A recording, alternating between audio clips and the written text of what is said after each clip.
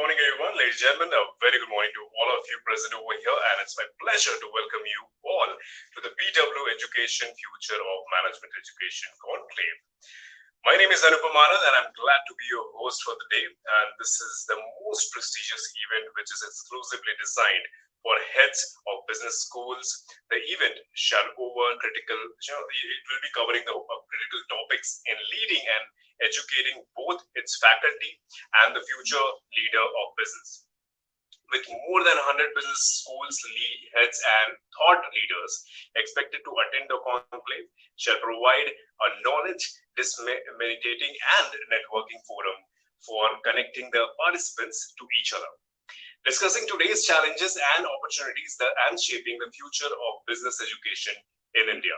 The conclave will deliberate on how management schools can take a leaf out of successful organizations in the spheres of business, technology, higher education, and public services, and work towards establishing their institutions as leaders.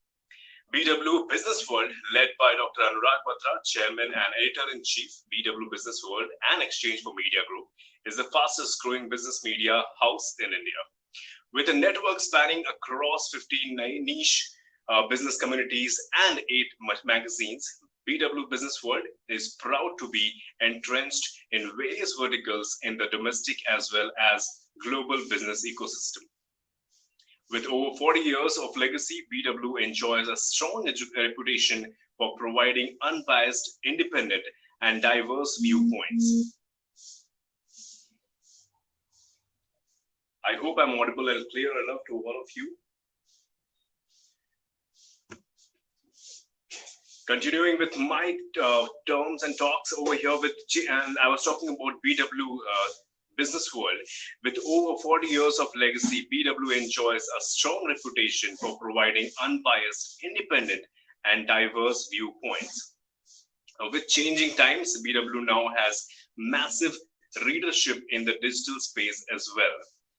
BW in its portfolio has 17 niche B2B communities that organize conferences and forums to facilitate interaction between sectoral business leaders and create a conductive environment for collaboration.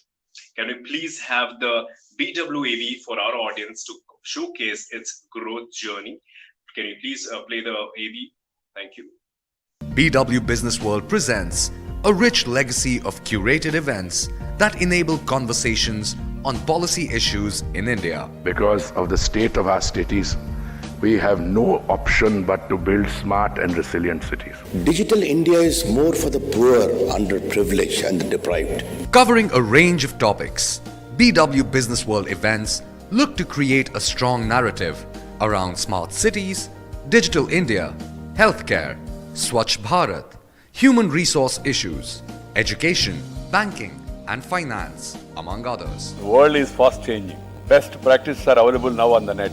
Vikas development पूरी राजनीति में ये focus बन गया है. BW Businessworld events provide a speaking platform to the voices that matter. Smart से ताल्लुक यह है कि हम जो बेसिक एमिनिटीज हैं उसको हम चुस्त दुरुस्त करें. You don't have to be a technologist. You need to understand how technology influences the world. Mahatma Gandhi was a great man. He was the leader of the freedom struggle. We believe that e-governance and IoT will play a very, very important role. BW Businessworld is an excellent exhibition platform that helps you showcase your services to the right audience.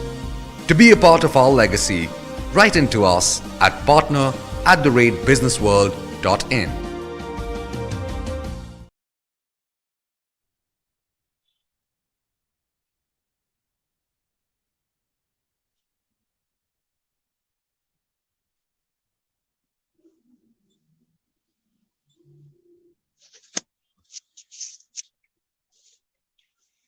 Thank you so much for the video, guys.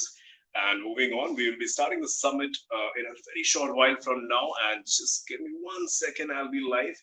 Please, if we can give few seconds of moment.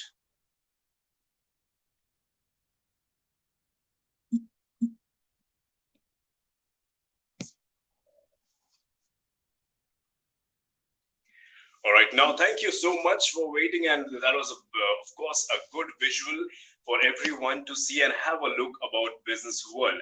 Now, I'll be introducing someone who's actually been the backbone of Business World. Championing the cause of change, BW Education brings the most distinguished education luminaries on the virtual platform and for enlightening dialogue on the pressing education issues for near future. Now let's spread the word outside and share the experience from this platform with a wider audience. I request everyone to join the online conversations, and you can also watch us on live channels right now. Before we get started, we would like to thank our partners who have made this summit possible. Before we get started, I'd like to thank presenting partner ICFAI Business School, our associate partner Blue Star, B School partner Great Lakes Institute of Management Gurgaon, a virtual event partner Almond Vortex. Now, kickstarting and moving on to our Power Pack keynotes and panel, may I please request Dr. Anurag Batra, sir, the chairman and editor-in-chief, Business World and Exchange for Media Group, to join us. And he's already there, you can see. And I was talking about him itself, the backbone of the Business World. And thank you, sir, for joining us. And please go ahead, take the session forward, and we are waiting for you eagerly. Thank you. Thank you, Anupam. Good morning. Today is a very auspicious day. It's the first day of the Navratri. So for all of who you believe in Goddess Durga, very happy Navratri to you, Jai Mata Di. Let me start by saying that Mr. D. Shiv Kumar, who the keynote is waiting, and I promise you, Mr. D. Shiv Kumar, that we'll bring in more leaders, more women leaders in the conference. The B School directors, we've seen increase in women leadership over the last few years. Today, we also have the director of IIM Calcutta, which is your alma mater, speaking. I don't want to take time from you, but being on the board of MDI in the last 1 week, I've actively engaged with the leadership at MDI and with Mr. Damodaran and Mr. Mohandas Pai on the future for MDI. So what a B school should do to be relevant in future is top of mind. I'd just say 5 things. One, as all businesses become social impact businesses, you don't have to be a separate business to be a social impact business. Post-corona, every business has to be a social impact business. So are business schools ready to create businesses that actually create the triple bottom line?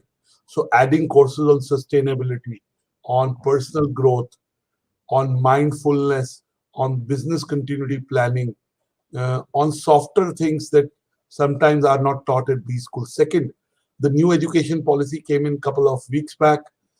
It talks of integrative education. It talks of liberal arts. Can B schools imagine themselves as universities which are not just B schools, but are, in some way in line with the philosophy of, B school plus plus. Third, technology. Anything that you do today is being led by technology. Technology is no longer a driver. I want to give the example of the Singularity University in the US. Can B schools in some way learn from the Singularity University?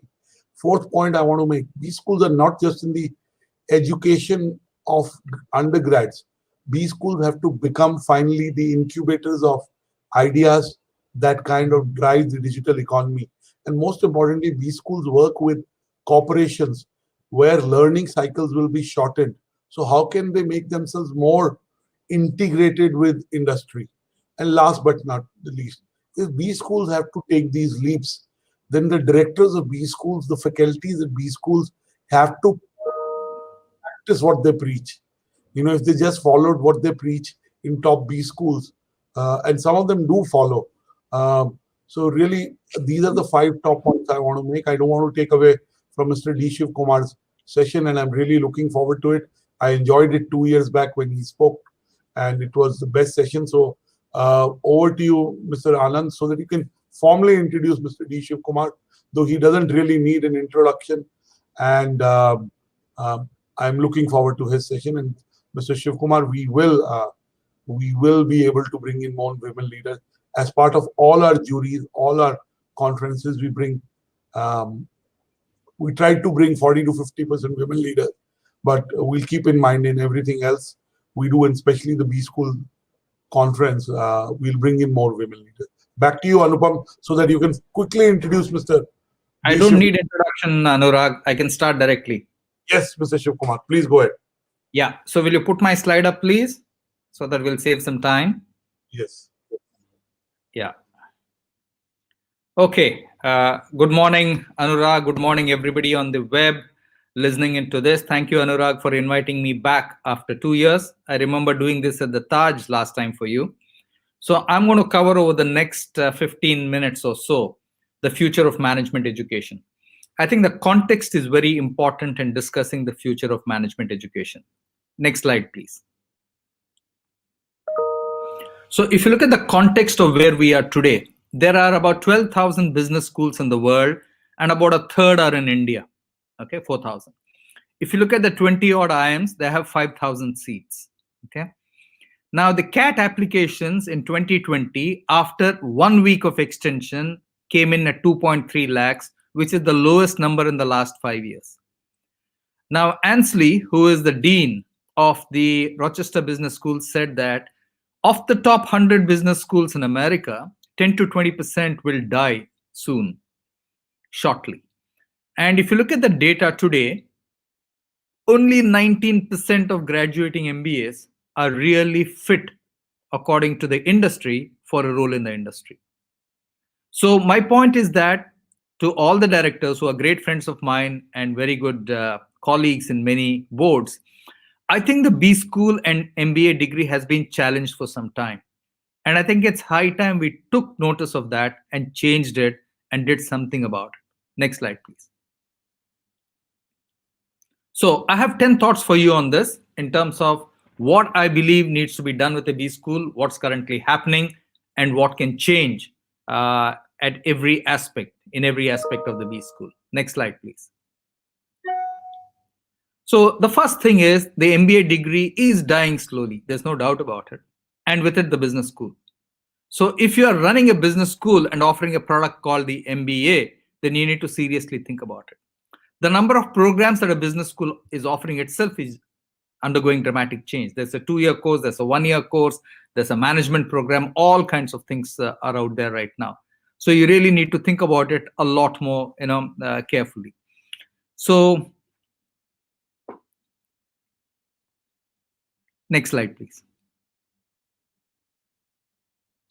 Business schools, unfortunately, are slow to change, okay, and are loath to change. Both are absolute facts about business schools. For whatever set of reasons, legacy has continued for a long time. Legacy is a good indicator when it was in the past. In a fast-changing world that is today, it's unlikely that legacy will take us forward. Okay, the MBA degree is being challenged severely by specialized, focus, skill-based approach jobs. For example, specialization in finance, specialization in accounting, specialization in marketing, specialization in supply chain, specialization in digital marketing. So the MBA degree, which was a width degree in the past, okay, is now getting specialized because that's what the industry wants. Next slide, please. All business schools, funnily enough, offer the same thing. There's very little differentiation in intent or stated goals in any business school. If all soaps offered the same thing, then you would buy the cheapest soap or the soap you're most familiar with. Okay. If all deodorants offered the same thing, that's what you'd do. So while business schools and professors preach about differentiation to industry, if you look at the business schools approach and stated goals, they are not differentiated at all. And I think directors and faculty and the board members must take a deep, hard look at every business school to say, what is our proposition? What is our value proposition? And how is it different from the next B school? Let me show you what all business schools say. Next slide, please. So if you look at all the things, and I've trawled this as part of being boards of B schools. What does every B school say? It says a combination of these 6 things. Number 1, we turn boys and girls into men and women of substance, which is basically student transformation. That's first thing everybody says. We teach social and environmental consciousness, which is we groom them to be better leaders, but more important, better human beings. We focus on research, That's something that we all do. But funnily, if you look at it, after Peter Drucker in the 1940s, 60s, 70s to a certain degree, there's been no fundamental research coming out of business schools. And I think somebody must challenge that. We develop entrepreneurs because that's the need of the hour today. And a lot of people, establish companies in the dorms of the B school that they're studying. We give people industry exposure, okay, and we give people international exposure. This is what people are saying in almost every business school. Okay, so my submission to you is there's a commoditization of business school agenda right now. So somebody has to break through. Whenever there's a commodity, like Henry Ford said all cars will be black, till Alfred Sloan said no, design and color are important. So some business school will break this mold and move ahead into the future. Next slide, please. So first question, why do people go and do an MBA? About 70-80% of the reason for doing an MBA is advancement in money and prospects of money. And we've always found that when times are very good, the job market is very good, it's unlikely people come to an MBA. Now, when job market is bad, thanks to COVID and the challenges, etc., it's unlikely people will come to an MBA because they know they need to protect their current job. And if they leave and come and take a loan and come into the business school, it might take 2 to 4 years by the time they come back to their salary level. So you are in a Hobson's choice right now. Whatever you do, you might end up losing the battle. Next slide, please. So what does a good business school really rest on? It rests on 3 things. That's it. Number 1, rockstar faculty. You have to have the best faculty. Like Peter Drucker was at Santa Clara. Philip Kotler was at Kellogg's. Michael Porter, Clayton Christensen, Shrikant Datar are at Harvard Business School, as is Mithun Noria. So you have to develop rockstar faculty. And the institute I went to, we had outstanding economics faculty like Ranjit Sao, etc. So if you don't have rockstar faculty, you will not attract good students into that discipline. Okay, that's absolutely a given. Second is the quality of experience in that business school, the diversity of the students, the ability to engage with different diverse people, learn the quality of the pedagogy and how it's done. The overall quality and experience of the business school is important. And the third, because I said money is the reason why people join a business school, it is a roster of high quality employers. These are the 3 things which are required for the success of any business school. Everything else is secondary. Unfortunately, most faculty is shy of admitting that they need rockstar faculty. Okay, because funnily enough, most faculty in most institutions wants socialism. They do not want meritocracy amongst the faculty. But I believe the world will force you into meritocracy. Otherwise, your school will not get good people joining it.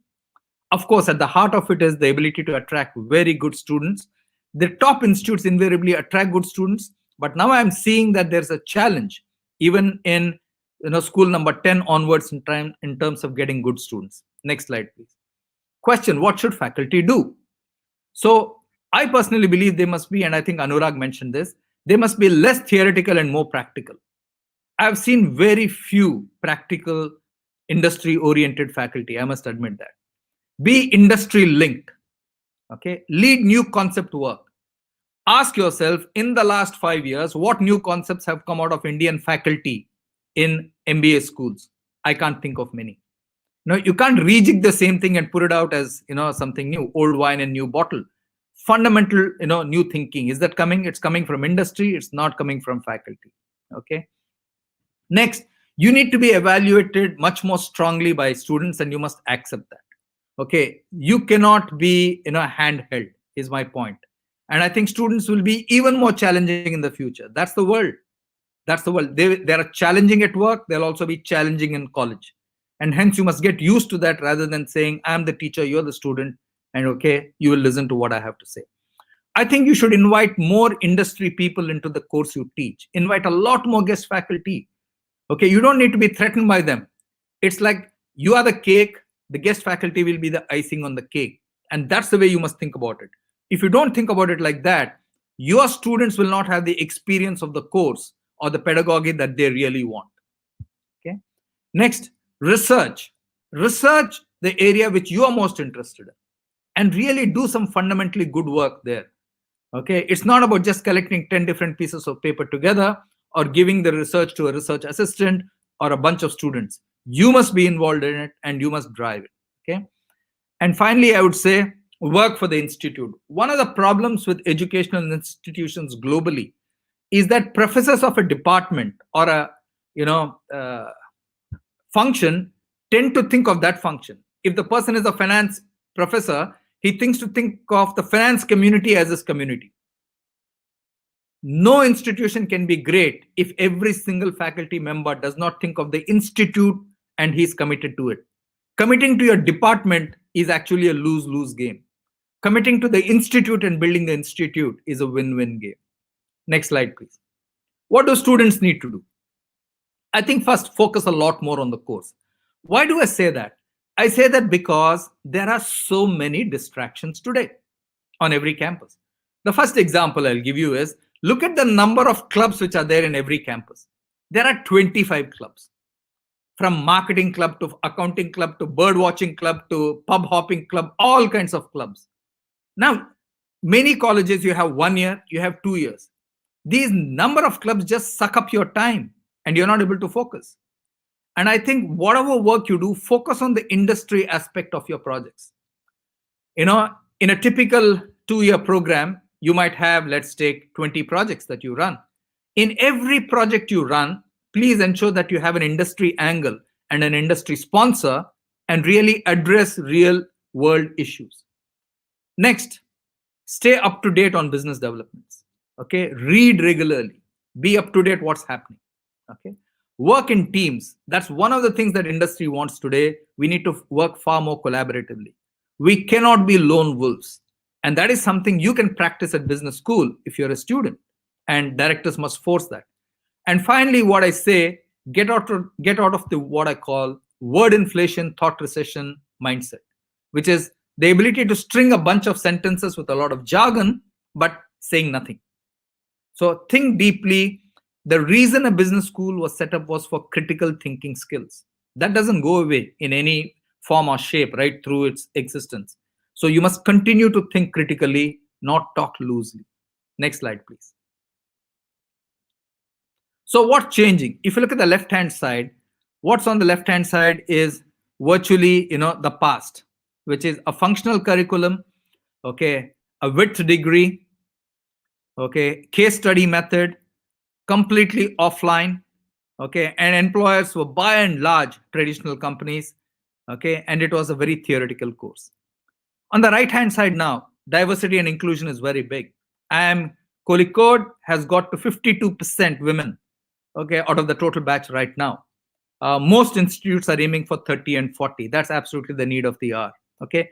Ecology, sustainability focus, entrepreneurship as a focus item, okay. A lot more internationalization, either in project terms or working, across cultures, okay. Much more field learning, much more offline plus online today, and many integrated, okay, segmented courses, okay, integrated very tightly, but segmented much more broadly, okay. And I would say the biggest employers today are consultants on campus. They are BFSI companies, they are retail organizations. That's where it is. And one of the things we recognize that is you need to reskill almost every 3 to 5 years. There's a huge opportunity in what I call the upskilling and the reskilling business. I don't think many business schools are really focused on that at this point of time. Next slide, please. So the industry wants more of a finished product. They don't want just another intern or more interns. So it's the job of business schools to finish the students in a much better manner rather than industry taking them on and putting them through another 12 months or 18 months of course. Especially in a post-COVID world, people will not have the time for it. So you have to get your people as industry ready as possible. Next slide, please. Okay. So I believe the future business school will have two ends. At the top end will be a bunch of marquee names who will exist. The middle, there'll be a lot of depth. Okay. And at the bottom end or adjacency, you'll see a lot of specialization, essentially led by online courses. That's how I see the future of business schools right now. Next slide, please. At the end of 14 minutes and 40 seconds, the B school and the MBA degree have been under threat. The fundamentals of a B school are essentially three things: rockstar faculty, okay, absolutely great set of employers, and an outstanding experience. You have to focus on that. Faculty needs to change a lot. Directors need to push it. You need to think of the institution first and not your department. Students need to change a lot. They need to focus much more. That's what I would say. Industry wants finished products. They do not want just another intern. So that's all I had to say. I've finished in 15 minutes, 10 seconds. Thank you very much, Anurag and Businessworld. I'm more than happy for the next set of dialogues. Thank you so much, Shivakumar sir. That was very, very enlightening. And right now, I would request Anurag sir to go ahead and have a chat with you and few topics to be discussed. Sir, if you can take it forward. Batra sir. Thank you so much. Shiv, thank you so much. All the things you said, I've been talking to my 10,000 alumni over the last 9 days. And clearly, whatever you said resonated very well with me. Because when we think of MDI's future, while MDI may chart a new course for itself, but so is IIM Ahmedabad. It's trying to take it. So is IIM Kolkata, or IIM Joka, as it's called. And so is IIM Bangalore, and so is. And today we have the directors of IIM Calcutta. All friends of mine, Anju, Rishi, everybody is there. Yeah. Yes, so they will talk about what they are doing to K. So, you talk about differentiation. Now, there are certain schools in the business. Somebody is known for financing, finance side. Somebody is known for marketing. Somebody is known for deep tech knowledge. Now, do you think, Shiv, in the future, there may be a new school, B school that emerges that doesn't exist today, but embraces whatever you've said today and kind of makes it happen? Is it a possibility?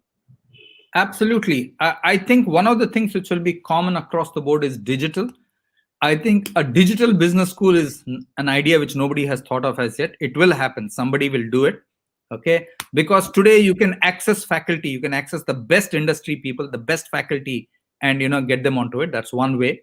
The second is, if an industry is large enough, and I'm sure that there'll be B schools which will actually cater to that industry.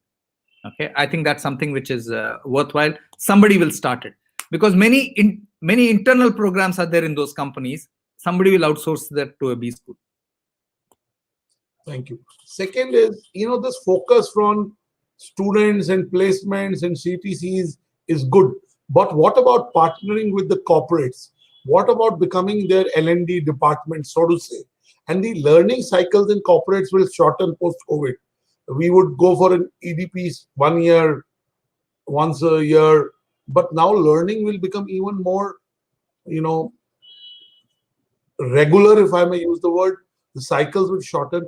Do you think the Indian B schools, and I'm talking of the top 5, 6 B schools, top 10 B schools, have really been able to understand what the corporate needs are post-pandemic?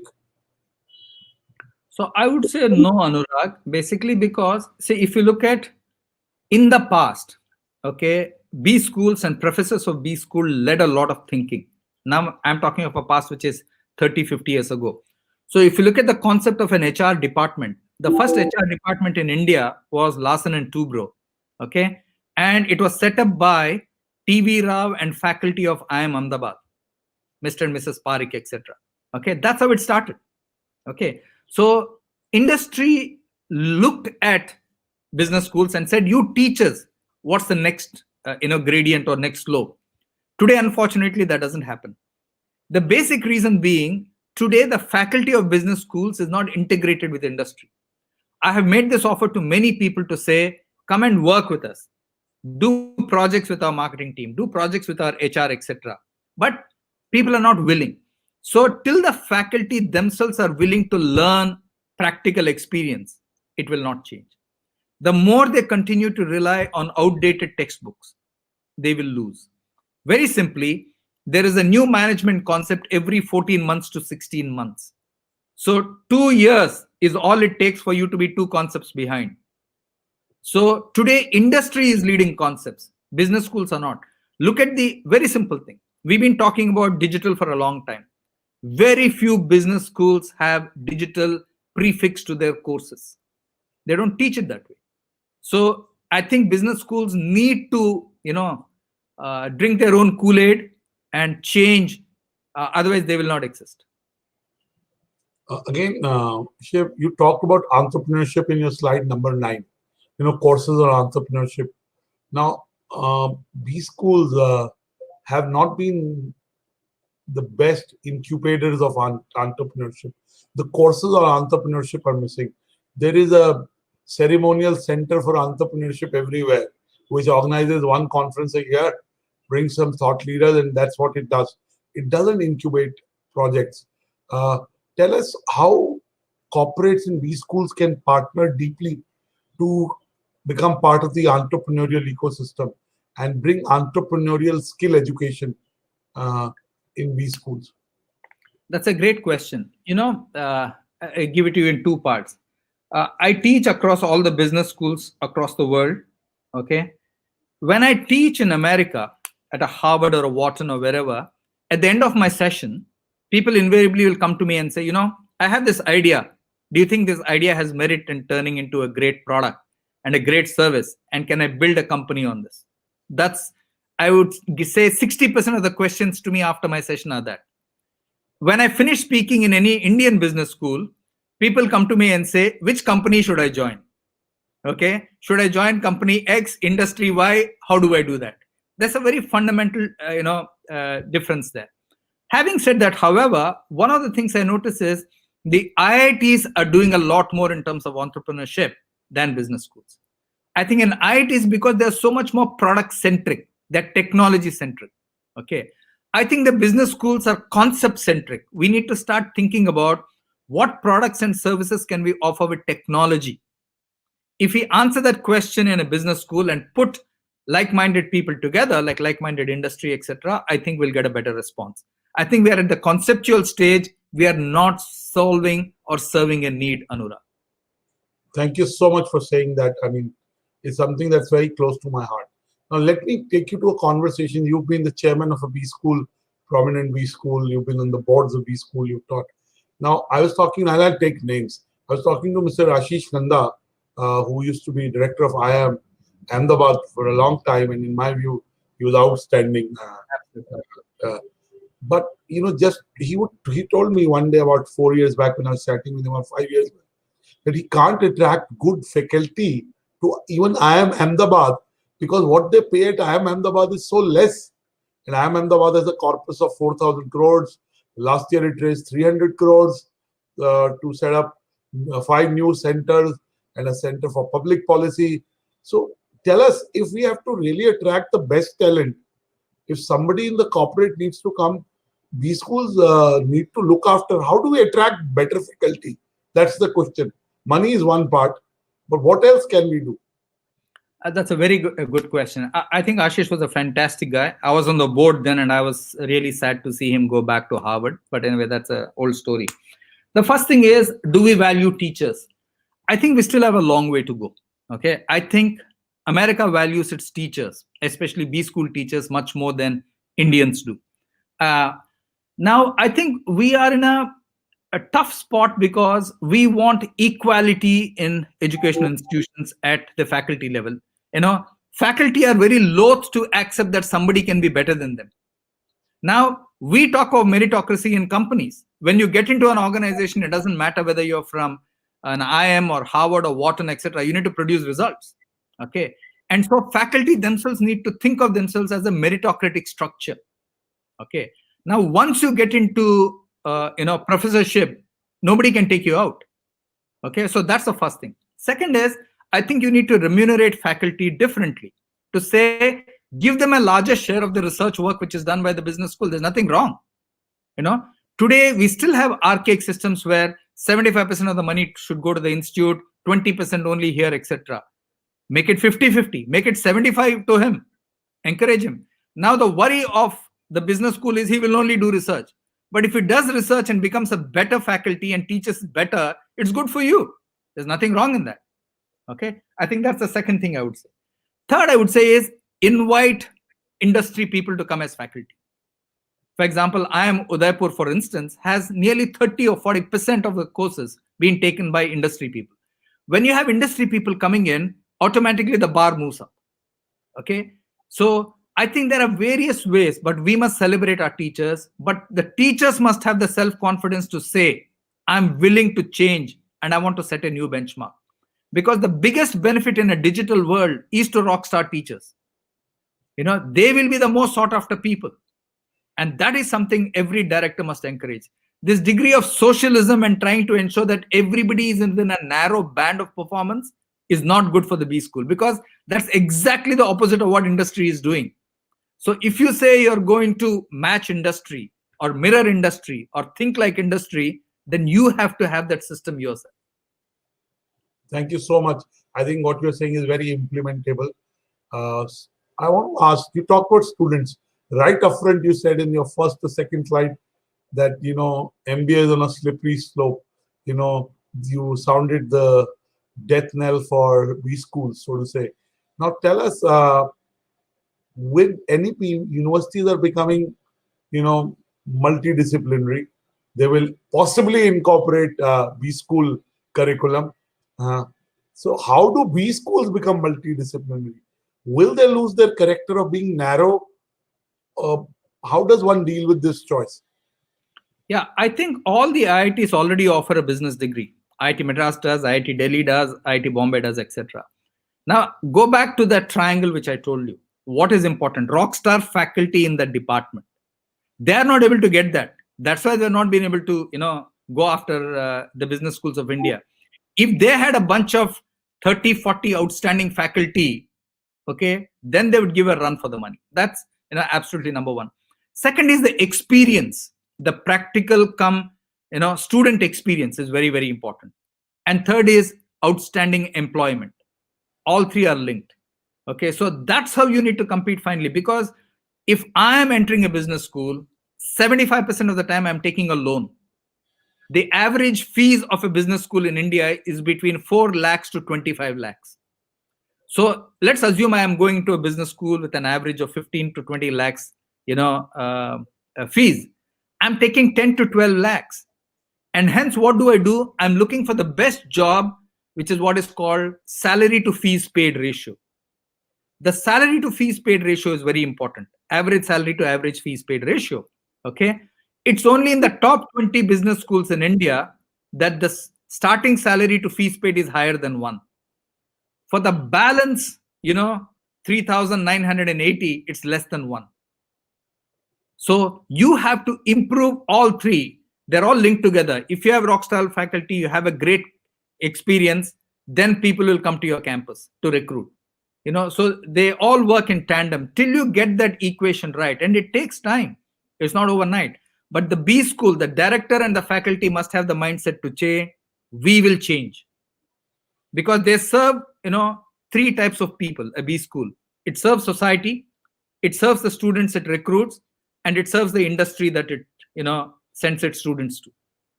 So you have to get all 3 right. Thank you so much, Shiv. My last question before I let you go. The summer placement season is around the corner, and in 5.5 months or 4 months, depending on which B school you're in, placements will start. Do you see an impact on placements this year? I think no. In fact, I'm actually more positive on summer placements this year, because I think last year has taught us that we can do projects digitally. I personally think you'll have more people giving you more projects because everything will be digital. Our own company, my own team, we've had so many digital projects, it's not funny. I'll give you another thing. We ran a course with SP Jain on strategy into action. We did the whole thing digitally, 10 sessions of 2 hours each. And we're going to do that with IIM Udaipur next month. So I think more and more people are getting used to digital thing. We outsource a challenge or a problem or a case to them, ask them to work together and come back. So my personal feeling, you'll see more summer projects. Thank you so much, Shiv. Thank you for igniting our minds. And also, I'm sure for you asked us how many people are watching. About 256 on the platform and about another 400 on Twitter and Facebook. So about 600 odd people watching. So thank you so much for inspiring us and giving there couldn't have been anybody better to kickstart this. So grateful to you. I'm sure it is of relevance for the B School directors, faculty, and all the stakeholders. And the only request, you and all my friends who follow for the rest of the day. Thank you. Thank you so much. Back to you, Mr. Anand. Thank you.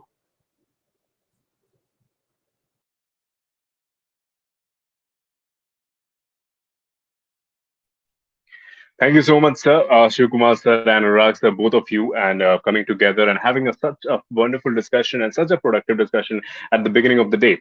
Now, I'd like to call upon and invite Dr. J. Mahendra Reddy, sir, Vice Chancellor, the ICFAI Foundation for Higher Education, for addressing us.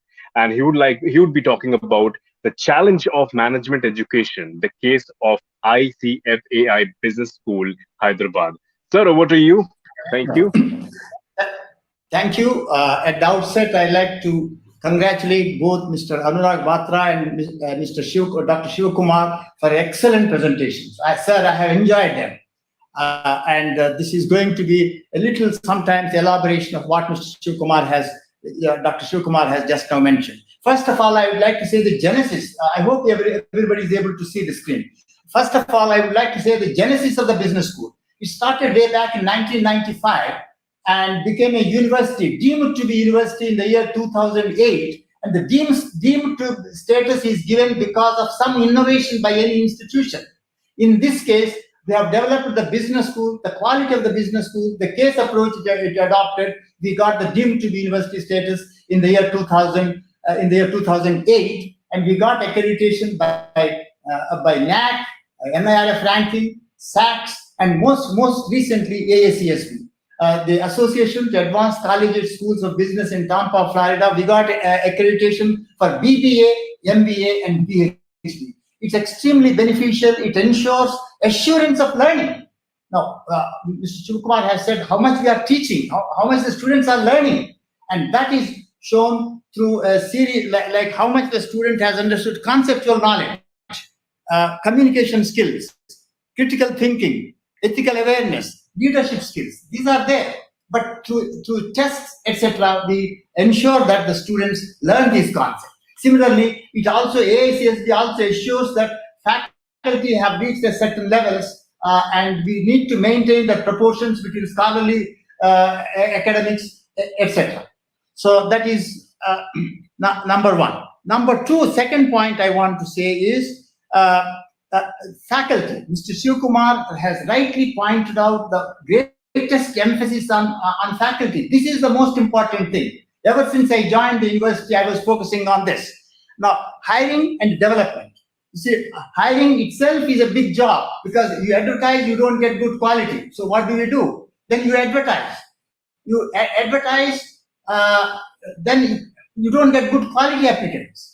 So what we have done, one method, we have got an equipped staff college which helps train the faculty on soft skills, on domain knowledge. It's a continuous process throughout the year. The third point I want to say is the doctoral program. Now, we started this doctoral program because the doctoral programs in Indian context are poor. That is why we are not getting good quality faculty. So we asked the fundamental question, what is it that to start an excellent quality program? So we introduced a 2-semester, 8-course coursework with two research methodology courses, 5 area courses, either it is marketing or finance or HR or operations, and 1 strategy course that is necessary for all. They go through the rigorous coursework, and at the end of the coursework, you have got the written qualifying examination. Followed by the written qualifying examination, there is a Viva OC where the student has to face a committee of research methodology experts and subject experts. So there we test whether the student has a understanding of strong foundations in the subject, whether he has critically examined the journal articles, whether he has sound knowledge of research methodology, which is essential to produce a good quality thesis. And if he successfully completes, he then goes seminars every semester. And then he defends the proposal defense before his senior faculty members. And then his thesis is submitted. Of course, he presents a data seminar because most of the work done in the university is empirical work. So quality of the data is important, so we make it essential to present the seminar on the quality of the data. Now, the proof of the pudding is in the eating. So what is this experiment done? Some of them are employed as faculty. Some of the PhDs have got employed as faculty in IIM Ahmedabad, some IIM in Calcutta, then other IIMs, IITs, some abroad, and maybe about 35 or so right here in the university, because they're not available, you see. So we have to take our own PhD students. See, the next point I want to talk about is, as Mr. Shivakumar has said, quality research. You see, there's one point I want to say in the doctoral program. We had earlier years, we had a scheme, what is known as the visiting scholar program, where we signed MOUs with reasonably good American universities, where our students spend a year abroad, get that exposure to teaching and research in an international context, and they present seminars there. Since we signed an MOU, what all we have to pay is the living expenses, and they come back and they are better qualified people. And one Syracuse University professors told us that your students are as good as our students. So, and then they come back, they submit the thesis, they get ICFA University degree here, and on the whole, the experience has been quite good. Then I come to the next point, quality research. Now, how do you produce quality research? Faculty are there, having hired, how do you produce quality research? Here we have got what is known as faculty seminars every week, whether you are in marketing, finance, HR, operations, whether you are teaching BBA, whether you are teaching MBA, whether you are doing PhD. Seminar is there, everybody has to attend Friday 11 o'clock or something like that. The research seminars, they're attended by all the faculty, and then PhD students also present their seminars on the progress of the thesis in these seminars. So students, not just the doctoral advisory committee which is guiding, not just the supervisor, the other faculty get an opportunity to listen to what the candidate is saying, and therefore it becomes a collective effort in terms of maintaining the quality of the doctoral degree and quality of the papers. These papers which are presented in the seminars have become subsequently working papers. Ultimately, the goal is to publish them in Scopus listed journals, because that is necessary for us to get good ranking either in NIRF or NAT, which is very important in this country. Then we have got centers of excellence. We have got a Center for Banking and Finance. We have organized a conference on Mr. Shivakumar was on mentioning the question of practicality of the research, applicability of the research, the non-performing assets in the banking sector. That was the topic. We had an excellent seminar, and we plan to publish the proceedings of that.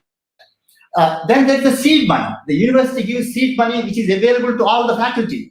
You have to simply apply, and the committee meets first week of April, first week of October. They review and they take a positive attitude. They sanction them, and then the seed money. Idea of the seed money is to get into a bigger projects as we move forward, and get money from other sources, government or non-government agencies. Then incentives for publication, so that we have got an incentive system to encourage the faculty to publish in quality journals. That's the focus. Pedagogy, case approach. My colleague Dev Pratim is going to present it. I will skip that. He is an expert on case. He has got several international awards, so I will skip that item. He will present it later. Internships. These are very important. Every student goes through a 13-week internship with an industry, and then it is guided both by the industry guide as well as a faculty guide, and they make several seminar presentations. Subsequently, some of them are published, and that's of immense help. That is what the students always say. Then, as Mr. Shivakumar said, Center for Innovation, Entrepreneurship and Incubation. As you will see, the National Education Policy 2020 focuses on entrepreneurship. We offer courses in entrepreneurship in BBA. We offer courses in entrepreneurship in MBA. So they go through this. They go through these courses, and more important than courses is that experience of starting the enterprise. There is an incubation center. There are experts, not from industry and local faculty, together jointly guide them to achieve the goals. And we hope that in the years to come, it is not just placement, but some of them will become true entrepreneurs. There may be some failures, but still they will become better employees in an organization. Then interaction with industry and government. This is again what Mr. Shivkumar has mentioned about. I entirely agree with him. Interaction with industry and government. First, let me complete government. Government, we have got public policy is a compulsory course in every in MBA. There are about 1,200 students. They get exposure to the role of the government, government regulation of the industry, government policies, and industry. As Mr. Shivkumar and Anurag Batra said, you see, we have industry faculty, industry experienced faculty in our total faculty. We have got visiting faculty who just teach one course and go. Then we have got MDPs, we have got consultancy, and we have got alumni. Several industries, they continuously in touch with the school, and they help our students participate in group discussions and placements, and help in placements. So that's a very important aspect. Next, I come to placements. Now, placements. The most important thing in placements is, I would say, classroom is the best preparation. It is how much the student has understood the concepts, how much he is able to apply. You see, and his ability to critically think is trained in the classroom. Then we have got a career placement center. About a dozen experienced members are there in the career placement center who work around the year to see that these 1,200 students are placed annually. In BBA, it's not a big challenge because most of them go to MBA. It's the MBA which is the biggest challenge. Now, the COVID time, the challenge is even more. So we want to expose all the students to artificial intelligence, blockchain, big data, IoT.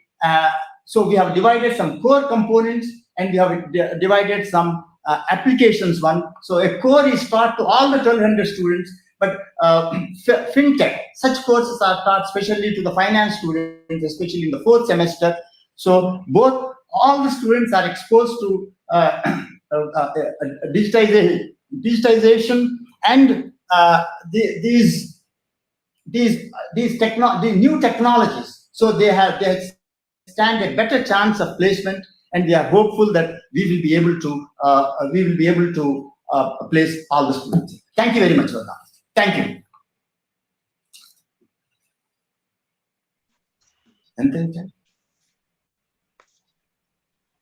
Thank you so much, sir. That was really helpful, Reddy. And you were talking about the challenge of management education, the case of ICFAI Business School, Hyderabad. Thank you so much for joining, sir.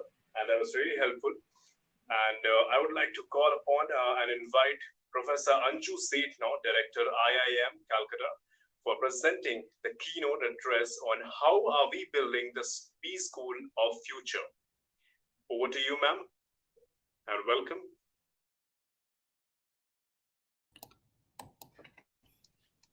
Thank you so much. I appreciate being with you all this morning in this wonderful event. Lots of interesting ideas. I'm also pleased to note that one of our IIM Calcutta alumni, Shiv Kumar, who's also a great friend to IIM Calcutta, was the previous keynote speaker. I know that he has amazing insights to share with you.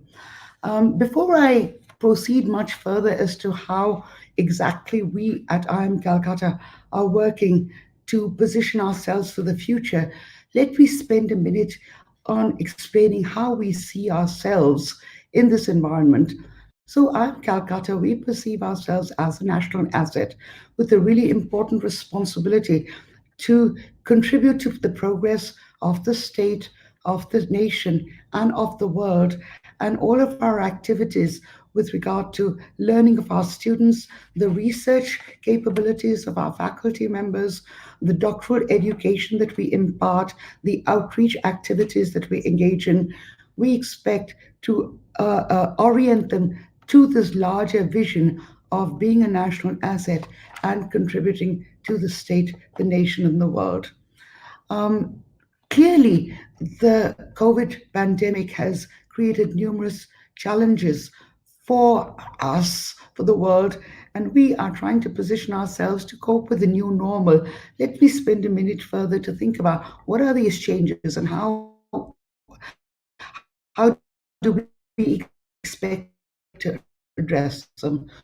So there are changes, serious, profound changes in demand. There are profound changes in impact on workforce, the nature of work in some sense. Entire industries are under threat. Think about the travel and the hospitality industries, what the implications for employments and implications for managers to reskill themselves. Customers are likely to be trading down with the products that they purchase, brands repositioning themselves to add additional value to customers, distribution channels shifting in very significant ways. Communities are functioning in with long distance while struggling with what's happening in their daily lives. And this is true of our students as well. So in terms of moving to a remote workforce to protect and empower their employees, as well as serve their customers and establish business communities, there are very profound shifts happening in the business world today. Besides the business world, we are also cognizant of the fact that the pandemic is likely to send millions of people back into extreme poverty and hunger worldwide, including in India. With this very frightening specter of worldwide impoverishment is something that we must keep in mind as we proceed as business schools to shape leadership in business in the future. So one aspect of what we do is think about how we bring speed, agility, adaptability into the classroom, encourage our students to focus on all these very important elements that are going to become even more important in the future. So these disruptions in customer preferences and supply chains and offline buying channels have made adaptability and agility even crucial, not just for survival. It's also very critical to access opportunities very quickly. One element of the future that this is going to entail is the need for new partnerships and collaborations and new approaches for how we continue to do business. How are we changing our curricula and our approaches to imparting education? Let me talk a little bit about our flagship programs and the kinds of approaches that we are building into our curricula. And first, I'll talk about our MBA programs, but I also want to talk a little bit about our PhD programs because doctoral education is also a very, very important imperative for how we proceed forward. So our flagship programs highlight the business and managerial requirements for success in the new normal. Our students at IIM Calcutta have always been known for their technical skills and knowledge, as also for their entrepreneurial orientation, and we are proceeding to focus even more on these important capabilities of perseverance, of resilience. The need of the hour, as we see it, is to empower our learners to effectively perform in the context of work that is not yet invented. How the world will change is that the world will change is known. How the world will change is not known. And so we want to be able to empower our learners to always seek new opportunities in a spirit of inquiry with strong problem-solving capabilities and the ability to translate skill into action. How does this happen? Building autonomy for our learners, encouraging each one of our students to take the initiative and the responsibility for their learning, with the capability to translate these skills into action and hit the ground running outside the classroom with a greater balance between learning by studying and along with learning by doing. So we're experimenting with the flipped classroom to a greater extent, where there is more lecture material that is online and more in-class focus on interaction and application. We are building partnerships with businesses, with entrepreneurs, IIMCIP, for our students to solve real world business problems. We're also encouraging our students to work with NGOs to help solve the problems of the socially disadvantaged who are entering into entrepreneurial opportunities. So this whole notion of creating or helping fine tunes the skill and capabilities of our students and learners to build innovative and entrepreneurial approaches to new job creation, as well as to the way they approach their positions as they work with corporations. Our managers and entrepreneurs have a deep appreciation of wider societal and global issues that we hope encourage the co-creation of economic value and social value to seize opportunities that meet important needs with speed and agility. Clearly, leveraging technology it's a very critical aspect of how we attempt to accomplish these broader strategic objectives. These technological developments include digitization. Everyone has moved online, and I'm very pleased to say that IIM Calcutta did remarkably well with our shift to new technologies that employ digital learning. We have been very fortunate that we had a leadership position with blended learning that involved offering courses online along with the capability of learners to come to campus to meet co-participants in these blended learning programs. So we've been leveraged on this knowledge to be able to work with our MBA programs, students in the classroom to create this blended learning model, which we believe is extremely effective in this new environment. We intend to pursue this even further to build an asynchronous learning embrace to an even greater degree is that of customization and lifelong learning. We completely appreciate that the new normal is going to require very specialized needs. As I said previously, we don't know how the work will evolve. Our learners will have the capability for lifelong learning, and we at IIM Calcutta would like to facilitate this by virtue of creating micro credentials, stacked modules of certificate programs, and thus and so, which enable our learners to be able to create their own programs for lifelong learning in order to be able to continue to contribute to society and business as they proceed down their careers. We also place great credence in partnerships. We are known for our specializations in certain areas of business. So, for example, our analytical capabilities, the finance specialization areas, which we marry with critical thinking skills for our students. But in order to be able to take these to a wider reach of audience, we are partnering with technology partners.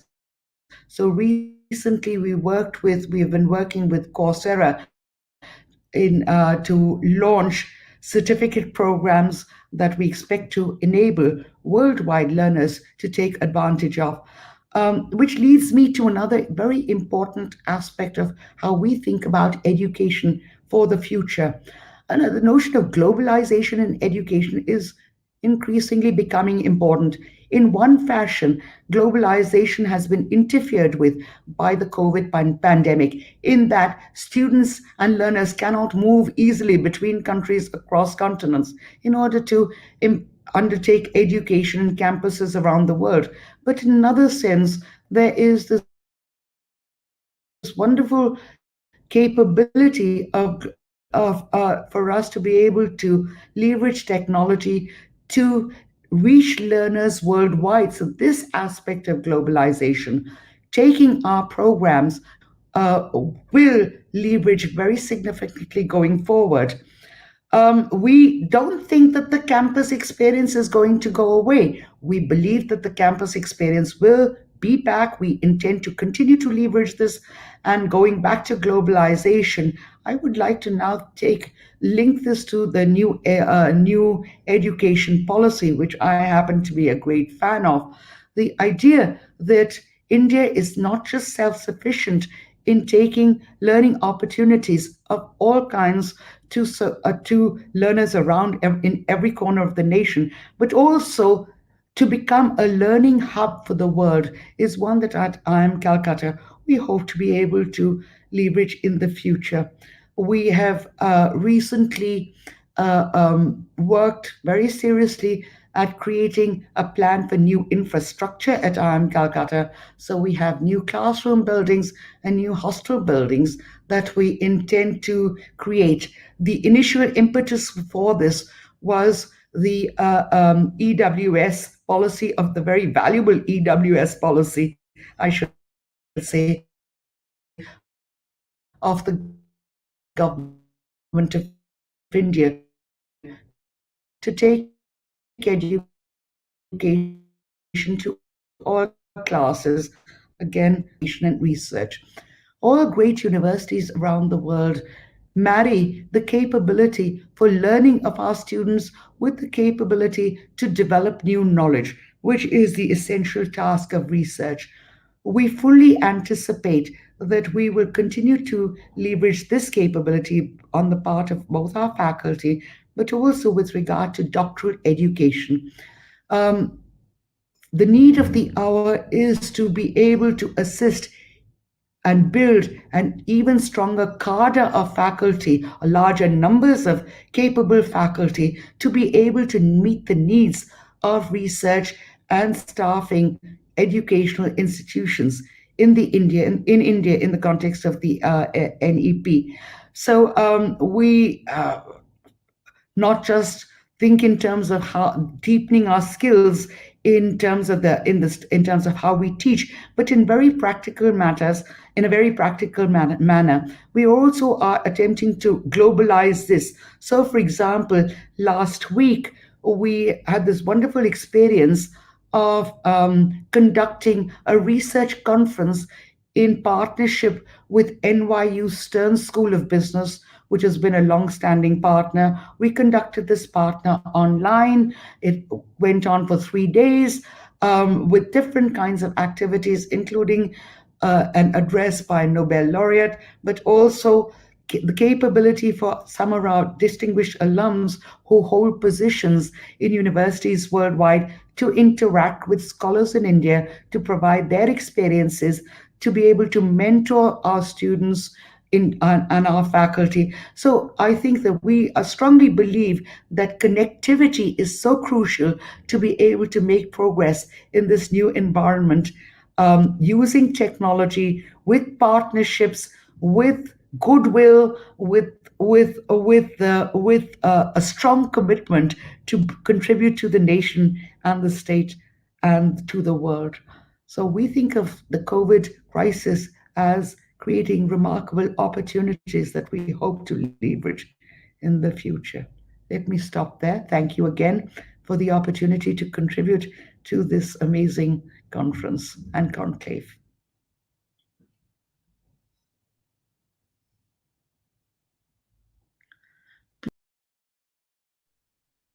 Thank you so much, ma'am. That was really helpful. And it was wonderful to start a day with you as well. That was Anju Seth, and she was talking about how are we building the B School of Future. Now let's move on to the very first panel discussion of the day.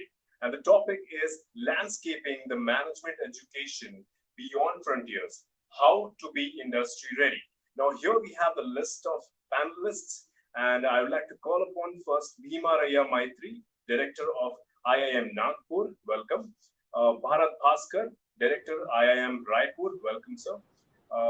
P.S. Sahai, Director IIM Jammu, welcome. Renuka Kamath, Associate Dean, Academic Services and External Relations, SPJIMR, you're most welcome. Dr. Devapratim Purkashyanta, Director, IBS Case Research Center, Dr. Atmanandan, Director of MPI Murshidabad. Welcome, sir. And the session will be chaired by Dr. Anurag Batra himself. Welcome, sir. Thank you. Thank you so much. Thank you. Good morning. It's my honor and privilege. I have lots of familiar faces. I can't see Dr. Sahay.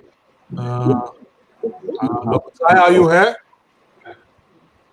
Dr. Sahay, are you here? I think he'll join. And Anurat, you may want to get him in. And let me start by asking all of you, by asking you how have been the last 180 plus days for you, for your B-Schools operations, and what's your outlook for the next 2 years? Because I'm sure we are thinking a little ahead. We're not thinking short term. I know COVID has showed us that the best laid plans can go for a toss. But let me start by asking all of you for your introductory comments on the topic. Let me start with Dr. Maitre. Dr. Maitre has just joined as the director of IIM Nagpur. He was the director of IIM Trichurapalli, and on 6th October, if I'm right, he joined as the director of IIM Nagpur. Dr. Maitre, your opening comments, and then we go around the house. Thank you, Dr. Anurag. Thank you very much. So, the topic, landscaping the management education beyond frontiers, how to be industry ready. I was listening very carefully my great friend Shiv Kumar ji, and also the great questions asked by Dr. Anurag. I think one thing is extremely important when we talk about industry and academia. Industry ready or corporate ready, I think many times, we should also keep in mind that the moment kid is born, you cannot take the kid for productive work. So it will take its time. And, many times industry people say that I need a corporate ready or industry ready. So that what is the period for readiness? There is a minimum period for readiness that one has to keep in mind. Of course, in this digital world, disruptive world, of course, COVID is one of the disruption. The business schools, three main objectives: knowledge, attitude, and skills. But knowledge is now freely available through Google. Now that has taken a back seat. It is already available. Now these schools need not to focus on much on that. But two key differentiator are going to be the competency, that is a skill, and second one is the being, that is the attitude building. So these are the two things important. And out of that, skill-based education or competency-based education is going to be the norm for 21st century. And for competency-based education or skill-based education, we have to focus on 4-5 things. Some of the, globally, some of the business schools are coming out. Few areas. One important area I can share here is a phenomenon-based learning. It is called PhenoBell. So PhenoBell is basically any service, any area, once you take up, and that will become a project. And faculty, for example, mergers and acquisition. Let us take one subject. Then people from HR, people from business law, people from strategy, all the different functional areas coming together as a co-teachers, teaching the course, and also some opportunity comes, for example, in any service, if you take, a student should be working on that as a knowledge builder. So here co-teaching and basically a practically implementation of some of the aspects they can do. So this is going to basically build the competency and build the skill. And this phenomena, the Finland is the one company, they are going to implement phenomenal based learning or PhenoBell. Apart from that, the project-based learning, because if you want to build the competency, we have to focus on project-based learning. Students will be learning by doing and under the mentorship of industry guide as well as professors. Then in this digital world, to take the full advantage, one need to focus on simulations and scenario-based learning.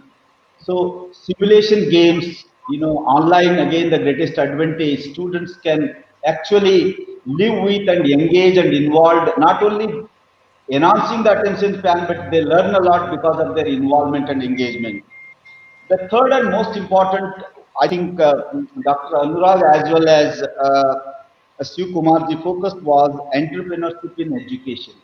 So entrepreneurship, the moment we think preliminary meaning, we take a starting a company, but it is not that one definition. There is another important definition for entrepreneurship in education is all about deep learning, making students more creative, opportunity oriented, proactive and innovative.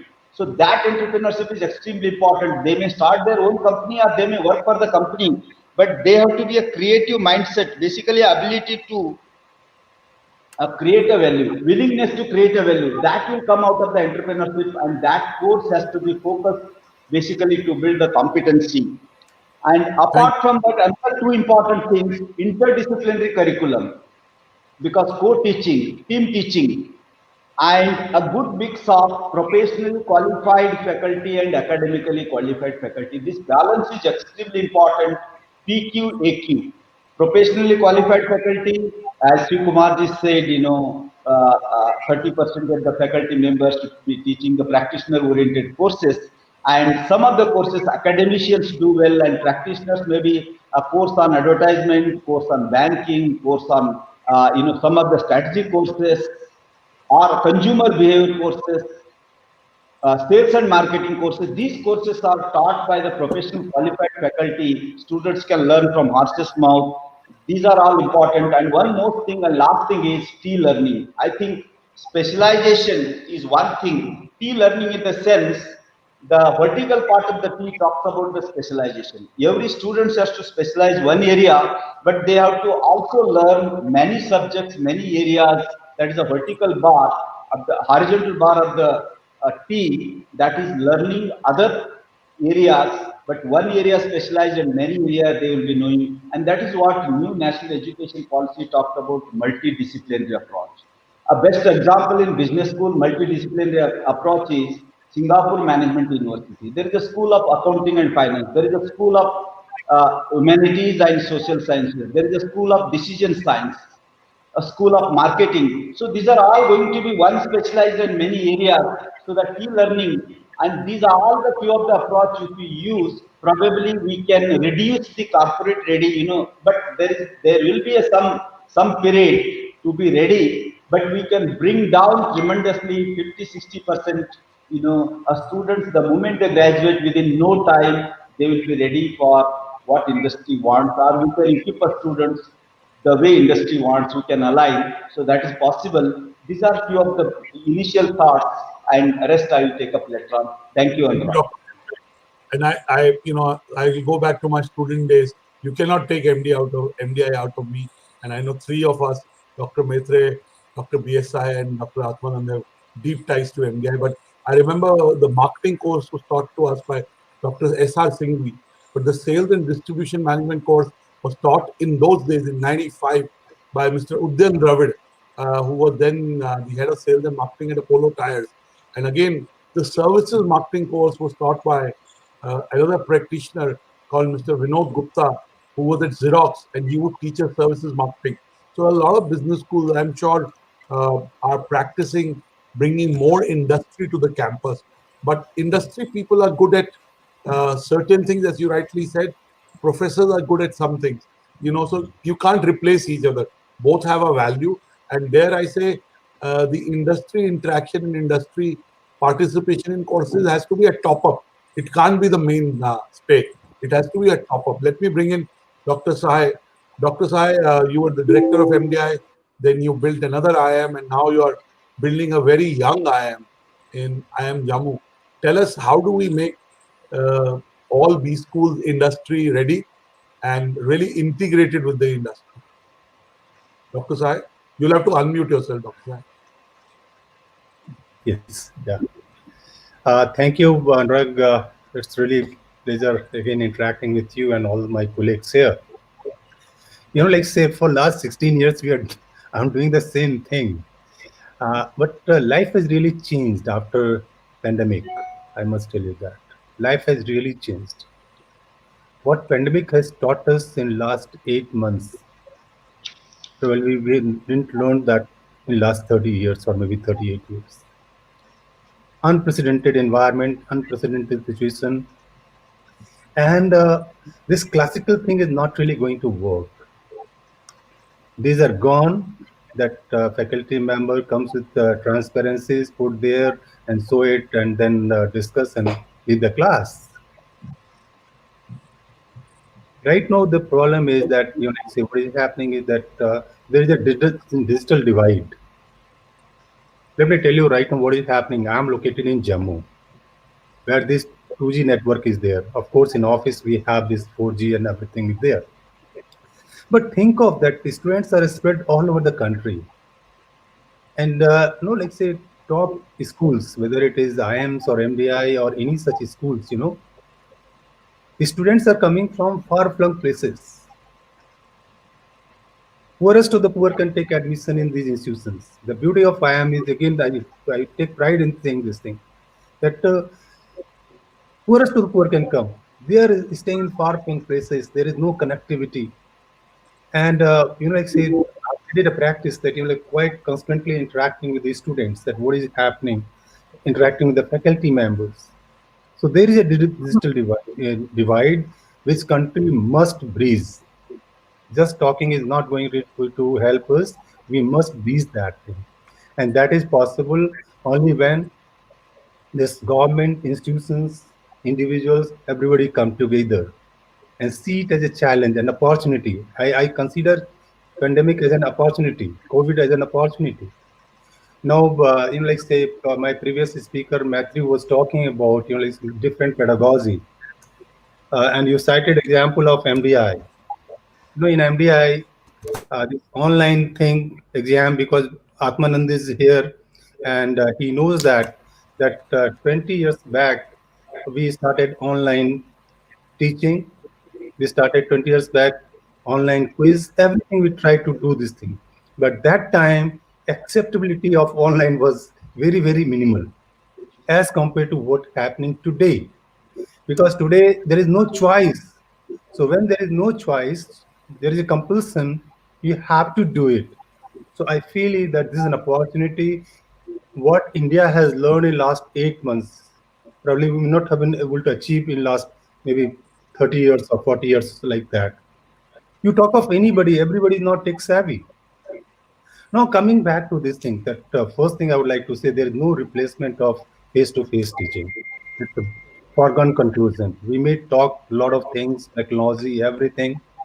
Recently, before joining you, I was late for 5 minutes because there was a different platform and I'm not very conversant with that. So I called my daughter that, okay, let's try to connect it, and she fixed it. Fine. What I'm trying to say is that teaching pedagogy has to go a major change. There is no denying a fact that theory has to be very strong. Most of the business schools are talking about case studies, but we feel that I personally feel that field study is very much important now. Now, in this situation, how to do that thing? You're trying to do this thing, like say, I think that this phenomena is going to continue for another 6 months or so, not more than that, or maybe more. But I feel that after 6 months, things will be normal, everything will normal. Think of a situation that students were not able to do summer internship. They did summer internship sitting in their home. They were not able to join the company, join from their home. Now some of the companies, some of the institutions are allowing. Government has given directives that, okay, now institutions can open, but parents are not ready to send their children. My daughter is studying in Vellum, and this survey was done. And it was surprising that while government has given permission that by 15th of October you can join, parents are having a lot of reservation. Now, having all these constraints within this constraint, how to teach, how to make a student industry ready, that's really important. So what I feel is that, like when face-to-face we are teaching, case pedagogy, case teaching pedagogy has been used. A lot of discussion has gone, but if this impact or effectiveness is not that significant. There is a lot of because students are sitting in front of the laptop for almost 10 years, 10 hours, 12 hours, or maybe 14 hours, because after attending classes, they have to do these projects, assignments. Like say the simulation is one thing, probably can be done, but there are people who do simulation face to face also. Then the MOOCs is a very great thing, because many schools, because we should not be just talking about IIMs and MDIs. We should be talking about business schools across the country, and more than 3,500 business schools are there. What is happening there? So I think is that this teaching pedagogy has to go a radical change.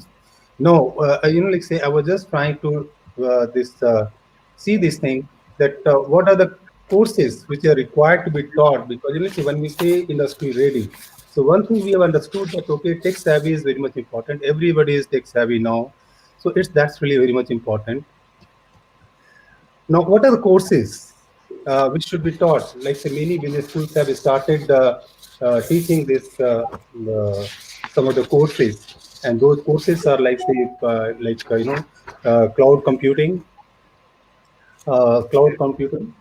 because business have seen consistent development in the demand for proficient in industry recognized cloud computing courses.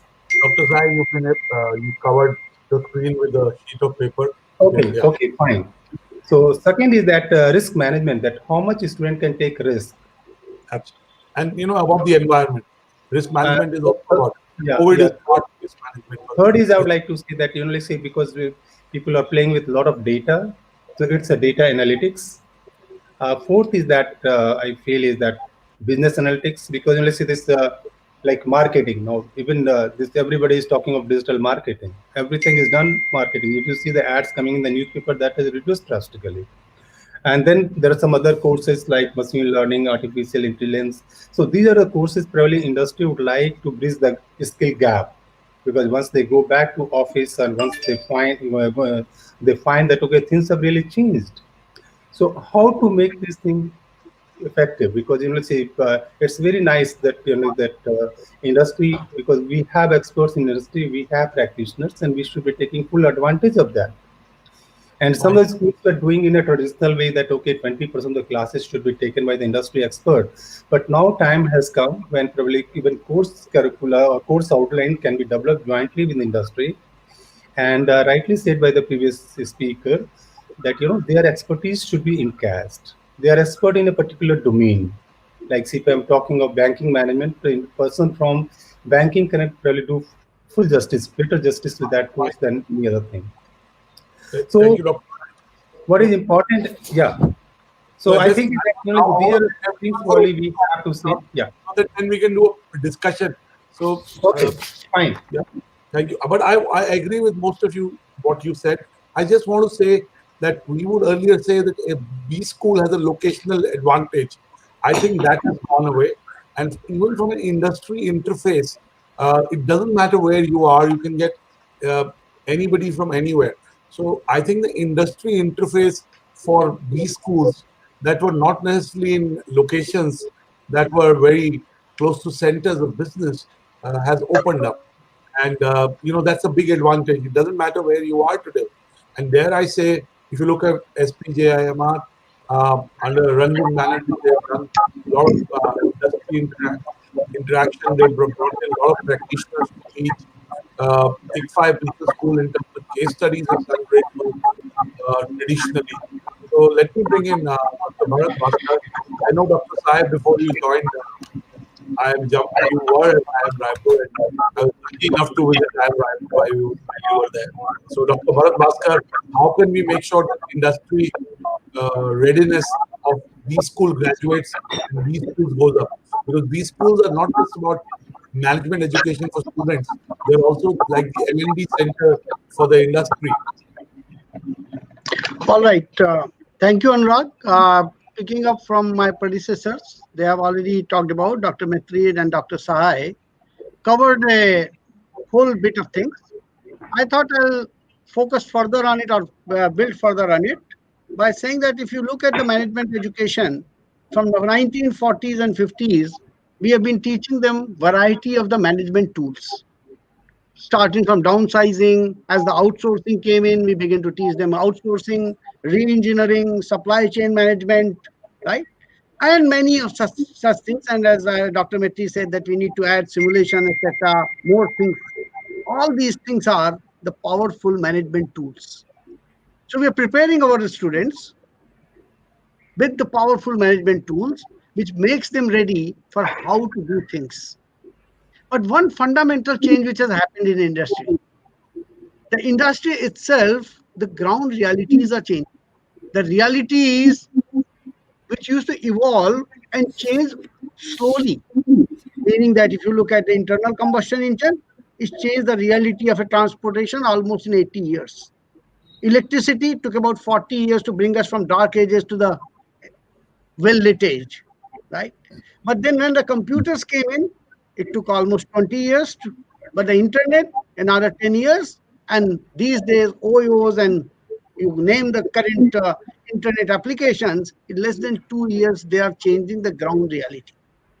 That means we need to prepare our students to be industry ready in what to do, not how to do only. How to do is important, but they have to be ready because the reality is going to change and transform itself in a quicker time. By the time they graduate, they will be facing a newer kind of a reality. And that is why it's important for them to be what we used to call continuous learning, ready to learn all the time, etc. and so on. I would call it a what to do readiness. How is reality changing? I would like to just point out, because that's a profound change which are facing, and moving from the era of 500-year-old modernity to a new era of an alternate reality. Today, do we know what is the reality, what the real human beings and where the real customers are? Can they be manipulated? Right? These are the fundamental things. If you look at the reality, there's an alternate reality, there's an augmented reality, there's a virtual reality, mixed reality, cross reality, and so on. Fundamentally, you look at when the internet arrived, we had two lives. We had a real life which was isolated, and we knew as per the thoughts of modernity we were governed, and then there was an internet life, and we separated those two lives. But if you look at today's reality, that internet life and the real life have merged. And when these two lives have merged together, there's a fundamental challenge. The fundamental challenge is that who are we marketing to? The second life, which first introduced us to this alternate reality, was a game where islands were bought, advertisers were advertising, and the millions of dollars were made in form of Linden dollars. That was about 20 years ago.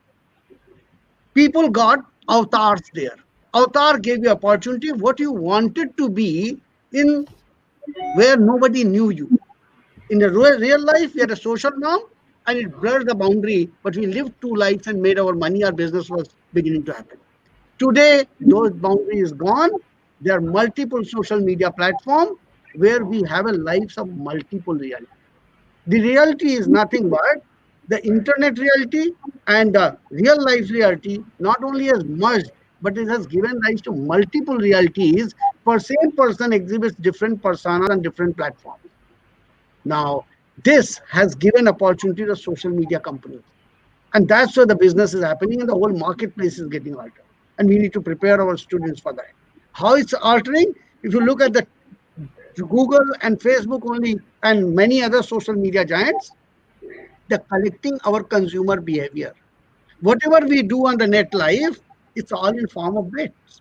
So our behavior is being transcribed and coded in form of bits, which is becoming data, and this data out of that extraction the information happens.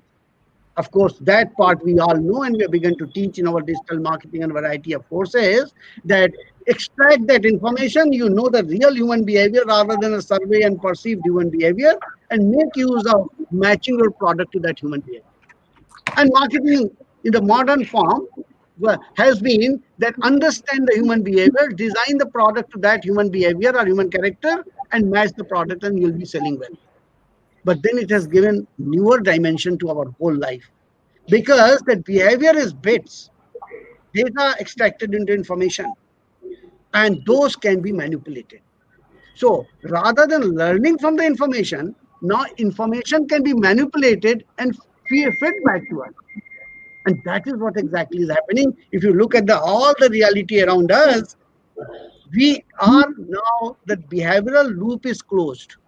The social media companies are capable today, and when I say social media, I don't mean Google and Facebook and TV media and variety of other digitized media companies, are capable of creating new realities, learning from our behavioral information, modifying that information, and feeding it back into and manipulating our behavior. So now there's a newer phase of marketing or all other areas to be born, where we can alter the behavior of people by understanding their behavior. That means I have a design product, let me alter your behavior, match it to your behavior, and then sell it to you. So we are in a new kind of a loop. Now this is next 5 years I'm talking about. And the future will change again, which I don't know and you don't know and nobody knows. Or maybe people can perceive of it, but they are really clairvoyant people. But fundamental thing is, how do we prepare management graduates of today who will be able to cope with it? So yes, all those powerful tools my predecessor talked about, we need to incorporate in our education, but prepare their mind for this new business philosophy, where they understand the philosophy of what to do, how to perceive the reality, and match the reality as reality keeps evolving.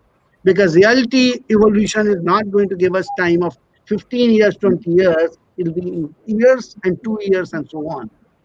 Thank you very much. I would like to say only this much at this stage and come back. Thank you, Bharat. You're very philosophical in your address, and I can only say that you alluded to two things. One is the importance of data sciences. As an entrepreneur, as a media entrepreneur, data has become very important. Second is design thinking. I think we have to inculcate design thinking in the curricula in these schools. These are my two takeaways from what you alluded to. Let me bring in Dr. Renuka Kamath here. Dr. Kamath, the institute that you represent, there is a perception that it's very industry friendly. It may be the truth also, but it is definitely, there is a perception that it is more industry friendly. Whether it's getting Mr. Gopal Krishnan to teach and partner on writing case studies, or getting Shiv Kumar to come and teach a course in strategy in action. You have really, whenever there are conversations these days about these schools, two schools definitely come up in the conversation. One is your institution, which is the SP Jain Institute of Management Research, and the other is IIM Udaipur. These two institutes do come up in conversation, and primarily because their industry kind of interface is better than others. At least they, that's how it's being seen. And so tell us, there's nobody better than you to be able to tell us from here on, how do you improve it? Because everyone will try to copy you. How do you stay ahead of the game? Right. Thank you so much, Dr. Batra, for having me here. And I'm happy to share a lot of things about SPJIMR. You're right. We've had and we will continue to have a lot of industry connect. So while it is not just about getting senior people from the industry or practitioners to teach in our classrooms, you might even be aware that many of our faculty are all ex-industry practitioners, including me. I joined SPJIMR 15 years back after a 15 years experience in the corporate sector. And I have almost about 80% of my colleagues of similar, background. So that automatically, including Ranjan, that's absolutely right. So that automatically gets us more, practice-oriented. Industry interface is extremely high. And I did hear you say that, locational advantage that we had. Yes, we do have a locational advantage, and I believe it will continue being there. That I would agree to an extent, has kind of equalized across business schools because COVID has accelerated a lot of plans that many schools had for the future, and most of us have gone online, and we can get the best speakers and best practitioners. But I would also caution one more thing. With the online world comes a lot of other issues. There is, and I'm sure my colleagues here would agree with me, there is a huge fatigue that is now creeping in all our students, in all the faculty who are teaching, because the screen time has increased. So while online is definitely the way to go. Offline and campus experience has its place, and I don't think that will go away. Coming to your question, really is um, we are looking at how to be industry ready. I think we have done about 3 years back, we did an outside in strategy meet at our institution where all the faculty gotten together.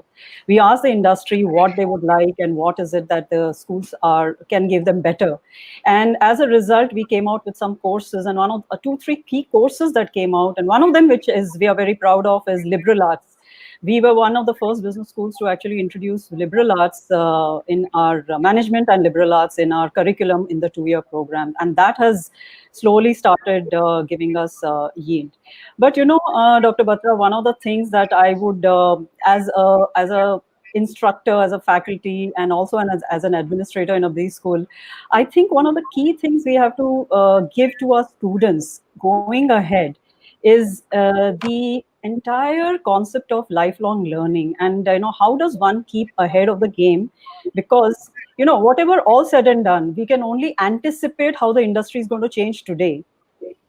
We can only think of what might happen. We really may not know. COVID is a case in point. So, I'm going to go back to theory here, and I'm going to go back to Thaler's mental accounting principles, where he talks about all of us having mental budgets for things. And, whether it's shopping, whether it's education, whether it's health, all families, as individuals, we all have mental budgets. But, do we have an annual budget? Do we have a budget for our own learning? And if we can inculcate, and that is what we are trying to do at SPJIMR, we are trying to inculcate students to get into the habit of having a sort of an annual budget for their own learning. In fact, we are also questioning this whole thing, how many faculty have an annual budget for their own learning? And we are not talking about the research grants, not about that. It's about self development, trying to learn in new areas. So that's one. And with the second one, I learned. The second one really is, how do we keep ourselves open to reverse mentoring? Professor Sahai and others talked about, technology and how technology is the way forward. And there's a digital divide that is there. Frankly, the millennials are far ahead of the game. I don't think they struggle with technology at all. Frankly, I also think many faculty have not struggled. Many of us have adapted pretty fast. We've been slower than our students, definitely maybe, but I think we have done a fabulous job, I think, across B schools of adapting to it. However, can we have the sole concept of reverse mentoring? Learn from our students, why not? And that's what, a budget for our getting students to learn, to keep a budget for learning. And, faculty, on the other hand, being open to reverse mentoring. I think that's the way forward that we would say at SPJIMR. Thank you, Dr. Kamath. I fully agree with you. In fact, I've been talking about reverse mentoring for the last 10 years. And I have a young mentor. He's now 27. I met him when he was 19. He now studies in Singapore at the Nanyang University. I met him when he was 9 and 19, or maybe 18. I'm not sure. And, I do discuss a lot of things with him. So I agree that reverse mentoring works. I agree that there has to be a annual budget for learning, and what you're alluding to is what I said upfront, is that these schools are centers of management education, not just for students but for corporate executives. So hence, to be able to teach corporate executives, you have to understand what's happening with them, what do they need, what does the industry need. So you need to come up, maybe we need to build something which is a cross of a B school and a singularity university, dare I say. Let me bring in Deb Pratim Purkasta. Mr. Purkasta, you heard everyone. IBS has been, for the last many years, in case studies, doing pioneering work and using the case studies to build industry connects. Tell us, how can we be more industry ready? You have to unmute yourself. Unmute is the second most popular word of 2020. Yeah. Thank you. Thank you, Anurag. And this is a wonderful opportunity, and talking to and hearing to so many key insights from so many people here. So what I would also like to say here is this, that this year has been so unusual, and also it has accelerated trends that were already underway on the digital front. So we have seen how industry has reacted, how the online environment is becoming so important even in the workplaces, and also how we as teachers have jumped into the bandwagon. And it is not just jumping in. We were testing the waters before from the sidelines most of the time, most of us, even me, and we have been pushed headlong into the waters of online teaching, and we have to swim out. So this is the situation we are in, and it's not very it's enjoyable also to some extent, because so many new things are there, and it's not going to be business as usual anytime soon. So some of the components that we are running we are doing will stay with us. And at ICFI Business School, we are taking this as an opportunity to accelerate adoption of approaches in management education which are long overdue, like how we can bring about a more multidisciplinary focus as opposed to narrow focus on specializations. How are we going to prioritize practice over theory? How we are going to prioritize applied research and teaching excellence? So these are certain things which are core to what we are doing in this situation. And we are also adopting more active learning strategies and entrenching case method of teaching deeper into our curriculum and our institution. So the idea is to provide more engaging, holistic, and impactful learning. Because in the COVID times also, what we are seeing is that a lot of online classes, but you have to make them engaging, and for that lectures and other things may not be as useful. So you have to have these active learning strategies. I understand that this case method of teaching is always it is one of the favorite flogging childs for management educators and leaders also, because it is so visible and so enduring, and it has been there for such a long time. So the best thing to say is that we are doing something better, means we are doing something better than adopting the case method. So we at ICFI are banking on our strengths in this area to bring, we have more than 6,500 case studies, and many of them are contemporary case studies. There are other case studies which are on critical themes like, corruption, sustainability, well-being, public health, inequality. Now, these are problems that management educators are being increasingly expected to tackle, and we have not been doing it as much till now. But these are opportunities which you can explore now, and you can bring it into the classrooms and explore these issues threadbare. And we are making these cases available to all over the world. So more than 10,000, 1,000 institutes, the very top institutes in the world, are using our case studies, and unfortunately less than 5% of them are Indian institutions. So you have some 200 ACSB accredited business schools using our cases, whereas in India you have only the IIMs and SP Jain and some of those ISBs who are using it. So next, what we are also doing is that we are leveraging rich media. That is, some of us here have been talking about how case studies, maybe the text-heavy ones, may not be very suitable, but we can always look at it as putting it in asynchronous mode. So if not always on the live mode, you can have live discussions for less time, but you can put the cases, the longer cases, in the asynchronous mode and drive discussion there, even with teams, probably with different kind of teachers, like from finance stream, from marketing stream, and other streams coming together to teach the cases. And also we have this, we are having new formats like graphic novel formats, like cases in the comic book formats, video formats, which are so exciting. And these are the need of the hour, I think, in this online mode, because you can bank on the rich media now, because you are teaching online, and the online medium is heavily geared towards storytelling.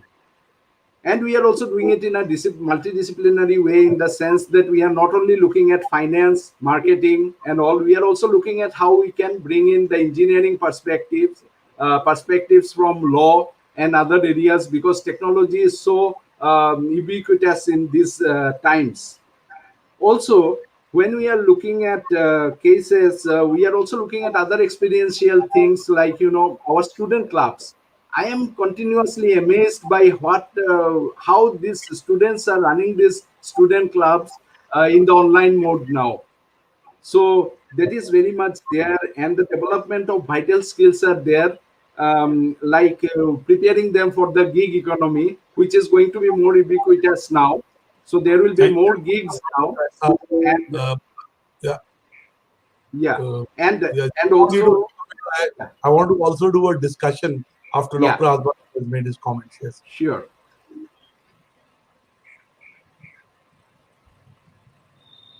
Go ahead, close it.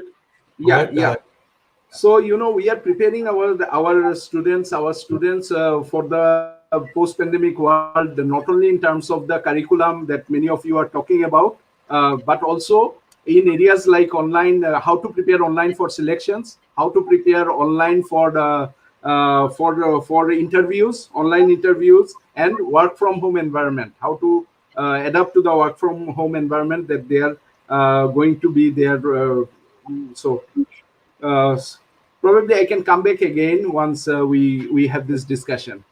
I would call it work from anywhere. It's Yeah, not necessarily from home. Work from anywhere. I think that's the kind. On a jocular note, if pre-COVID any of my colleagues asked me if we can work from home, I would say yes. On Saturday, Sunday, you can work from home, but that's on a jocular way. So please don't take that too seriously. But Dr. Atmanand, MDI Murshidabad is a relatively younger institute.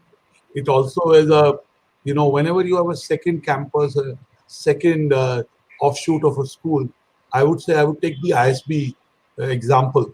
ISB did set up in Hyderabad, then in Mohali.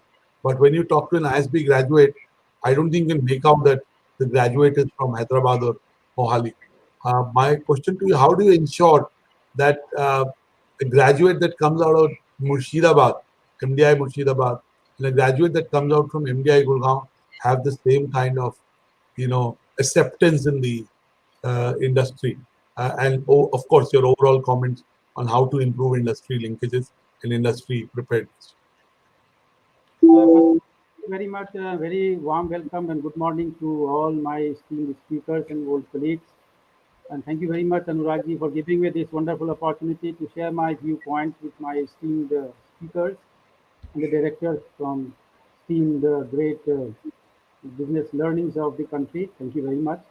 And I'm really delighted to see my old colleagues, Professor Sahayaji, Professor Maitri, and also my colleague, Professor Bharat Bhaskarji. I met several times in the Dr. Renuka on online discussion. In fact, in the past, in fact, I met Dr. Deva Pratim also in one of the webinars talk series. So it's a great and give us a great feeling to share our viewpoints and think about a very important topic which we are discussing today. Anuragji, in fact, I don't have any package solutions to offer for this important topic. I want to raise questions for my esteemed speakers. As you know that the educational landscape has changed and the management institutions need to survive and excel. So what do we think will be the best approach for survival in this paradigm shift? Question number one. Question number two, that how can the challenges and opportunities be dealt with in the current environment, especially for Indian B schools?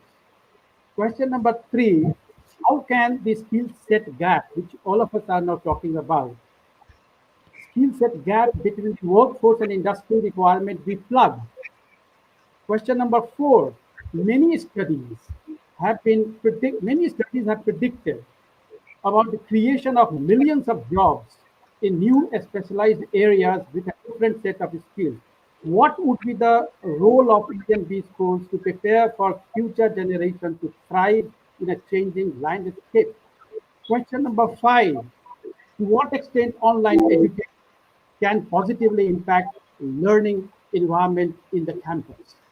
And the question number six, for B schools, the challenge is not just understanding the changing digital world. We are talking about digital divide, digital world, but how best to help students, staff, businesses, and other stakeholders make the most of the changes and opportunities that arise around us. So, how do they deliver management education for tomorrow's digital world? Question number 7, Anurag ji, in fact, which is like this, that which is very important for this topic. What role does a business school play towards job skill focused education? Question number 8, how B schools can leverage blended learning. And I think all these questions together, if you combine it together, and then I would like to give my recommendations to you to this platform is this: number 1, that is the time has come that institutions need to innovate, need to focus, redesign, and realign with the new normal that is called pandemic. Number 2, that the time has come that we should also try to think about as to how to bring change in the course curriculum and make it more industry friendly. Recommendation number 3, that it is also very important for all of us. How can we connect, nurture, and grow in an environment of remote or online learning, etc.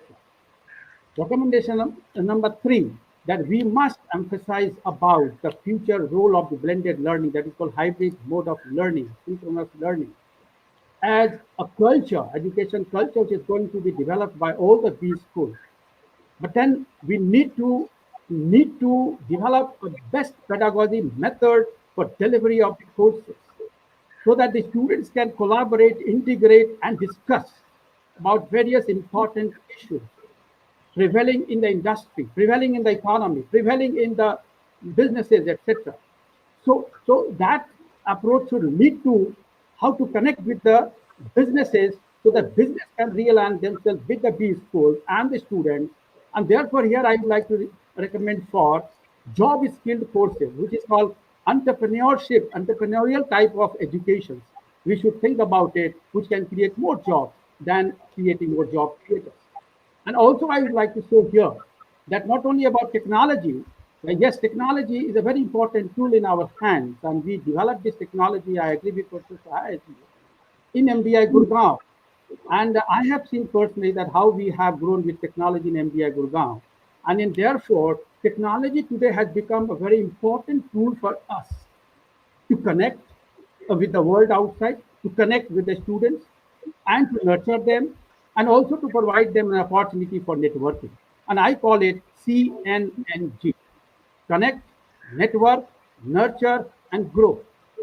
Before COVID, I used to say CNG: connect, nurture, and grow. So therefore, my philosophy, and therefore when I'm talking about MDI or MDI Murshidabad, the second campus, is that we should be surrounded by those people who are thinkers and doers in one person. Thinkers and doers in one person. They should not come with a problem. They should come with a solution. They should become a problem-solving mind, a creative thinker, a design thinker, problem solvers. This is the role that the B School has to fulfill in an environment of COVID-19 to make our students more industry friendly. Thank you very much. Thank you, Dr. Atmanan. I also want to tell our viewers, we have about 600 viewers, that Dr. Atmanan was also the director of MDI and MDI Murshidabad for a period of time. So he has also led both the institutions. Your comments are very similar to what Shiv made in his opening remarks. And we're already 6 minutes ahead of time. So I want a closing comment from all of you. And I want a very short one. And my question to all of you is, if you would do one thing in your institute over the next 12 months that would make it industry ready, what would that be? Let me start with Dr. Renuka Kamath. Dr. Kamath, if there's one thing you do over the next 12 months that would make your institute more industry connected. I think the one thing that we would like to do, and we have already started on the path, is to make quality education affordable to more and more people. So we are in a very strong way going on online teaching to ensure that we have a lot more programs to reach out, because I think the digital divide should not come in the way of good quality education. That's what we would. Thank you so much. By the way, Dr. Kamath, a lot of there's a Chinese university which has just suddenly come into the top 10 ranking. It's not sudden. Chinese worked much in advance. I mean, China started working in 65 to be able to be where it is today. And one of the reasons they did that is they've got a lot of billionaires to give them endowment money. For example, the founder of a large VC firm has given them $400 million. So for students, the courses are free because the money is coming from endowments. So possibly you look at a model like that, and possibly you're looking at a model like that. Mr. Purkayastha. We are just, if I could just kind of add to that, we are part of the Bharatiya Vidya Bhavan, and there is a very strong philosophy we have of value-based growth. All our programs, while we want to price them accordingly, according to the market and all that, we are also very conscious of ensuring the education reaches as many people. So it's in line with our vision. You have to have that balance. You have to have that balance. Mr. Purkayastha, what is that one thing that ICFI Business School will do over the next 12 months that will make it more industry ready? See, Anurag, we are not only looking at how we can make our students industry ready, but also future ready. Because if you see, industries itself are being disrupted. So don't know the nature of the industry one will take. So one thing that we are doing is we are entrenching case method more deeply into our institutions, and for two reasons. One is that you can bring all the things that are happening immediately into the class. That is one thing. So very contemporary. Next thing is the critical issues I told earlier can be brought into the class, and how we can solve those and make our students more aware about the issues and ethical also. So in that way, two things: how they can thrive in the new environment and also be well-rounded leaders tackling the critical problems of the world today. Thank you so much. Dr. Atmanand, one thing you'll do at MDI Murshidabad to make it industry ready? Yeah, looking at the locational, you can say advantage and disadvantage both, and opportunity both of Murshidabad in West Bengal of MDI. I would like, in fact, I have already initiated and it's going on well, and that is about the introduction of the job skill courses, like entrepreneurship as a course, like the courses which can generate new skill sets, like data science, like artificial intelligence and machine learning, like business analytics, like digitalization of the marketing and the sales force, etc. So therefore, this is priority number one. Priority number two would be on spend a sizable proportion of the budget of the finance on creation of robust IT infrastructure so that the computer-enabled learning environment can be strengthened further and further so that blended learning can progress well without any disruptions in future. Thank you so much. Yeah, thank you. Thank you, Dr. Dr. Sai, what would be one thing you do at IIM Jammu that will help it take a leap vis-a-vis industry? You'll have to unmute yourself, Dr. Sai.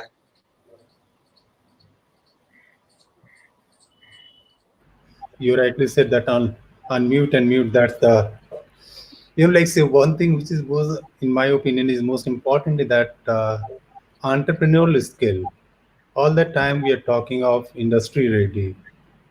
Why don't we talk of that they should be an entrepreneur?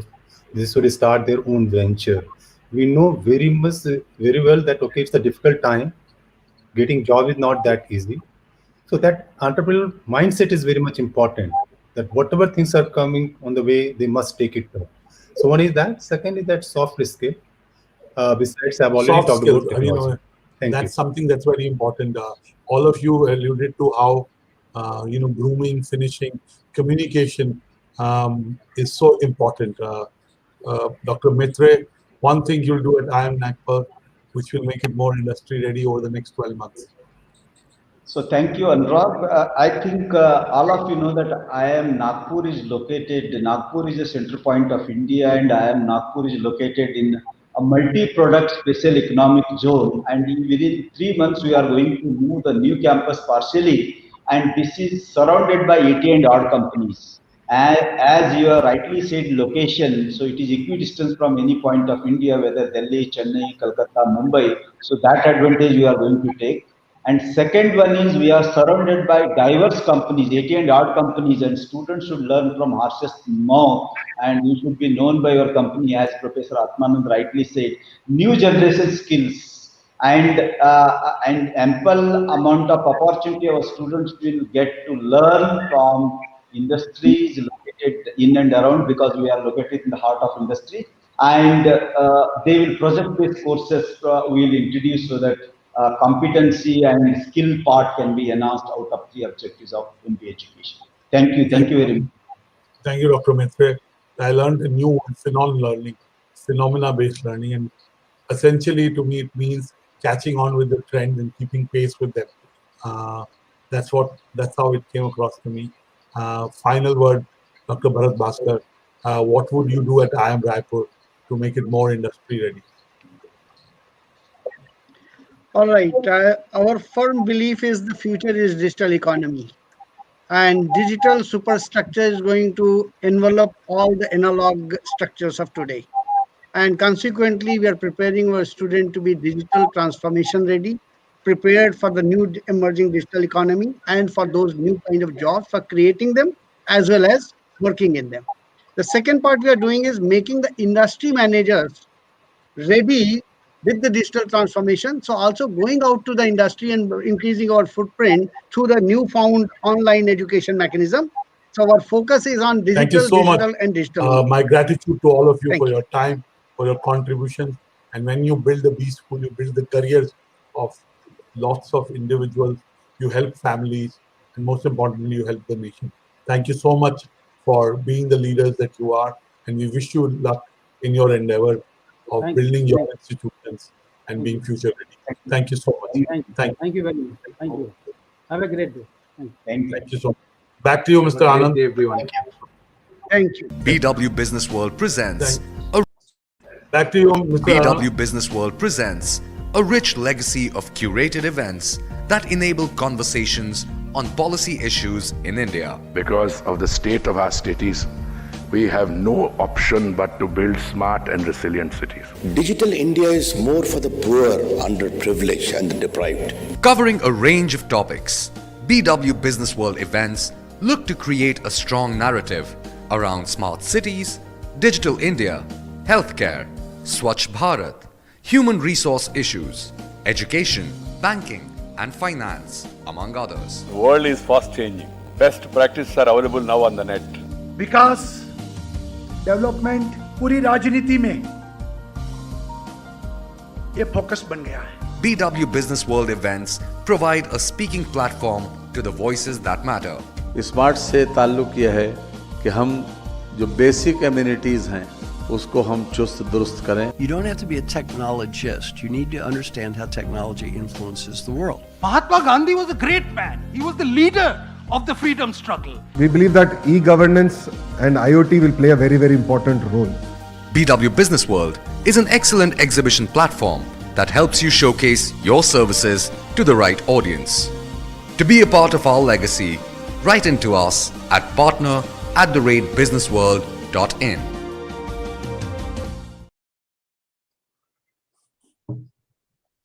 Thank you so much, speakers, and thank you so much.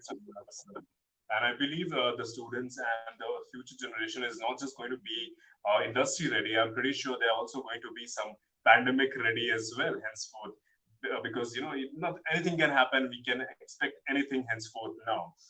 Moving on to our next panel session, and the topic for the next panel is leading through turbulent times.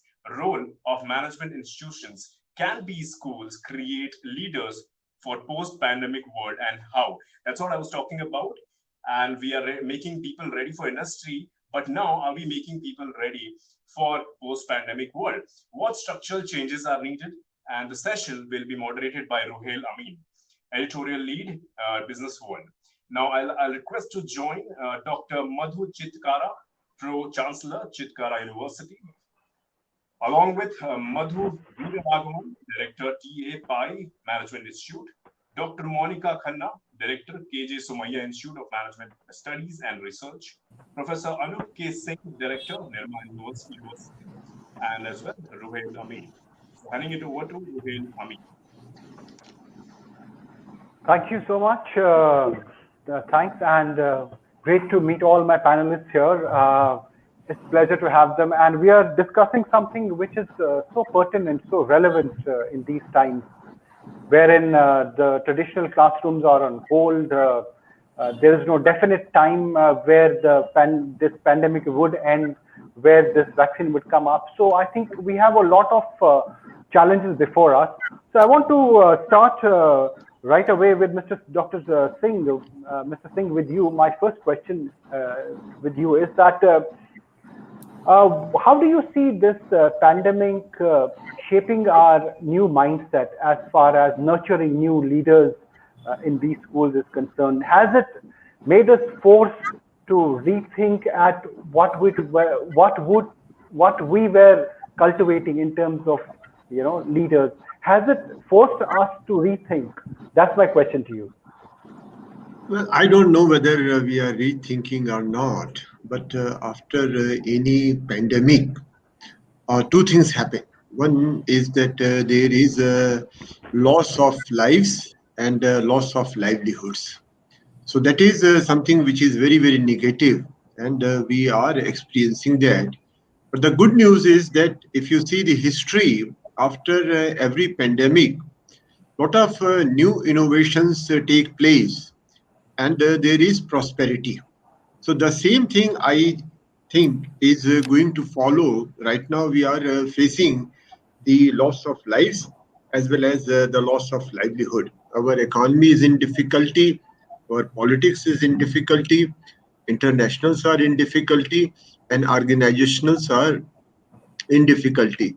And therefore, we need to ask ourselves that how do we respond to it? So far, our response is concerned, we have not really changed. Whatever we were teaching, whatever we were doing, we are continuing to do the same. But if we really want to make best of the situation, we need to change our thinking. And we need to do three things, which I think is important for business education. The first thing is that we need to think digital, right? If you see, in the beginning of 21st century, there was emphasis on digital in business schools. But by the time we came to 2005, 2006, digital became less important, and it went out of curriculum. Now we need to bring in digital in the curriculum. That is the first thing that we need to do. The second thing that we need to do is talk about innovations. Because as I told you that new prosperity will take place, and that would be possible only through innovations. So all these business school students, they have to be comfortable with innovation, and they have to start innovation. However, their understanding of innovation is poor. So we need to bring in innovation in the curriculum, and we need to make them comfortable with innovation and also make them innovator. And lastly, we need to talk about entrepreneurship. The tragedy of management education has been that it has been anti-response to entrepreneurship, and therefore in 90% of the business schools we hardly teach entrepreneurship. But entrepreneurship is important. So when I'm talking about innovation, I'm talking about innovation in the formal organizations, and when I'm talking about entrepreneurship, I'm talking about startups and looking forward to new ventures. So these are the three things that I see we need to do that. Thank you. Right. Thanks, sir. Ms. Khanna, I want to come to you with a similar question. I just want to frame it differently that, in this world where we are, in this world today, a lot of uncertainty is there, and we're all looking at new leaders who would guide us, take us through this to another side, a positive side of this. Is there a different expectation from management institutions in terms of producing quality leaders? Are also management institutions looking within that what can be improved? Has there been a rethink? Has there been a pause to rethink what can be improved? Thank you very much for asking me this very important question. I think we have come to a stage where there's been a lot of deep introspection on the manner in which we are teaching our young graduates. and what is it that we are teaching them. Obviously, we are preparing our students for Industry 4.0, which is also Right. going through a vertical decline, which is going to grow, which is going through growth, and which is going through degrowth at maybe even at instant points of time also. So we are unable to predict what's happening in Industry 4.0. This makes Right. it very important for us to introspect our processes. What we have realized is that it's important for us not to just teach the curriculum to deliver what is being delivered across the business schools, but I think we Right. need to strengthen our students and give them personality traits which will hold them in good stead in the future. And some of these personality traits that I do believe that the Industry 4.0 is looking at, some of them I can just articulate to you. The first, I believe, is courage. I think we need to infuse in the students the quality of being courageous, because today the life and the industry is very uncertain. Now, we cannot expect our students to work anymore in cozy cocoons, because the disruptions and the innovations can come from any source. Another thing I believe is that confidence, they should have a lot of confidence to face the future. Along with it, I think they should have the collaboration ability. They should be able to work in teams, because ultimately it is teams that work and deliver the goods. And no one person has all the solutions. I think it's many brains working together. Taking a leaf out of the animal world, you see the ants, even the tiniest of the ants, they all work together in teams. And that's how they prepare themselves for the rainy day. Another thing I do believe is that they should be calm. I think we have to tell our students not to panic, because students tend to get into the panic mode very easily. And I think the future is uncertain. You need to have this calm mindset. You also need to be creative. And of course, in all these things, you need to have a lot of resilience power. I think these are some of the things that we need to do. And we need to find strengths within, and we need to tweak our curriculum. Maybe not the curriculum, but the manner in which the entire pedagogy is being delivered, such that these attributes and these personality traits come out. We have to find our inner strengths. We have to create leaders from within, because I do believe that we are in a moment where not only are we living through history, but we also have the opportunity to create history. So this is the moment where I think we should do a deep introspection, and we should put new guidelines, and we have to carve a new path, not only for ourselves, but I think for the young generation which is going into the future. So these are the things that I do believe that as a management school, I think we should not only introspect, we should collaborate with Industry 4.0 and see to it what is the best that we can deliver to our young generation. Ultimately, they are the flag bearers of the future. So as a business school, I think we are right in the center of change, and it is our duty to introspect and to deliver the change that is required for the future. So I believe if it's Industry 4.0, then it should be Education 4.0 also. So that's my take. Right. Thanks. Thank you. I just want to mention that Dr. Madhu Chitkara has joined us. Welcome, ma'am. I'll just come to you. Before that, I want to go to Mr. Veera Raghavan. Sir, I just want to understand, if you can hear me. Yes. Yes, I can hear you.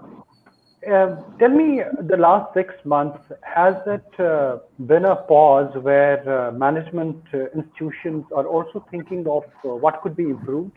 And if yes, what are those observations that you have had? Okay, so thank you for having me, and thank you to all the panelists as well for joining. Yeah, so the last 6 months, of course, the world has changed. We all know that, and we have so many webinars and other conversations. I just want to quickly backtrack a little bit to just get a sense of, we've been talking so far, Dr. Singh and Dr. Khan also have mentioned about, how the curriculum has to change. I thought let me just backtrack a little bit and see how the businesses have changed. We want to sort of interact between, say, Industry 4.0, Education 4.0, but the businesses have changed substantially. So if you look at how they're operating around the world, people talk about, strategic remote work. People talk about how do you manage teams across locations, hybrid teams, for example. People talk about, will the leadership change in the sense that They'll be breaking out of silos. Will there be more personal meetings or less personal meetings? Will we have more trust-based culture? So the Harvard Business Review has been doing a lot of excellent work, talking about these very interesting things. I want to, as a B school, one of the things, Rohel, we've been doing, most schools around the world have thought, well, nothing will impact us. We're all very safe. Education sector will not be disrupted. Unfortunately, that's not true. And there's been a significant disruption. So let's pause and ask, what is the skill set today the industry is asking? And I can tell you right away, the skill sets are continuously changing. They're not the same skill sets that you had 10 years ago. For instance, today, if you ask, the employers will tell you, we want leadership competence, we want emotional intelligence, we want digital encoding skills. I think Dr. Singh spoke about technological competence, data literacy, critical thinking. To me, the most important of all is what we call adaptability and flexibility. Are you really adaptable and are you flexible? And that actually applies also to us, B schools, and to sort of curriculum that we create. So adaptability and flexibility to me are extremely important. We want to see them in our graduates. We want to see them in the leaders. And to me, leadership, in fact, the last 6 months, what I have seen is it's been an asset test for leaders. See, leaders are also human beings, right? We're fallible. We're not, we don't have two different horns on our heads. All of us are leaders of B schools and top universities, and we also go through those sorts of issues. So to me, leadership matters the most at this point in time. Maybe you will have a question later on where we can distinguish between what are the traits of a leader during this pandemic. I think Dr. Singh made a reference earlier about lives and livelihood. This is the difference between a crisis and a pandemic. Financial crisis, not many lives are lost, right? I mean, you may have an economic downturn. In a pandemic like this, millions of lives are lost. So the world is absolutely different. So yes, we schools will have to change the curriculum. We have to have a little different mindset, and we have to be able to adapt all sorts of challenges. I'm sure other panelists may want to say as well, and we'll look at it a bit later. Thanks. Thanks, sir. Dr. Chitkara, the same question, just a little bit of reframing of it, that we cannot go with the same module of teaching, in management institutions. I think my question was that have we realized this in the last 6 months that we need to rethink, re-strategize? We cannot go with the same set of building skills and the same set of grooming leaders. The same approach cannot be relevant. Do you think we have reached that stage? Sorry, your audio is muted. Sorry.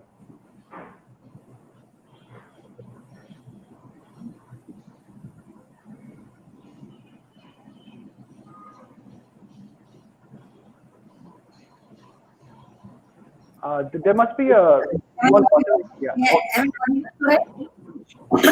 Thank you, Rohit, for asking this question, and I think best wishes to all of us that we are talking about a very important topic today, that B school can create leaders for the post-pandemic world. And well said by you, Rohit, that we need now more resilient organizations and versatile teams. Our teams should be very, very different, and we have to perform very differently in post-pandemic world. Now, if you see that B schools can contribute very much in this, the need of the hour, we can now start focusing on the interdisciplinary subjects. Now, the curriculum can be that if you want to take an example of liberal arts. Now, liberal arts means what? It is critical thinking, it is writing skills, it is social skills and behavioral competencies, art and design. Now, this and business education together. Now, this can help us creating a very different kind of a workforce. So, business and technology, it is always was hand in hand. Business and technology was working together, and that has worked very well during the pandemic when it was lockdown and when this type of situation was there. So I think technology came to our rescue in these schools where we were able to deliver the goods very efficiently. So I think technology business was always a very wonderful combination. Business and science, business and philosophy, business and social science. So such kind of combinations now can actually help us creating the future business managers post-pandemic. And it will be there for coming times, and it will be a very new normal when these type of combinations are there.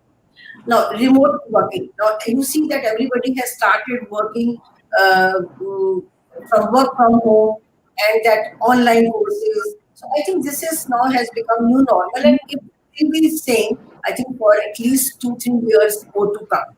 So remote working or gig workers. Now these workers, Monica ma'am was telling that now education 4.0. Now it will be a very different mindset, different workplace, different setup of this. And now they will be giving us a very new normal in working spaces also. So working spaces are going to change.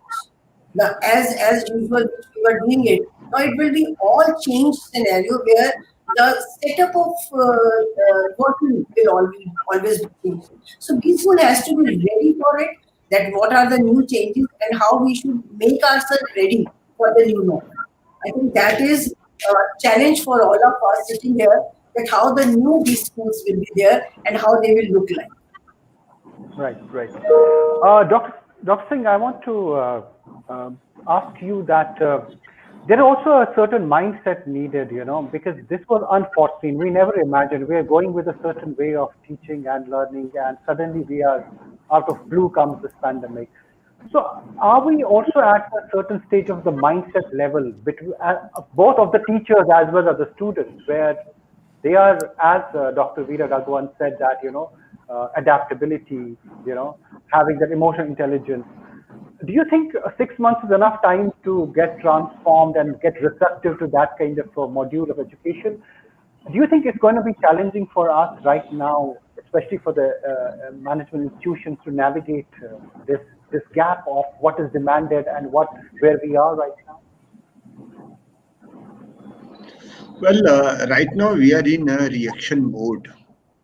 There is a pandemic and we are doing two things. One is that we are trying to save ourselves. We are focusing on our health. We are focusing on survival. And somehow, we are seeing to it that all activities work as much as possible. So there is no pro-action. It is all reaction. It seems to me that now people have started coming to normal life, and this is the right time to visualize, right? That what we are doing, and we can Sorry, I think the network is a bit slow. Yeah. impact after. Am I? I'm losing this. But yes, please continue. Yeah. There is some. So what I was telling that right now we are in reactive mode, and we have to move into proactive mode, and that will take at least 6 months. So by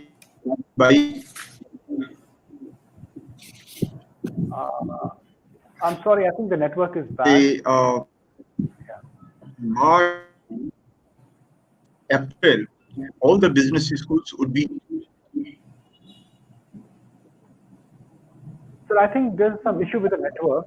I will do one thing while this network gets fixed. I'll just quickly go to Ms. Khanna with the same question. Yes.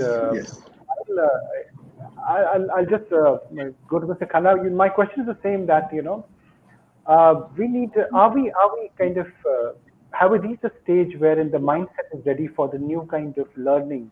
The approach in learning. Are we ready from the mindset perspective? Because just in 6 months, unforeseen, unexpected, do we suddenly expect our students to understand emotional intelligence, adaptability? How are you looking at bridging this gap? Thank you very much. This is again a very interesting and a very important question, no doubt about it. I think we honestly, very frankly speaking, we have no choice. We are left with no choices today.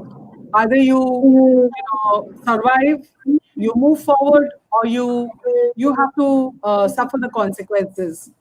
So, I mean, as far as we are concerned, I can tell you about our institute. I think we just had a break for maybe a week or less than that. In that also, we were just wondering now, how is it that we have to move forward? Because this all happened somewhere in the middle of March, and we were right going to, in the next 1 week, we were going to start our exams, and the summer internships had to start, and suddenly everything just came to a grinding halt. Even the admissions, I think it was not even completed. There were some portions left. But I think in that 1 week, we all, my faculty and staff, I have to compliment them. We all got together with the students and we figured out this various platforms. Suddenly, from nowhere, Zoom became center stage, and whatever was the balanced syllabus and things, we just completed it. And then we were waiting for the lockdown to get over. A lot of summer internships had to be redone because many companies, obviously withdrew their offers. So our placement team went on an overdrive and tried to, get virtual internships. So 98% students did go through the summer internship. But the thing is that we had no choice. So I think if you talk about the luxury of building a mindset and then waiting and watching, I think those luxuries are over today. You have to move quickly, you have to react very quickly.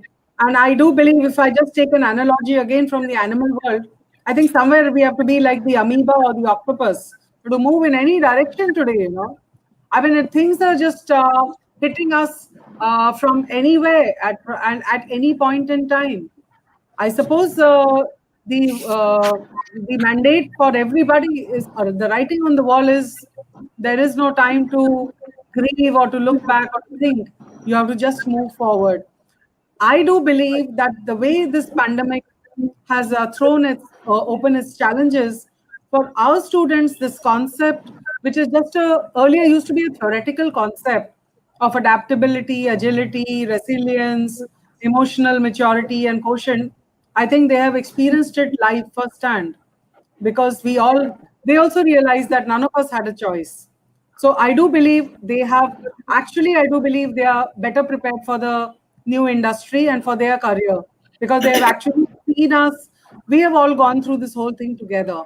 So I think the learning part has happened very quickly, and I do believe they are more prepared than they would. Maybe the same concept they would have learned in the next 5 years, 7 years, about adaptability, agility, and all, but they've just learned it within the last few months. And I do believe they are better prepared for this so-called the new normal. So that's my thing about mindset and preparing for the future. Right. Mr. Singh, if I can come back to you, yes.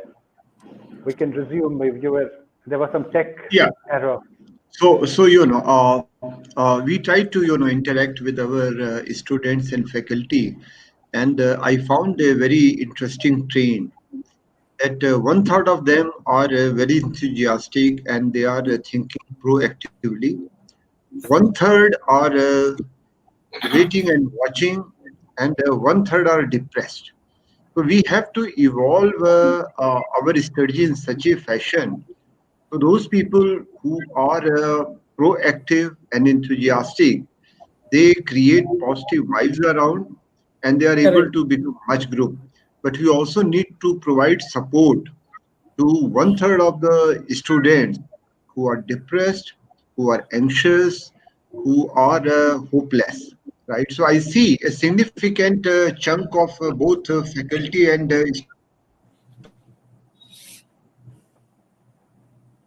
Right. There's a problem with this network. Yes.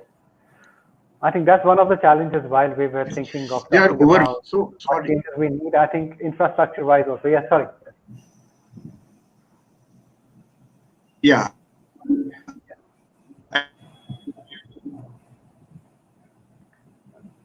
I think there is some issue with the network. Yes. I want to come to you. Yes, Mr. Okay. Sorry, I'm sorry, sir. There was some issue again with the network. So the strategy has to be two. Okay. So the strategy has to be two ways.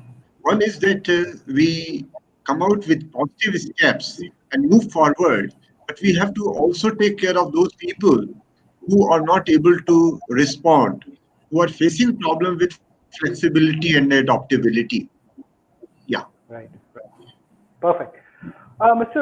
Veena Raghavan, you have raised very, very important points. But tell me, at an institutional level, have you started making those shifts, in terms of teaching and building those new skills? Has the shift happened on ground also?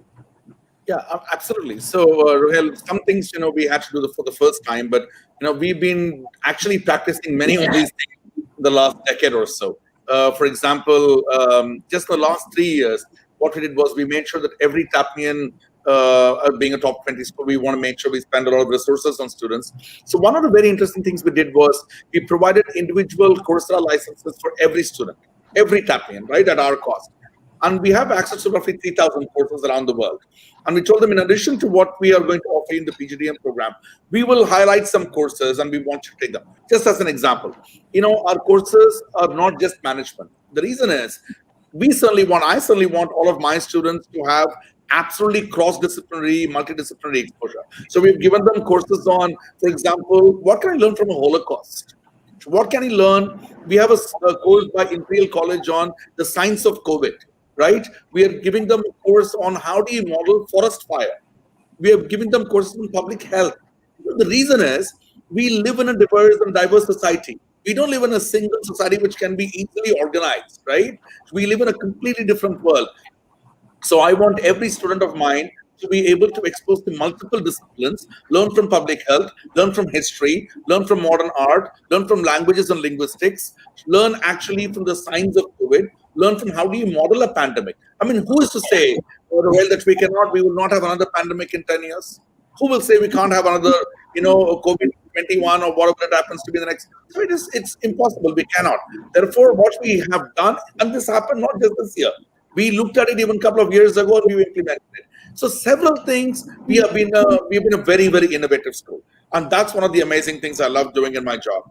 The other thing that is probably new, and new in some sense, is this online, offline sort of teaching. But we have synchronous. So for example, in February, when we have to prepare the budgets for this year, we clearly anticipated that this is going to be a long haul.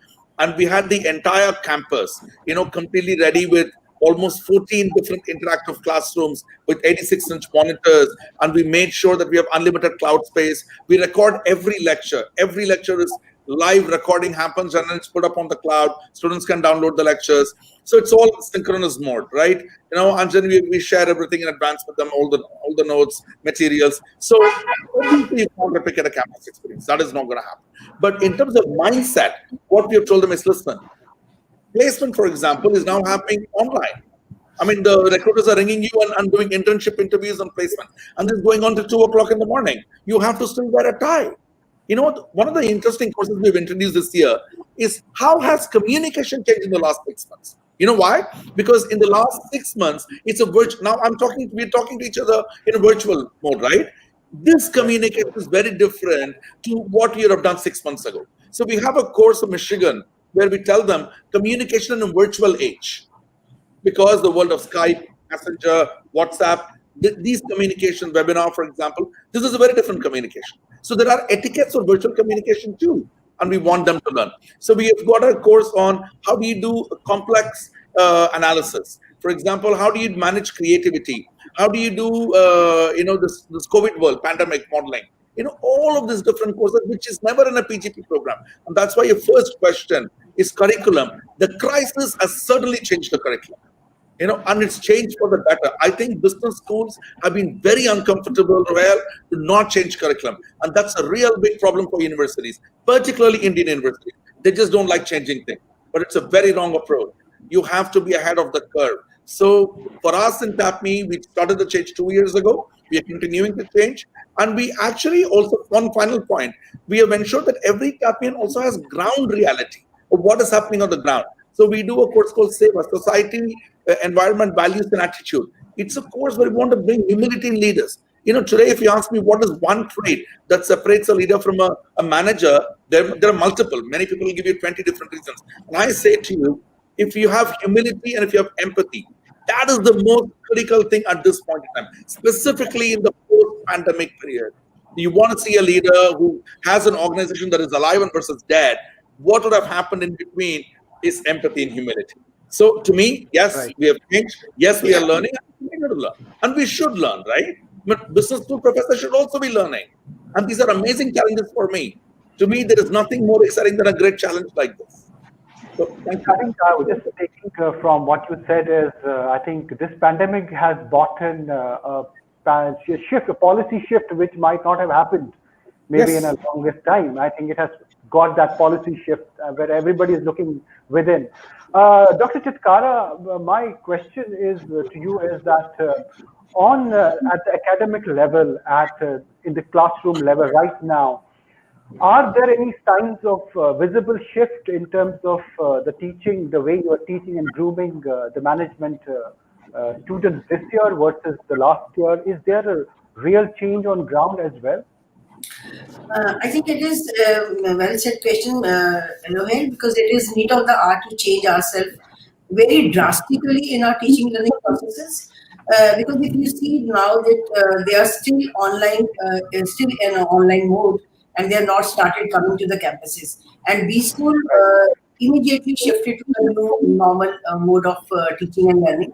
What we have started doing is that in this, well said by Viragwan, that placements, the training modules, they all are becoming online under the online mode. So what we have done is that we have made a big, huge, we have invested so much into the technology. Otherwise, also it was a very technological campus. Our campus was already using the technology at the fullest. But now we have made a full big room, big hall, and that is, I think, more than the 3,000 square foot of area, where we have made all the LEDs on a one wall, maybe more than 20 LEDs at one point of time, and there is a lecture room of type of situation where we are one-to-one with our students, and all the students are on screen and they are on the interactional mode. So it's a very new normal where we are as a offline mode. We think that we are just talking to the students face to face, but otherwise, technically, they are in an online mode. And in that way, in a week, 4 or 5 days we are teaching, and one day we have fixed a day for a master class. And that master class is for the people from the technological background, from the people from industry. So they are coming and they are talking to them. That reason being that now Anup sir was saying that one third of them are very depressed and some of them are not very comfortable with the new normal. Some of them are comfortable but not of that state. So what they are doing is that coming to them and talking to them that this is the need of the hour for the industry. So don't worry, we are with you. That type of interaction is needed. Otherwise, they will be in a problem. They are not seeing that the things were happening, how the because their I think main concern is that what will be happening to our internship, how we will be placed since the market is not very good and there are not many good jobs. So I think these are the problems and which we are trying to do with the help of the technology. And I think here comes that how to handle this situation. So we have to reinvent our technology in the campuses. Remote working will be there. So how to work remotely? Well said by one speaker that morning 2 o'clock they are with the tie and the suit and that interacting with the people because the time gap is in other countries. If you see the globally, the time zones are different and they have to be comfortable with those zones. So I think now they have thought that this is the new normal and they are becoming very comfortable and they are reacting very positively to this situation. Now the things are gone. Slowly they are coming to this mode and we are using very good technology in the shape of the different platforms. We have taken some courses from Coursera, some courses from edX, and those courses, for example, in older times, we were saying that the choice-based learning has to be there and different modules to be taken by the students. Now, by default, they are taking those courses through these platforms, through online mode, through MOOCs courses. And luckily, we have our own MOOCs programs where we have already recorded that. and they are from our professors, the best professors in those who can do it. So I think that is now becoming new normal, and things are moving towards the normalization. I'm sorry to interrupt, but we just have like 2 minutes left, and I want to come to you with quick comments, like 20 seconds, like a TV debate. First to you, Mr. Raghavan, a 30-second comment on what structural changes are needed to enable the readiness for a post-pandemic leadership. Okay, the first thing I think we need to very quickly do is just look at the whole curriculum and bring in multidisciplinary curriculum. Don't stick only to management courses, and ensure that teach the traits of leadership. Leadership competence is going to be an absolutely important attribute. So we want to ensure that we talk about humility, we talk about empathy, we talk about flexibility. So the whole curriculum needs to change from my point of view, and I think that is already happening. Thank you. Perfect. Ms. Khanna, your quick thoughts. Okay, I do believe that today the boundaries or the walls of the classroom are broken, they are shattered, and we are all in a globalized situation. And I also believe that knowledge is just available at the flick of a button. I just go to the Google and I get whatever I want. So I think the point today is that it has to be experiential, and it has to be action-based learning. Otherwise, without that, it's of no use. The education that we are giving to our students is of no use. You have to move out of the boundaries of the classroom and actually focus on action-based learning, and balance the theory and the practical together. Absolutely. Mr. Singh, your thoughts about making those structural changes and enabling a new culture for grooming leaders? Well, I feel that MBA is different from BBA program. While there is much more focus on teaching in BBA program, there is much more focus on training in MBA program.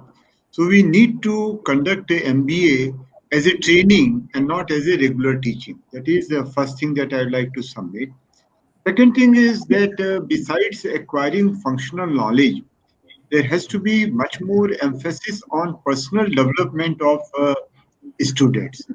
Unless they are transformed, they are not going to make much contribution wherever they go.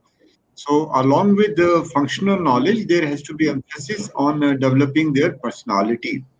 And thirdly, what Professor Khanna was telling is very important, that we need to bring in more internship and experiential learning.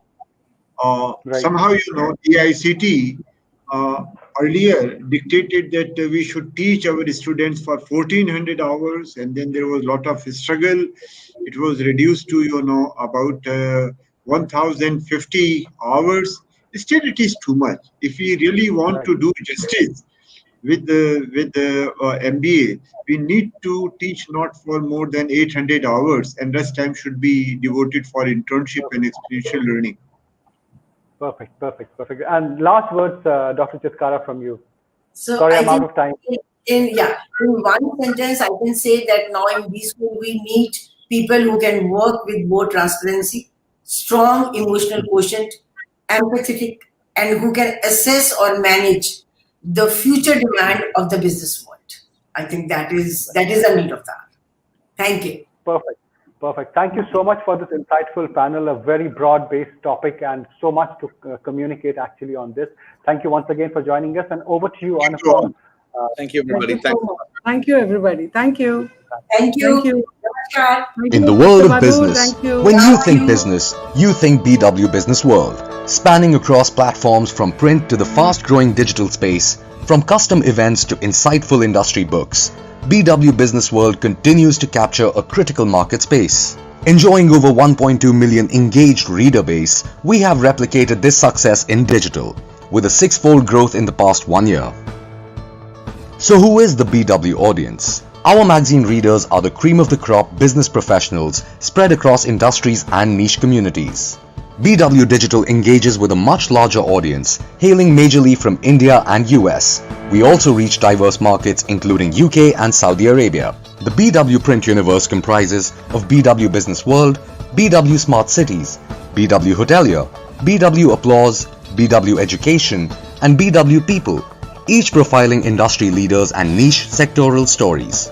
BW Digital Communities target niche segments like startups, CIOs, smart cities, defense, amongst a range of other fields, with a following of millions of unique digital users. BW Businessworld is an industry leader in curating a plethora of IPRs. With multiple industry stakeholders under one roof, BW IPR events generate superlative content. BW Engage offers bespoke brand solutions across functions with inputs from the award-winning BW editorial team. We design and execute a 360-degree marketing model, resulting in top-of-mind recall and a large BW Engage client patronage. Why engage with us? We have an award-winning editorial team. We forecast new scoops and future trends before any of our competitors. We provide 360-degree brand solutions and our clients are always happy with the ROI. This is just a glimpse of our client endorsements. To subscribe to our print patronage, visit subscribe.businessworld.in. Follow us on Facebook and Twitter. You can also connect with us on WhatsApp on businessworld.in/WhatsApp. Thanks to all the speakers from the last panel, and as well, thank you so much, Shuhei. And we have the next panel going up now, and the topic for the next panel discussion is bridging communication gaps between academia and industry. Can there be Y Combinator accelerator in an Indian B school that can create unicorns? We have the panel list over here. We might be having someone joining later, but I'll just take the names who are already there present. Dr. Pooja Jain, Director, GIMS Rohini. Dr. Nagarajan Ramamurthy, Director, IIM Amritsar. And the session will be chaired by Dr. Debashish Sanyal, Director, Great Lakes Institute of Management. We also have Ashish Anand, CHRO, SAR Group of Companies. And we are expecting Dr. Himadri Das, Director, IMI. C. Joe Arun, SJ, Director, Loyola Institute of Business Administration. And last, Dheeraj Sharma, Director, IIM Rohtak. So welcome all who are already present over here. Thank you so much. I request Debashish Sanyal, Dr. Debashish Sanyal to take it over. Thank you so much. Thank you. Thank you so much.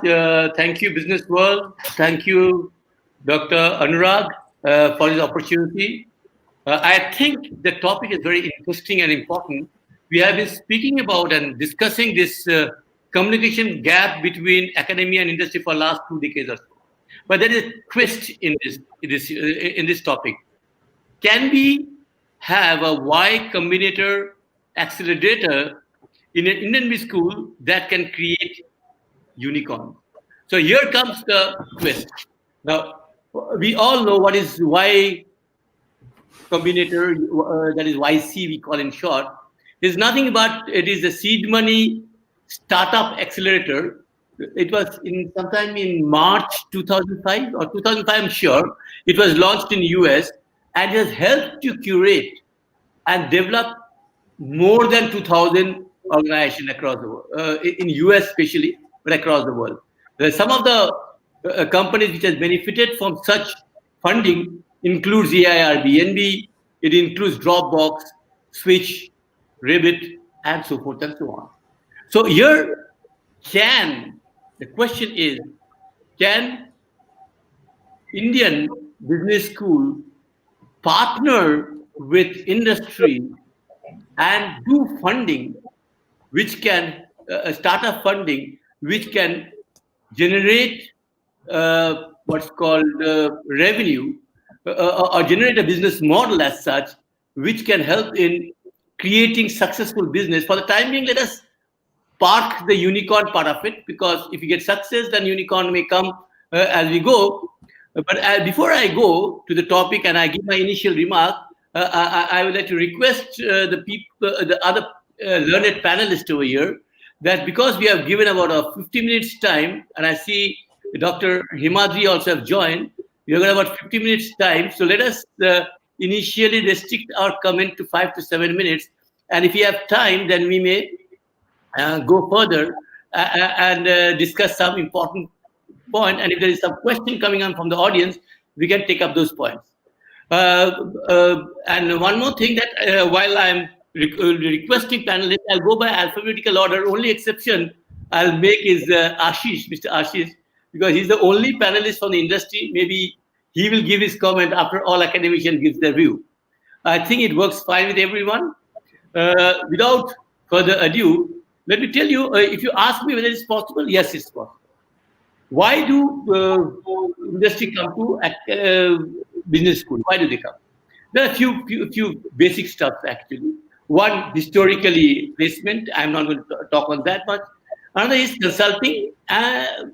They come for consulting to get advantage. Some of the consulting assignments, they have no solution, so they come to business school to get a proper solution to any of the problems. Another, they have a problem. They have got a solution also, but they want to get it someone to wait it actually, so that it's more acceptable in the organization. This has been happening, not in a big way. It is happening across business school, and in other, there's a lot of business schools get funding for research from industry. Now, these are business schools which, or higher education, which are really good in innovation, whether in research, whether they have got those faculty members, some iconic faculty members who are really good in research, who can take up some innovative work which can be monetized by the industry. So if that is happening, then the industry will come forth and invest in research. Not much has happened in India in this field, but it's very common in US and also in Europe in many countries. So now the question comes about whether it is possible, the question which is over here, can there be a Y Combinator accelerator in an Indian business school? I think it's possible. It's possible. And of course, I'll look forward to hear from other panelists. To me, it's possible. And the reason it is possible, I'll give my view. But before I give my view on this, I will, and with some example, I will just take a detour at this point of time. And I'll speak, before I give the example, I'll speak about something which I've been speaking in various news channels as well as in various forums. If you see the gross enrollment ratio in higher education, it is only 25% at present. The new national education policy says that by 2035 it has to be 50%. So we have got about 40,000 undergraduate schools. If you move to, we have to make it double. Another 40,000 to be added. It's just impossible. Financial resources, land, faculty is not possible. The only way to go forward is digital mode. If you want to go in digital mode, then we have to, both industry and academia and using students. Students have got, these are students funded, students have got creativity. They're really good. And if you see, they have got more ideas. They have got very creative vision and ideas, which we can actually take advantage. So if there is a startup fund, because industry, there is a commerce there. If it's successful, if the idea is successful, then it'll they can monetize it. Both can take advantage. For example, say now if digitalization is the way forward to actually educate so many students across, just my example goes this way, then we need to have a technology-based education, technology-powered education, augmented technology, and it can be done. And it is a reality to reach also, not only in higher education, also in primary education. The 6% GDP which we are talking about, even if it's spent, it is difficult to reach the people unless we go on a digital way. So if the technology part is provided by the industry and the idea from the business school, including the students, there can be a very good solution which is coming up. And with this solution, we can reach the people. Now, we have got videos which is very interactive, augmented, based on augmented technology. And really, maybe gamification will come sometime and make these videos more interactive. And they can get the answers. They can use it at any point of time, and they can get the answers on, because machine learning can provide questions. But they can give a question, and machine learning can give them the answer. So I can see technology and education coming to fulfill the need of India. This is one of the examples. There are other spaces also. With this initial remark, I now will request Mr. Arun, Joe Arun, Director, Loyola Business Administration, School of Business Administration, for his, I think he's there. I cannot see him. No, I think he has not joined. So I can now request Mr. Dheeraj, I cannot see Mr. Dheeraj too.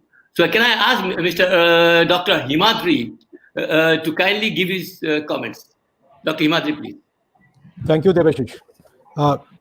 See, I'm going to focus on the specific topic that is there for the panel, because industry academia interaction engagement is a broad topic. It's an old topic, so I'm not even going to go near there. The specific topic is, can a business school host a Y Combinator kind of accelerator? So I'm going to focus whatever time I'm going to speak on that only. This is a relatively new concept for India in an academic setting.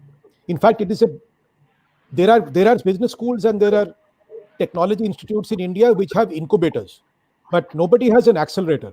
So I want to make a distinction. In incubator is a more longer term thing where you have a setup where typically alum or existing students along with faculty get incubated when they're in startup mode, and they get space and they can typically stay for 2 years, 3 years, depending on the policy of that particular incubator. Whereas an accelerator, and if we take Y Combinator as a benchmark, it's typically a 3-month immersion. So Y Combinator takes in 2 intakes every year, and they are there for 3 months. Some people call it a boot camp. Y Combinator doesn't like the word boot camp because unlike a military boot camp with a lot of regimentation, here there is very little regimentation. People are allowed to kind of, do blue ocean stuff. But the point is, it's concentrated. It's for 3 months only. And it is an open competition. There are Indian startups which have been Y Combinator accelerated. The startups have typically so far come from tech schools, like from the IITs, and they have been Y Combinator incubated. So not incubated, Y Combinator accelerated. These are two different terms. We have accelerators in India, but not within an academic environment. There are a lot of private accelerators. There are large number, more than 50, maybe close to 100 accelerators. And they are all funded by, typically angel investors or a group of people. It's seed money to essentially take care of expenses of the co-founders and a very, very small starting team till they can go for a formal round of investment from either an angel network or a venture capitalist. But this has been done outside of the academic space. It has never been done within academia. So the question for the panel that was given was that, can this accelerator model be used within a business school environment? My top of the mind answer to that is yes, it can happen, but the engagement will not be with industry. Even in the accelerators that exist in India or even Y Combinator, industry in the traditional sense that we think of it, these big guys, these big corporations who come and do placements, who give consulting projects, etc., they are not the people who will engage with an accelerator. It will have to be the startup ecosystem. So it will have to be the angel investors. It will have to be mentors who have done startups and sold them and have experience. So an accelerator requires 2 sets of people to support. One are people with the money, the angel investors, and other are the mentors, people who have done it, been there. Typically, again, people who have been funded, who have built a startup, either got acquired or went public or got multiple rounds and became very big.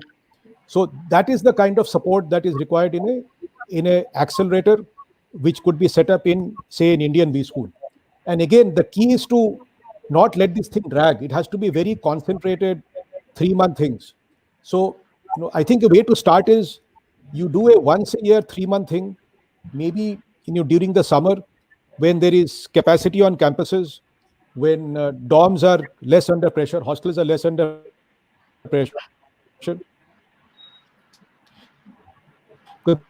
This has to be an own promise, because there is a lot of learning across sectors.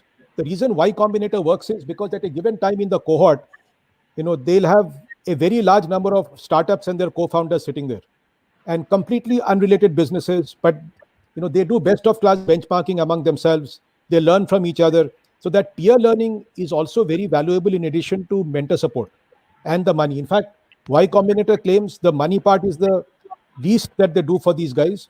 It is mostly the mentors who are ex-co-founders who have successfully sold, and the peer learning that happens within the group. So this is an ecosystem which can be created in Indian B school. My suggestion would be do it once a year, for 3 months, possibly in the summer when there is more bandwidth within the B school space. Get in, tie up with multiple angel networks, not one, multiple angel networks. Also tie up with some successful founders who have sold their company or gotten into a strategic acquisition when like a Walmart deal with Flipkart is more of a strategic acquisition. So find people like that. So you create this ecosystem of angel investors and successful startup founders and bring them into the campus. The faculty gives some basic inputs, like these guys have to learn entrepreneurial finance. They have to learn basics of digital marketing, B2B sales or B2C sales, depending on the business. So bring that in from the faculty side, the basic knowledge, bring in the angel investors for the funding, and bring in the successful startup co-founders for the mentoring. That is the piece. And if we can get these three pieces in place, faculty, angel investors, and successful startup founders, I think we have a very good shot at making this work. Anything else, in my mind, we'll be just spinning our wheels. Getting traditional industry involved is not going to work. It has to be the startup ecosystem, and a business school is a good place to do it. 3 months concentrated during the summer. So that is what I wanted to say as a set of opening remarks, and I'll be happy to chip in later as required. Thank you, Himanshu. Now, can I request Professor Nagarajan from IIM Amritsar to kindly give his view? Thank you, Professor Sanyal, for the opportunity. Can you all hear me? Yeah. I agree with Professor Himadri Das. When we are talking about the startups, okay, or even when we think about innovation or entrepreneurial activities or small businesses, that are booming, that are mushrooming, we have a tendency to really look at the technology side mostly. Okay. I mean, that is why many IITs and other technological institutions around the world are able to produce many of the startups, through this accelerator program or Y Combinator or industry academia partnerships.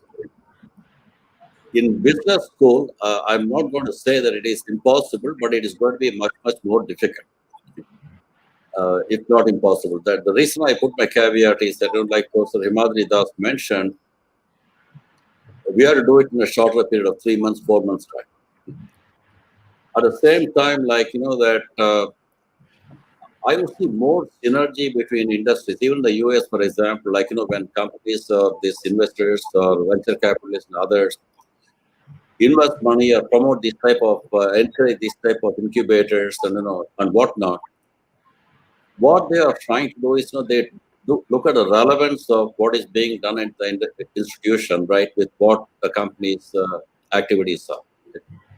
They are not just going to fund any startup or any idea. That I see is less of an issue. I mean, lesser of relevance to the business school, because in business school, for example, let's say the students, we are actually preparing them for a variety of careers. Some of them may be entrepreneurs, some of them may be going to the business, like the traditional career path, and some of them may actually be really looking at other avenues, higher studies and whatnot.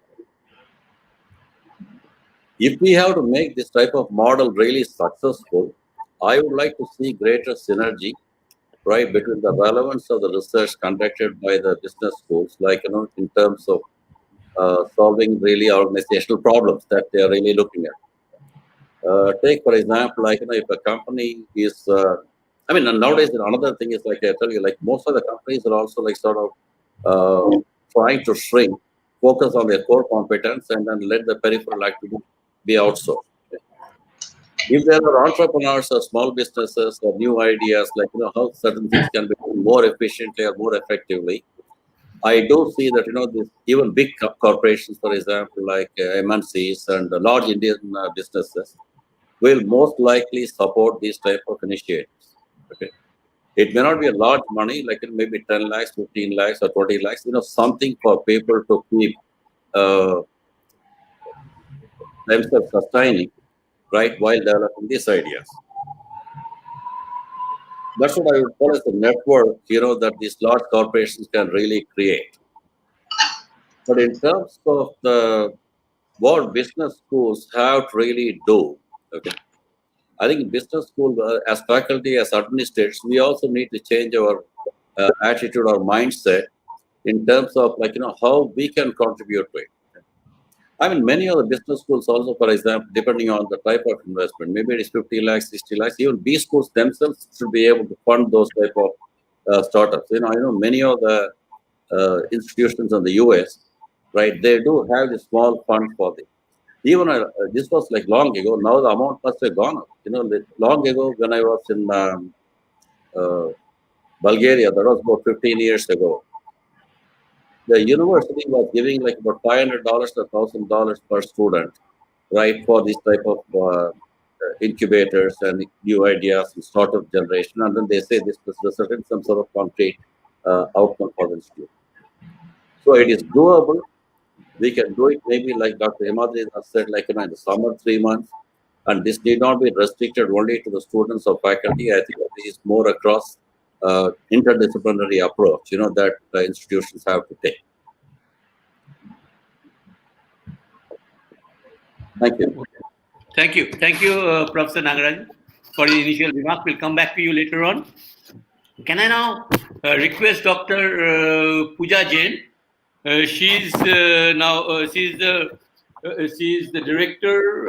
I think so. Pooja she's the director, James Rohini, if I'm not wrong. Yeah, your initial remarks, please, ma'am. Yeah, thank you, sir. Good afternoon, everyone. I hope everyone can hear me, sir. Yeah. Yeah. So I'm thankful to my co-fellow panelists who have just given us a lot of food for thought about the current state of entrepreneurial development that we do in B schools. I'll talk about a more micro picture that in B schools, majority of the students that join B schools have that concept in mind for joining a B school for a lucrative package. And when I look at the percentage of students who actually want to take up entrepreneurship as a career option, there are very limited number of students who actually join a B school for becoming entrepreneurs. To be very, very honest, that's the scenario that I observed at the micro level. Another aspect that I feel, which I rightly agree with Professor Himadri, is that there is a lack of that combination between a management and a tech, which lacks among students.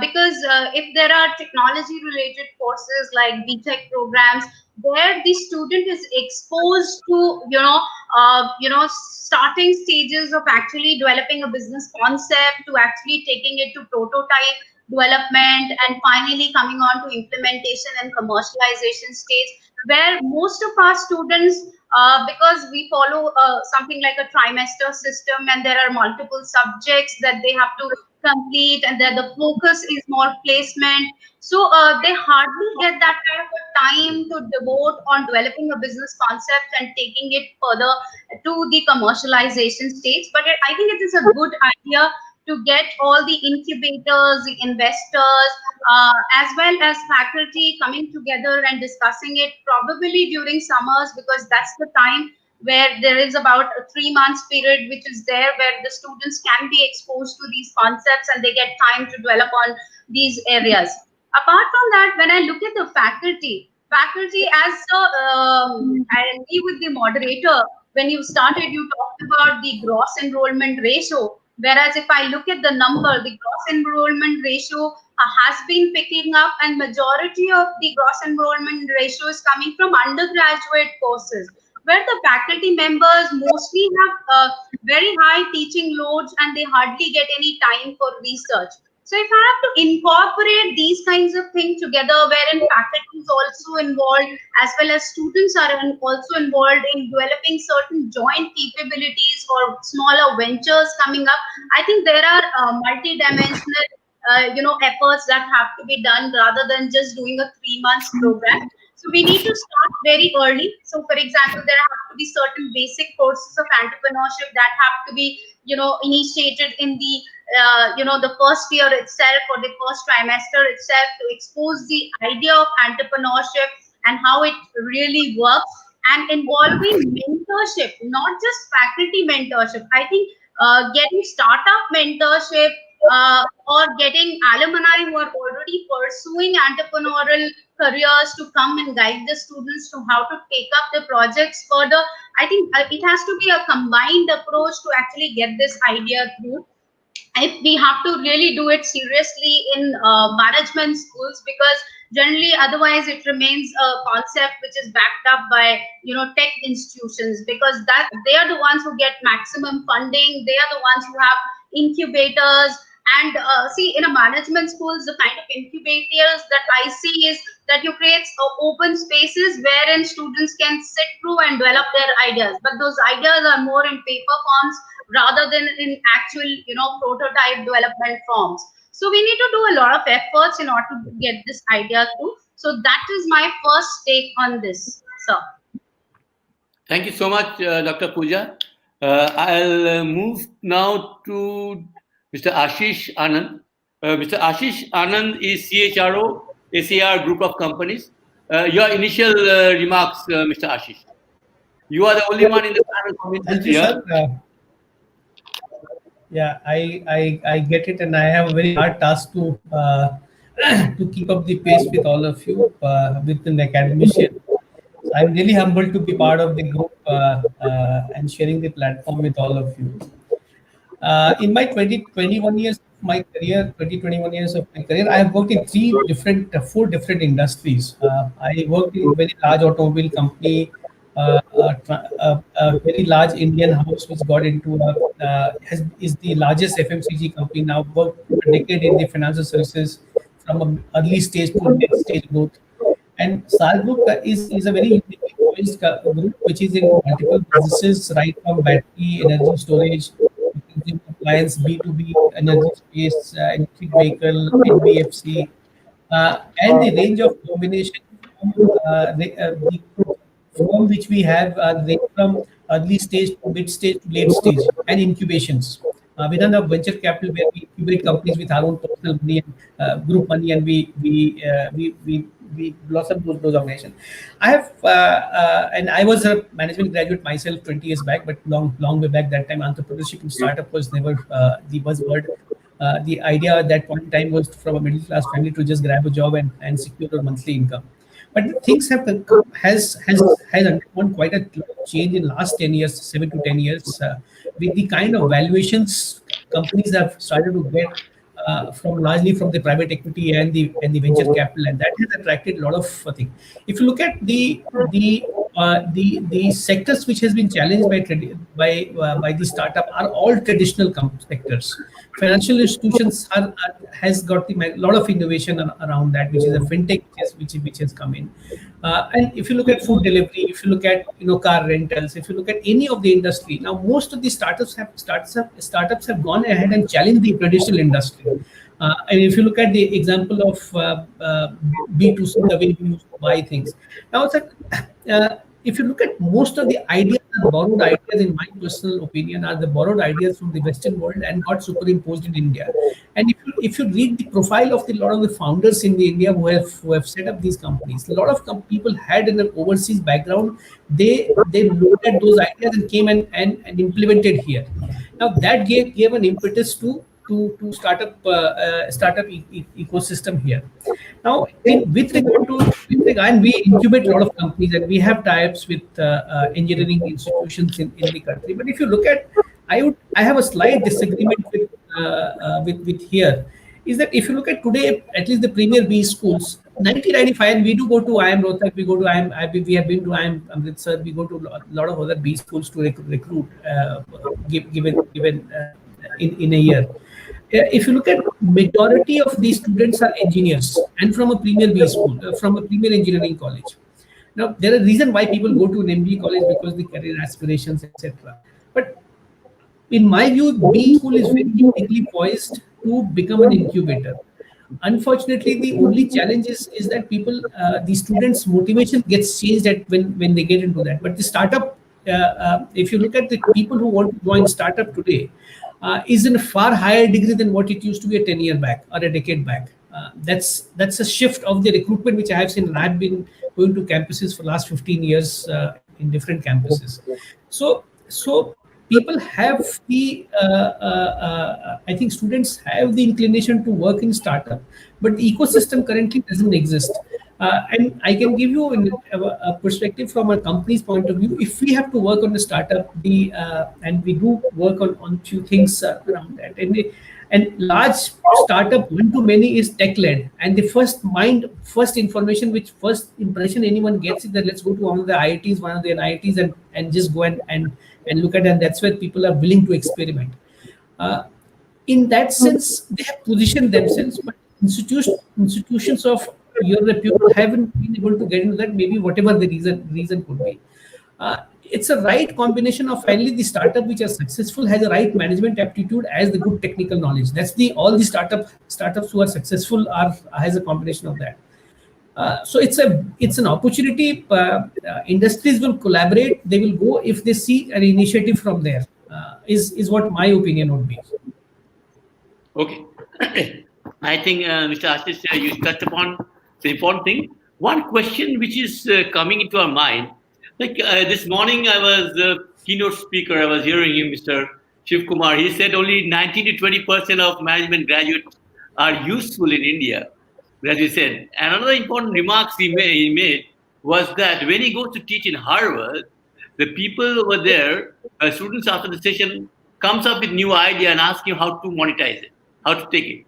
In India, after the session of anywhere place, or the course or the session, students ask, sir, are you going to recruit me? Now, it's fact, and what he said is right. But you want us to understand the basic structure. In India, we allow students without experience also to get into a PGDM or MBA course, as you call it. Where in US, at least 3 years of experience, average in Harvard and all will be 6 or more than that experience. Now, with this background of the students, like having 0 or 1 or 2 years of experience, how feasible it is. And during summer, we talked about summer.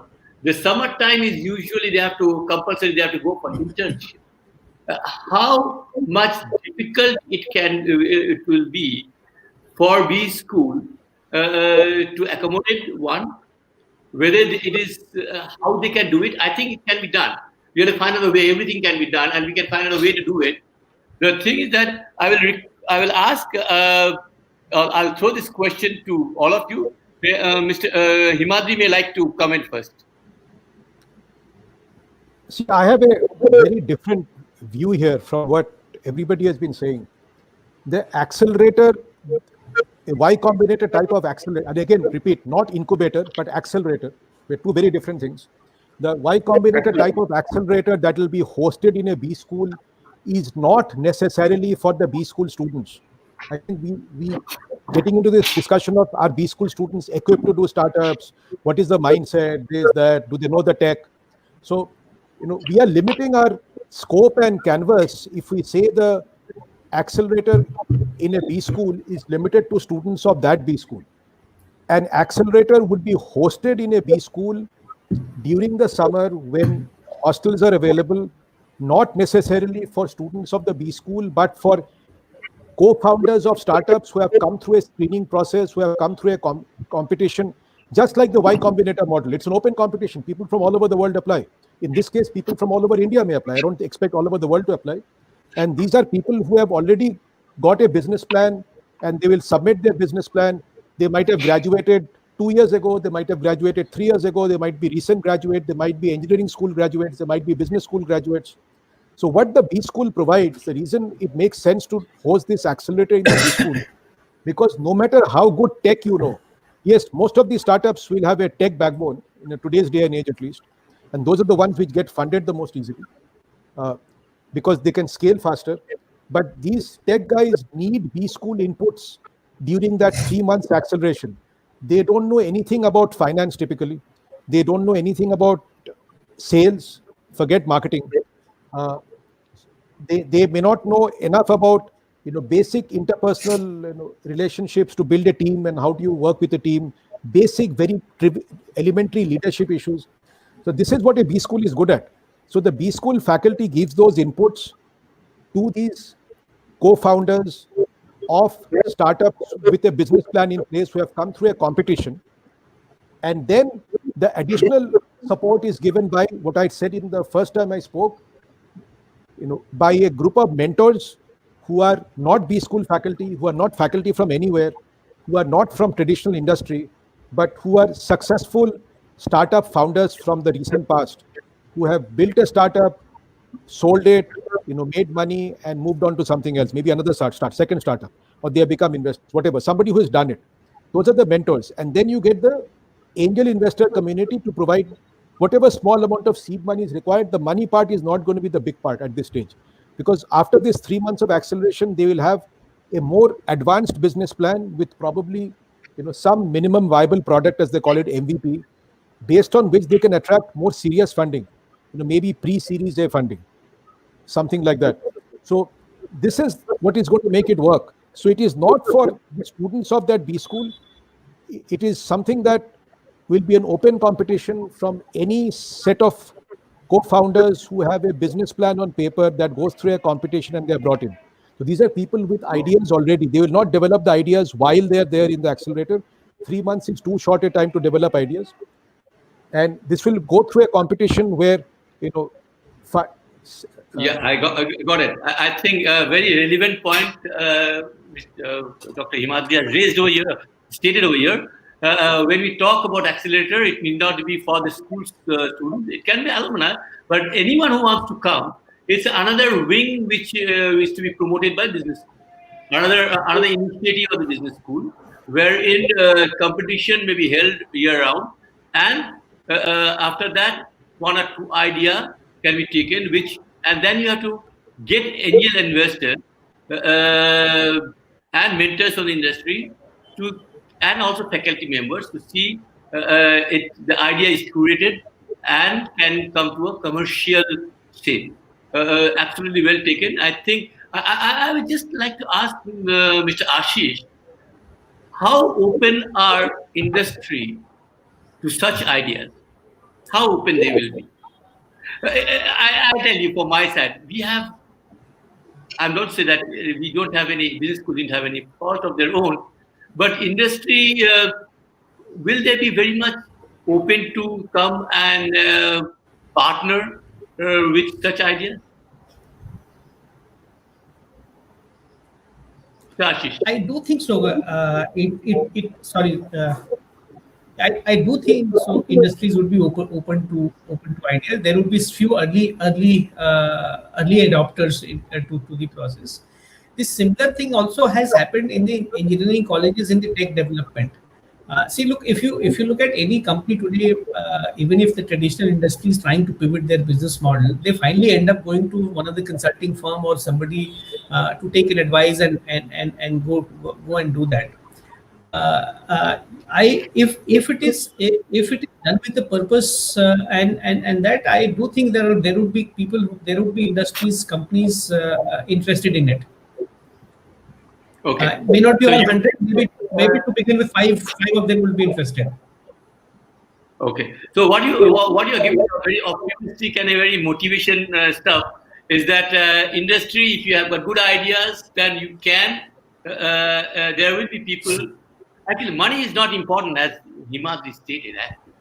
It's idea and getting mentors and proper mentors and faculty members who have the knowledge and experience to curate the idea and make it workable. Yes. Yes. Professor Nagarajan, what is your view on this type of initiative to be workable in a business school? Okay, I think you started off well by asking that most of the business school students in India are fresh graduates with no industry experience and whatnot. I mean, having been a business school graduate myself 35 years ago, I can share one thing that I thought things may have changed over 35, 36 years. But the reality is that, still we seem to follow the same type of. Let me backtrack a little bit. Let's separate the undergraduate or bachelor's degree and the postgraduate degree in business. By undergraduate, I mean like all the engineering, BSc, biology, whatever you want to call it. It is true that these students don't have experience. if you look at the US, many of the top schools like UT Austin and College Park and all that, they have sort of modeled this cooperative learning type of system. Where students may join, complete 1 year in the college, and then some company, rather than a 2-month internship, that's why we have a traditional model. You finish 1 year, go for a 2-month internship, finish the second year, go for a CTC. Which company is going to hire me, or I'll be getting a PPO. That's one model, which I'm not saying is wrong per se. Okay, that model may not really work in this type of environment where we are trying to really focus more on entrepreneurial idea generation and commercialization and whatnot. If you look at the other model, like where there is more flexibility for the students. Okay, I've seen this in Europe also. Like there are University of Applied Sciences, where it is mandatory that you do 1 term in the school, this college or university, and the next term you're actually working in the industry on a related field, and again come back. See, what I like about the model is that it does allow, for example, transference of knowledge from industry to academia and vice versa. And they work under both a mentor from the industry as well as they work under a mentor from the institution, the professor, which allows them to bridge the gap. But in India, only thing which one see, it may not be just as we discussed before. It may not be just for the students of the institute. It is an initiative, separate initiative altogether. So that these schools platform where you do such activities, where you can get some good ideas and then get the accelerators to work on that. So it may not be just for the students. Yes, I was actually coming to that point also. I think the way the model may work is like, either a private capital, a venture capitalist, or private equity companies, or even large corporations can actually act as a mentor for some of the business schools, where they may want to partner with them. Well, that happens in the US also. Okay, I've seen companies funding money for this type of activities, and not only funding money, but also they take on the mentorship, right, for running these programs, where the industry people also mentor. That's something like this need not be restricted only to summer. This can be more of an ongoing process throughout the year. Hello. I think we have lost him. Did you lose me? We have lost you. Sir. Can you come back? I'm here. It shows that I'm here. Okay. I have a small question for Dr. Pooja.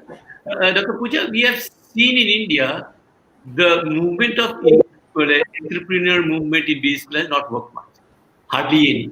So many of them incubation center, many have got Untitled incubation money, but the outcome is not that encouraging across business schools, including top business schools in India. Whether as an alternative, this model of Y Combinator Accelerator is better off and is expected to work, because it's totally a bit different than others. It's much more focused. It is much more focused, and it's not open, and any can to incubate ideas and go. There's nothing out. It is focused, time bound.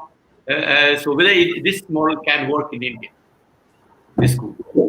I think this model has more chances of working because if at the macro level there are a lot of Untitled incubation centers which have been established, as well as a lot of initiatives that the current government has taken.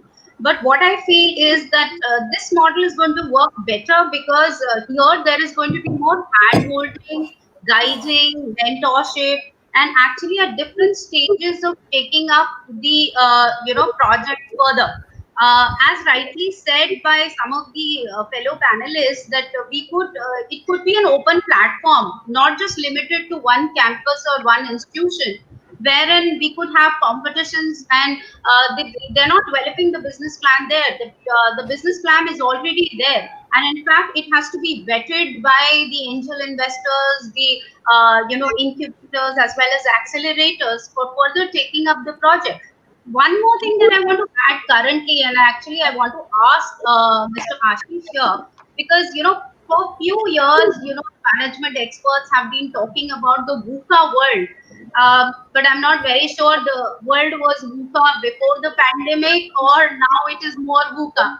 So in current scenario, do you think that investors are ready to put in their funds currently into the market, and are they really interested to take up these projects and get into the final product or the viability stage? Is one of the few skeptical, or the skepticism which exists currently in the mindset, because people are worried, investors are worried, businesses are worried, they really are not sure how the market is going to behave. So I want to ask whether the sentiment is currently right for the industry to be getting into these kinds of projects or not, because that's the need of the hour. If we are talking about development of these kinds of projects and getting students into an accelerator program, but is industry ready to do it in the current times, is something that is one of the questions that is coming to my mind. Thank you. Thank you. I think we are now reaching your last 5 minutes. I think I don't see any question coming out from the audience. So, last few comments. The last important point that I would like to ask everyone in 1 minute maybe. Going forward, do you see, because this is the first time I saw in one of the conference, the discussion on Y Combinator accelerator is taken up. Now, because it has been taken up, there will be discussion further in other platforms too. Whether, quick question from the industry as well as academic body, the directors over here, whether you see there will be a surge of such initiative in business school? Himadri? I don't see a surge, but I see a beginning. So surge may not happen, but I do see it beginning, and some B schools will take the initiative and create an open platform, open to all startup co-founders who already have a business plan, and do this, marriage of, three sides in this case, multi-sided platform of business school faculty, angel investors, and successful startup mentors. It will happen, but it will not be a surge. It will not be an explosion. It will happen in very few B schools who have that vision, who have that long-term outlook, and who are willing to leverage their network outside of academics, outside of industry, into the startup ecosystem to make it happen. So it will happen, but not as such. I think this COVID has given a flip to it, because now people at home have got time to think about, and there are a lot of new ideas are coming in the mind of people. Maybe may not be a surge, but I think there'll be we may see some business coming up. Your quick comment, Professor Pooja? Sir, absolutely right. It's just a beginning, and these schools have just started thinking on these areas of entrepreneurial innovation, development. And when I see the rankings, as well as I was going through Untitled ranking, there were very few management schools who had actually participated in these kinds of rankings, because there are hardly any activities that they are doing on these aspects. So I think it is a good beginning. And if the environmental business climate supports that kind of a beginning, it is really going to go. And the visionary institutions are going to take it out forward. And only those institutions will actually be able to create the results. As you were talking and you were asking me that question, the results would only come from those visionary B schools who are going to put in efforts into this area. That's my take on it. Thank you so much. Actually, it happened. Actually, if you see about 15 years back, each Opal was actually a business plan which was developed in business school, which was then, it was the competition taken up by ITC those days, and it happened. Such competition, business plan competition takes place, and from that idea does come in. And on that, some of the business houses have worked on that and have come out with successful models. Professor Nagarajan, your last comment, please.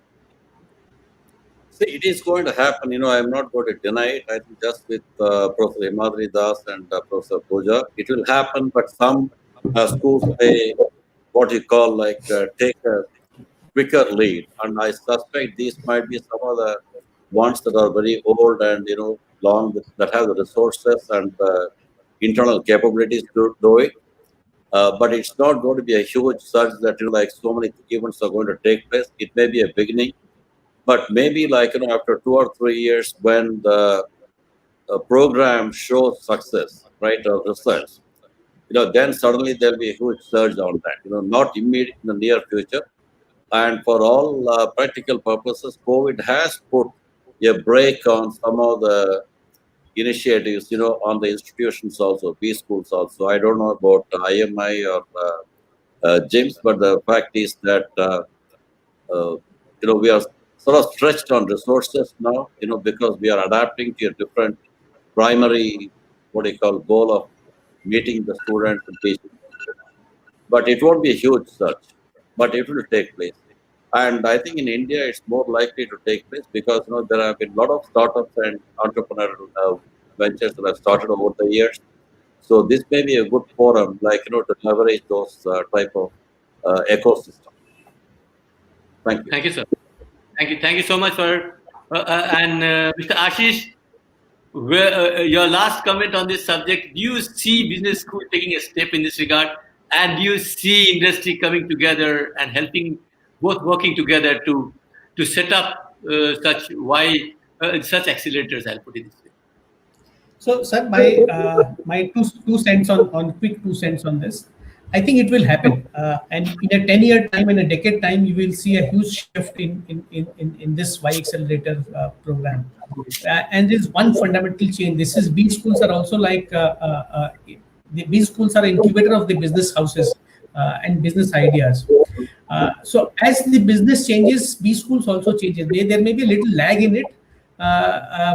If you look at how the companies used to operate in 60s and how it operates today, or in 90s and today. So I think that will happen whether by choice somebody takes a leap or by force you are forced to change because the economic environment will change. So it will happen.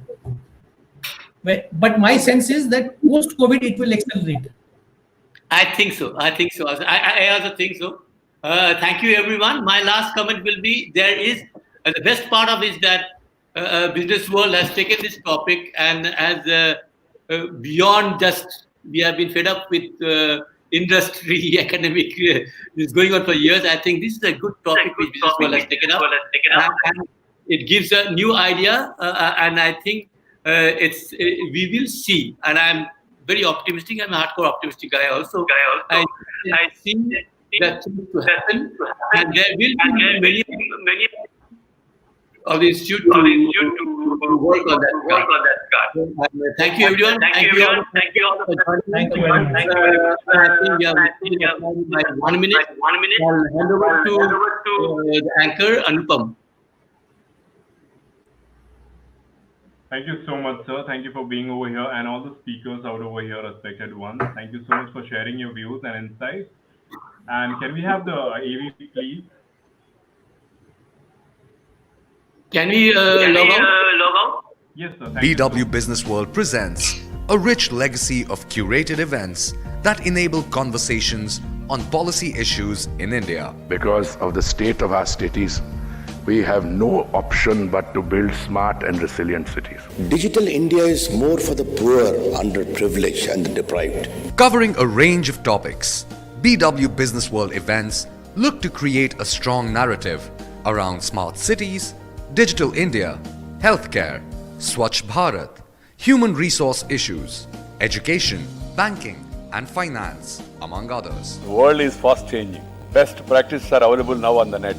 Vikas development पूरी राजनीति में ये focus बन गया है. BW Businessworld events provide a speaking platform to the voices that matter. Smart से ताल्लुक यह है कि हम जो बेसिक एमिनिटीज़ हैं उसको हम चुस्त दुरुस्त करें. You don't have to be a technologist. You need to understand how technology influences the world. Mahatma Gandhi was a great man. He was the leader of the freedom struggle. We believe that e-governance and IoT will play a very, very important role. BW Businessworld is an excellent exhibition platform that helps you showcase your services to the right audience. To be a part of our legacy, write into us at partner@businessworld.in.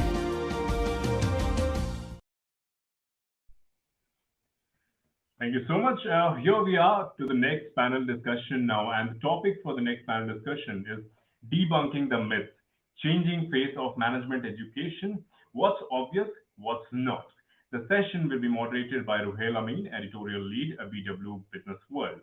And in the panel members, we have Dr. R.K. Mishra, Director, IPE, Dr. Ravi Kumar Jain, Director, Symbiosis, Hyderabad, Dr.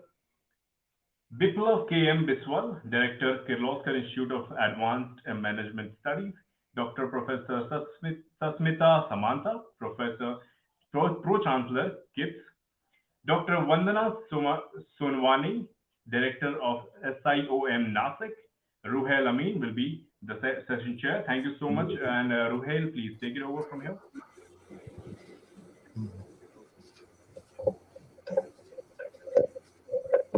Welcome, everyone. Nice to see you, everyone smiling out there. Thank you so much.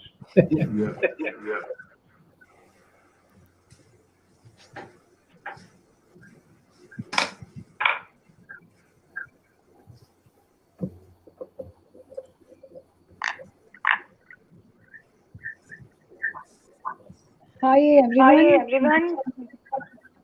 Am I audible? First question. There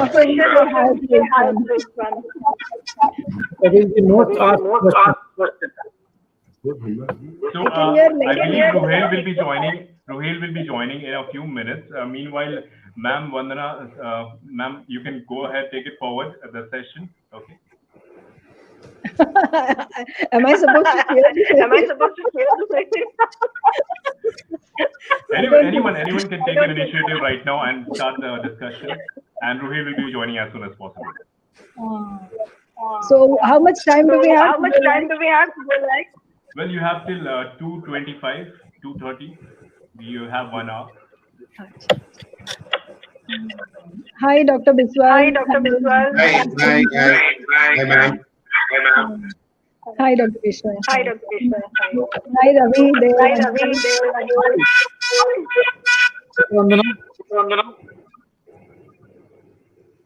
Too much of echo, no?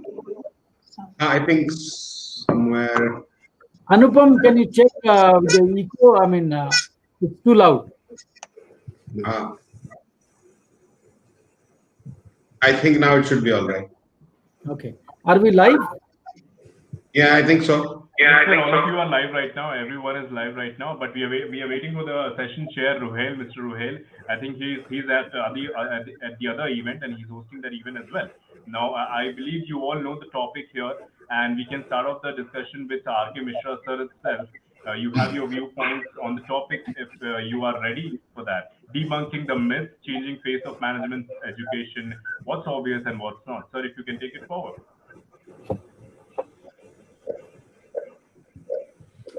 Thank you so much. My colleague, Dr. Ravi Kumar Jain, Dr. Biplav Biswal ji, Professor Achyut Samanta ji, Dr. Vandana Sonaswamy ji, and Ruhail Amin sir. A couple of things I would like to submit. One is that the approach of management education has to undergo a total change. We have created, a great kind of unhappiness in society by the kind of education that we have been giving in all kind of institutions. We are working for shareholders, but we are not working for stakeholders. So the first thing that we have to bring in a great change in all these schools, maybe I think Samanta is there, I think they're somewhat different. We have to shift from shareholders to stakeholders, and when I say stakeholders, our focus has to be very, very sharp. We have always lost so many years, and we can't afford to lose more. and we have to think of ESG, environment, social, and governance. I don't want to speak more on that because that will take a lot of time. Unfortunately, in all these schools, including regulator, including media, this is completely escaping the attention. Another very important thing is size, I think. We have created 4,000 schools. We don't require more than 7 to 800. And if you do not do that, one day, they'll be closing down. Size does matter, I think. It's high time that we talk of size. If we don't talk of size, then we are not going to be there. We will be crushed in the time to come. Nobody can save us. Then third important thing is that our financial structure, we think it is good, but it's very bad. 90%, 80% comes from the fees. What does it mean? That means what we are doing at the schools. It's pity, I think, that the school boards, the school teachers, directors, media, society has not been thinking. We are just, I think, taking the management education to graveyard. High time has come that we diversify, and I don't want to quote, but normally in a good school, fees should give only 25%, 75% come from other sources. What are you doing? Why are we sitting over there? Because of regulation, you are there. Because some people want jobs, you are there. Can you justify your existence? You don't justify your existence at all. Third thing, we have become textbook teachers. We talk of Google, we talk of all these things. We talk of some work here and there. We are not research oriented in Management Education Institute. Out of 4,000, we see our citations are very low. A-grade papers, we are not getting cited. Our original thinking is not there. We just don't get exposed, I think.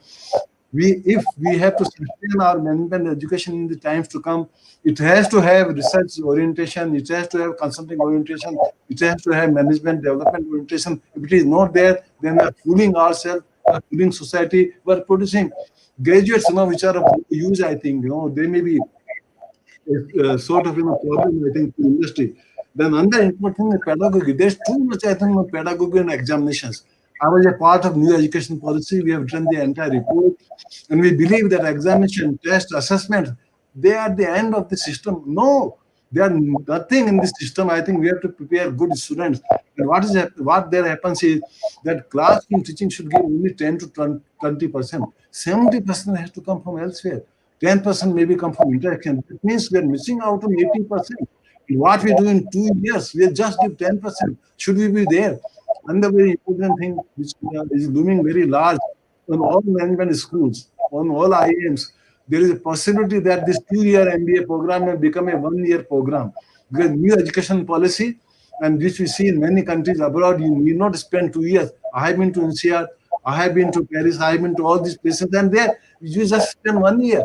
In many institutes in UK, we spend, I think, 9 months. Why do you take 2 years? What do you do there? Too many holidays. Too many, I think, days we don't work. Too many days, I think, we are wasting. And if that happens, I think schools have to think of their revenues, their teaching staff, the way they teach, their pedagogy. I think whole thing, I think, has to be rethought and redone. And then industry interaction. We have been, I think it's a myth that we have a good industry interaction. It's very, very poor. Industry is 3. We are 6. We are not 6 and 3. High time has come. If business schools have to survive, they will not survive on the largesse of the government, including IIMs. They'll disappear. You have to stand on your own, and you can stand on your own when there is a symbiotic relationship between industry and schools. And we feel that we have been talking too much. We bring people here and there, they speak something, they come to this function, that function. But symbiotic relationship is totally missing. And I think there are many examples that we can, give about them. And then I think the last thing that I would like to speak is too much centralization and engineering education centered thing we have been giving. And we have done immense harm to the country because we are producing graduates. They think for any problem there is a cutout solution. Then there is a definite answer. I think somebody talked about VUCA world. I think Dr. Vandana was talking about VUCA world. Can you think of a cutout solution? If you are doing that, you are not preparing good students and you are not exposing to the real world. Every step is uncertain today. Every step will become uncertain tomorrow. Now, given that, what kind of students we are producing, great time has come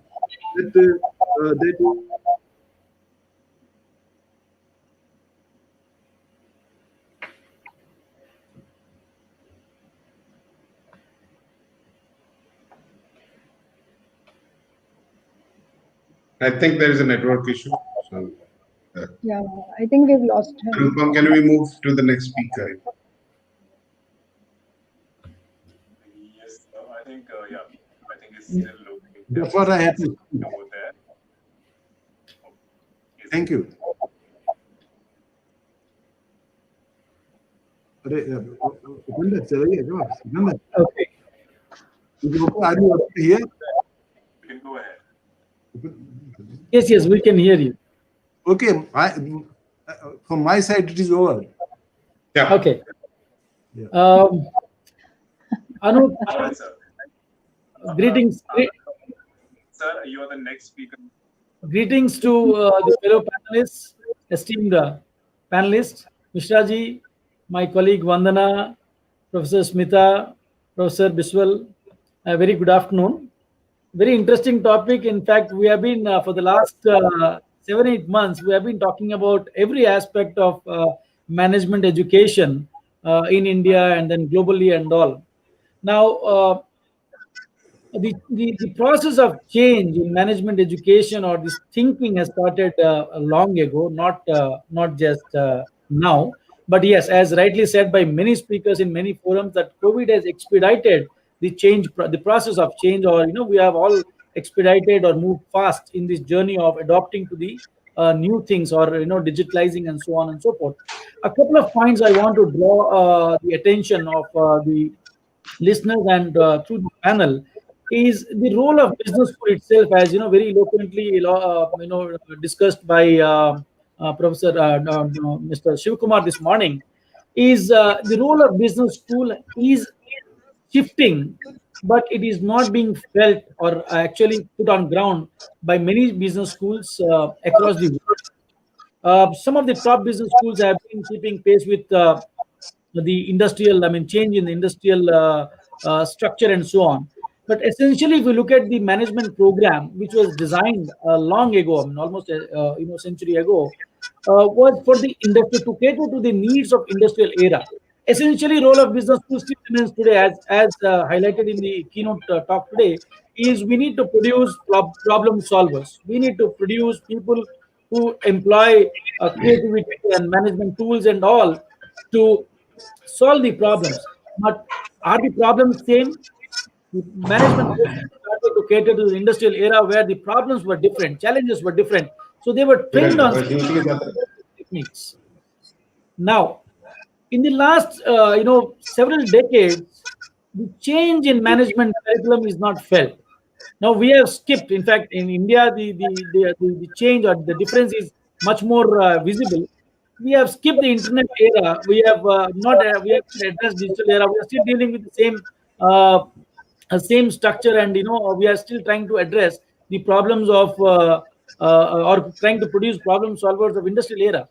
The industry has changed. The era has changed. The way in the way world is operating has changed. The where the jobs are created are changed. The type of jobs are created are changed, and hence, as a business school or as management education as a whole, has to rethink the entire spectrum of activities, from the curriculum design to delivery to structure. The good news is, in India, with NEP coming in, a lot of flexibility is promised in terms of the way you want to design programs and so on and so forth. However, the change has to come from within, by the management of the B schools, by the directors of the B schools, by the promoters of the B schools, and the champions of management education across. Now, that for a change in not just curriculum but also the role of faculty members, the way curriculum is delivered. Now, what we have experienced in the last 6-7 months and been shared by many people on several forums is we have switched very quickly, or we have adopted very quickly on the mode. We have changed the mode. But what is required now and maybe going forward in next few years is we need to change the method and the very model of business school, or the very model of the business management education. So we are talking about a shift required, which is not very obvious rather. But yes, if you look at the long-term aspect of the sustenance or relevance of management education, then it has to be in the structure, that is the model itself. And that will call for change in curriculum. Now, curriculum has to undergo a big change. We have to avoid the deluge of information, as if I borrow words from what Shiv Kumar said this morning, is to avoid overpacked curriculum. And somebody in the earlier panel also said 1050 hours is too much to deliver in the classroom, and students are kept engaged in the classroom to so-called complete the syllabus, right? So we are looking at, or we should be looking at, short cycle programs, a lean curriculum. To put it short, it's a depth of understanding and breadth of application should be the focus area, and explore more context. That means provide more context for our students to apply their knowledge. As they say in cognitive science, they say use it or lose it. So we have to give enough opportunity for our management graduates, our students, to use the knowledge base that is being imparted. Now, the good news is the stack of technologies that we keep on talking about, from AI to ML to robotics and so on and so forth, it provides a fantastic opportunity to enable contextualizing teaching, learning, and evaluation, all three aspects of our program delivery, and at a larger scale. And that's a fantastic opportunity for us. But we need to move towards it, we need to work towards it, and we have to adopt it. Second point I want to highlight and close my comment here is the role of faculty, which has always been limited to disseminator of knowledge. And of late, especially it is observed in the top 100 schools, that faculty has started taking role more as a facilitator, and helping application oriented learning and so on. Now is the time where the faculty should develop or take the role of co-creator, become partner, and adopt a consultative approach rather than the broadcaster of information or disseminator of knowledge and so on. Fine. All three roles need to be there. We cannot say when we are taking a co-creator's role, the broadcaster's or disseminator's role is not relevant anymore. No, it will be there. But the kind of time and resources devoted has to shift. Now, if I may be allowed to propose, we can look at a 40%, 40%, 20% formula, where a 40% of the time should be spent on consultative approach by the faculty as a co-creator of knowledge, and engaging in research with students, faculty and student research, which we are doing at Symbiosis. We have in fact taken it as on a mission mode across the board at Symbiosis. And 40% of the time should be devoted on application oriented, where faculty is a facilitator. Whether you talk about simulation, whether you talk about case method, whether you talk about field studies, and show the yatras and so on and so forth, and maybe spend 20% on delivering the conceptual aspects, or rather act more as a curator of content rather than disseminator of content. Now, with that, two roles that I see that management education must be looking at, which may not appear very obvious, but it is going to be the future reality. And for us to stay relevant, we need to kind of work on this. With this, I think I'll rest my comments here and wait for the Q&A if there is any. And over to you, Anupam. Thank you so much, sir. I believe the change is the real thing, and I think you have already started the change, and that's what you're saying in Semba versus Hyderabad. And that's great to hear that. And we move on to Dr. Biplav Biswal. Sir, you can go ahead and with your views and points.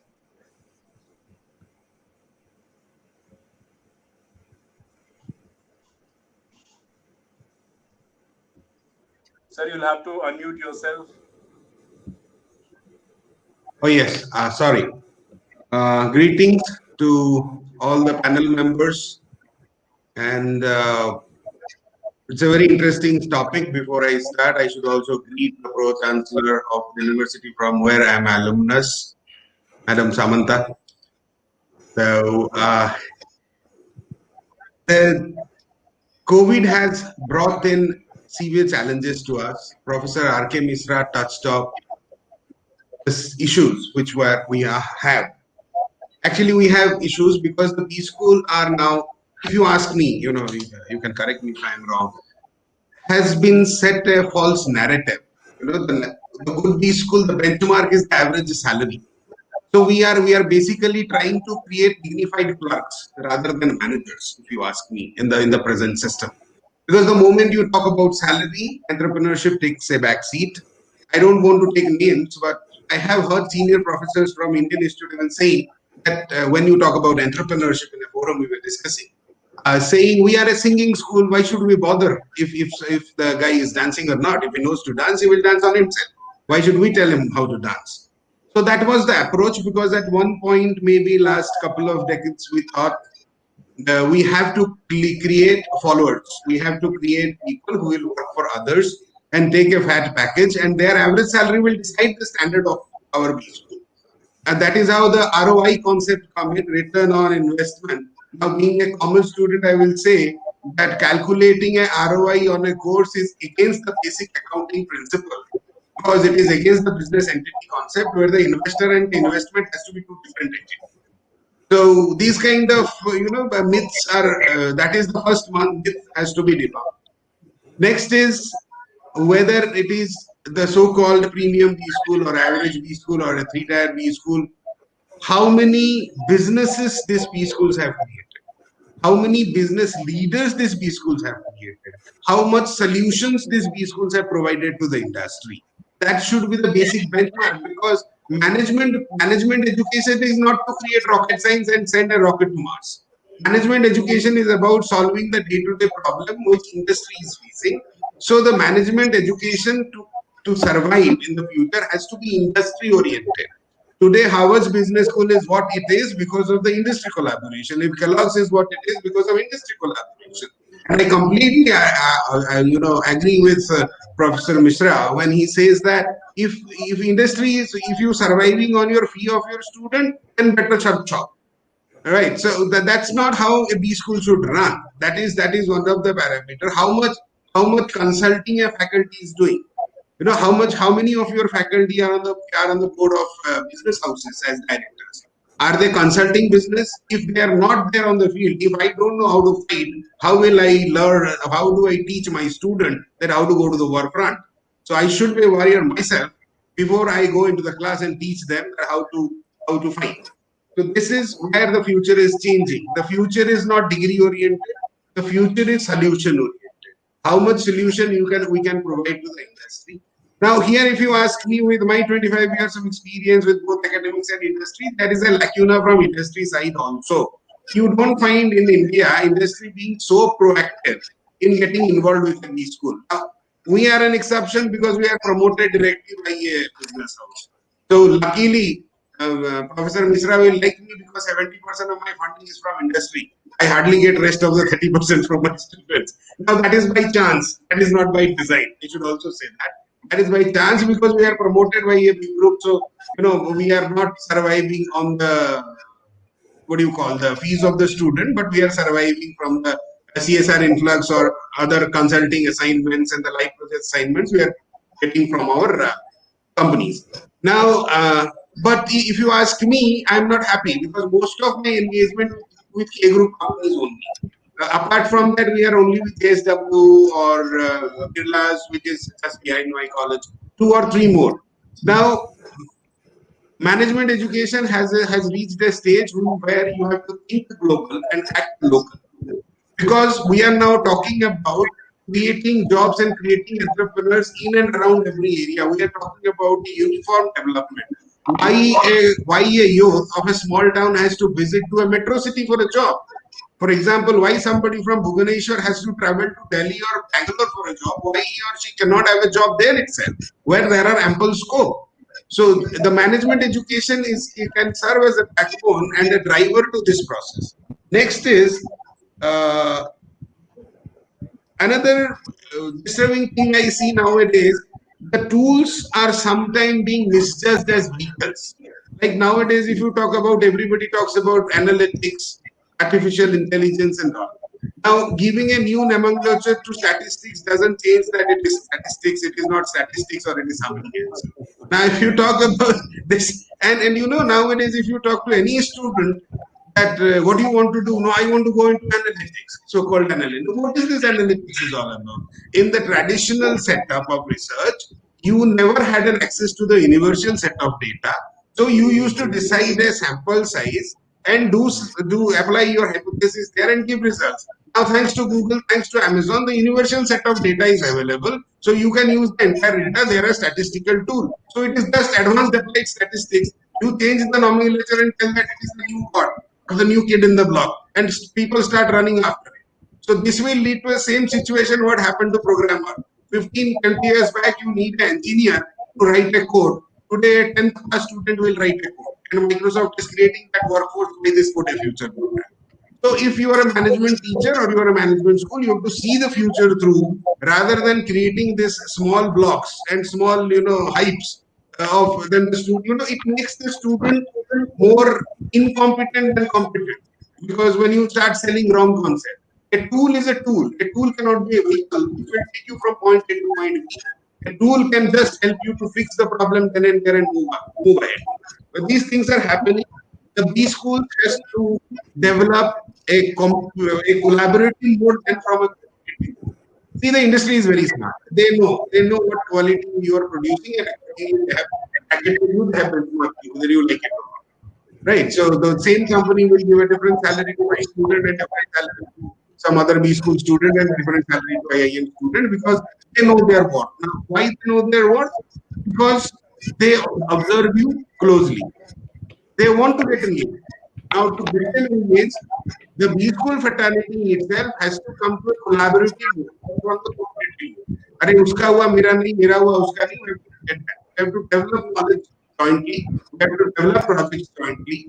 We have to work jointly. We have to make our students interact and do intellectual deliberation jointly, so that you benefit from what I have, I benefit from what you have. That is my comments with which I will rest, saying that the industry collaboration has to go to next level in the future. So either we do it or we perish. That's what the writing on the wall is. Thank you so much. Good, excellent. Enjoyed hearing you. Thank you. I'll hand over to Dr. Professor Samantha, ma'am. And also, ma'am, as Suhail is absent, you will be chairing this session. You can ask questions and so go ahead and take opinion of the other speakers as the chairperson for this session. Now, thank you, ma'am. Very good afternoon and namaste to all the panelists. Thanks to Businessworld for inviting me. And in the beginning, I would like to thank Professor Biplav that he has acknowledged that KIT is his alma mater in this discussion. Thank you. And I would like to say that today we are discussing about change in management education. And Businessworld has already conducted some events in change in different sectors. And today, when we discuss about change, and we all realize that change is happening in a much faster rate that we had seen previously in each and every sector, in the society, in family, in businesses, in education, in industries, everywhere it is happening. And while we are discussing about the management education, being very specific, I would like to say that while changes are happening in society so fast, and today we are living in a society which is being driven by the technology. While the society is being driven by the technology, life is being driven by the technology, and we all are realizing that since last 1 decade, this management education also a little bit is being driven by the evolution of different technology, driven by the technology. And as a result of that, what Professor Biplav was saying, lots of analytic subjects, lots of subjects of technology slowly are being a part of management education. And in management education, while we are using those tools or analytics, and we are coming to a phase that we are fixing each and every system or structure. One side, we are saying that society, business, the space is changing so much. We are becoming so much dependent on data. Now, data is playing a very critical role in businesses, in industries, in corporates, and we are talking about always the AI, ML, what I was telling that it is all application of statistics, and all those tools are helping us to go for a certain fixed structured pattern. And always we are teaching our students in management education today about the structural pattern. Just before few days, I had written one article, changes in burst factor from raw to net. That still now, we all are believing on a few talented people in a system. And those people who are highly talented, highly educated, they learn how to strategize and how to execute in a particular environment, in a particular pattern. And that was giving success to the business, that was giving success to the system. But after outbreak of this pandemic, we all have realized that such structured pattern is not working. Now we have to go on a broader prospect. We have to work with the people, those who are not very much connected to the system, or those who are not a part of the system. While we all relied now on the irrelevant data and irrelevant perspective of the reasoning of different problems. And while we are discussing about crisis management since last 8 months, we all are over depending on the irrelevant decision-making process. Yes, the pandemic happened, the educational institutions were closed, all the industries were closed. But within few months, we all evolved with a system which was never thought of, which was never dependent on any data or any pre-structured notion or pre-structured decision, whatever we had thought of. So we evolved with that. So in management education, being the part of the management education system, I would like to say that business education itself is responsible to create the platform to all the professionals to contribute and to earn the money or monetize their efforts. That's the basic objective of any business education, that they will create a platform in the society where all the professionals, including the technology, the social scientists, everybody will get a chance to execute their knowledge and to monetize their effort and knowledge or talents and earn their livelihood, earn the money. That is the basic objective of management education. And today, while we introspect this management education, I think that more social and human-centric perspectives should come to this management education. And coming to the social perspective, I would like to say that while Professor Jain was talking about entrepreneurship, Professor Biswal was talking about entrepreneurship, Professor Mitra was talking about entrepreneurship, while we talk about the entrepreneurship, in my university, KIIT, we are having two set of organizations.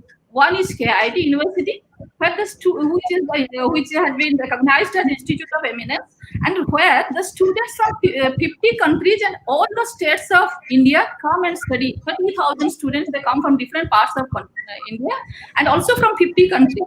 And another one institute is there with 40,000 students, those who come from the indigenous category, from the tribal districts of Odisha and Northeast, where the people come, those who are the first generation learners in their own family.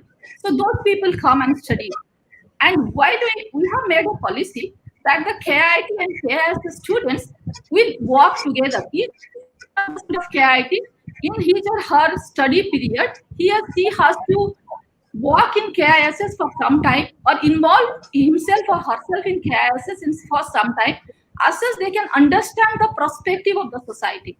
I was discussing in a forum, or we have already discussed in different forums, that the education system, whether it will be shifted to online education system, I am always I can say that not very much confident that, or very much, and I am very much sure that it will not be shifted. Because till now, while I was in the school and college, like everybody, I was also thinking that why the reservation system is there in our country. But slowly, while I grew up and while I did little bit research in social science perspective, I came to learn that in our academic system, some policies are there in school and colleges because all the leaders wanted that in a classroom, a child should get the presence of the whole societal mix. And when you will be getting the knowledge from the classroom, he or she can get a chance to execute that knowledge with the peers in the classroom itself and can realize its implication of that. So in the academic process itself, he will learn the knowledge, he will get the platform to execute it, he will realize the pros and cons of that.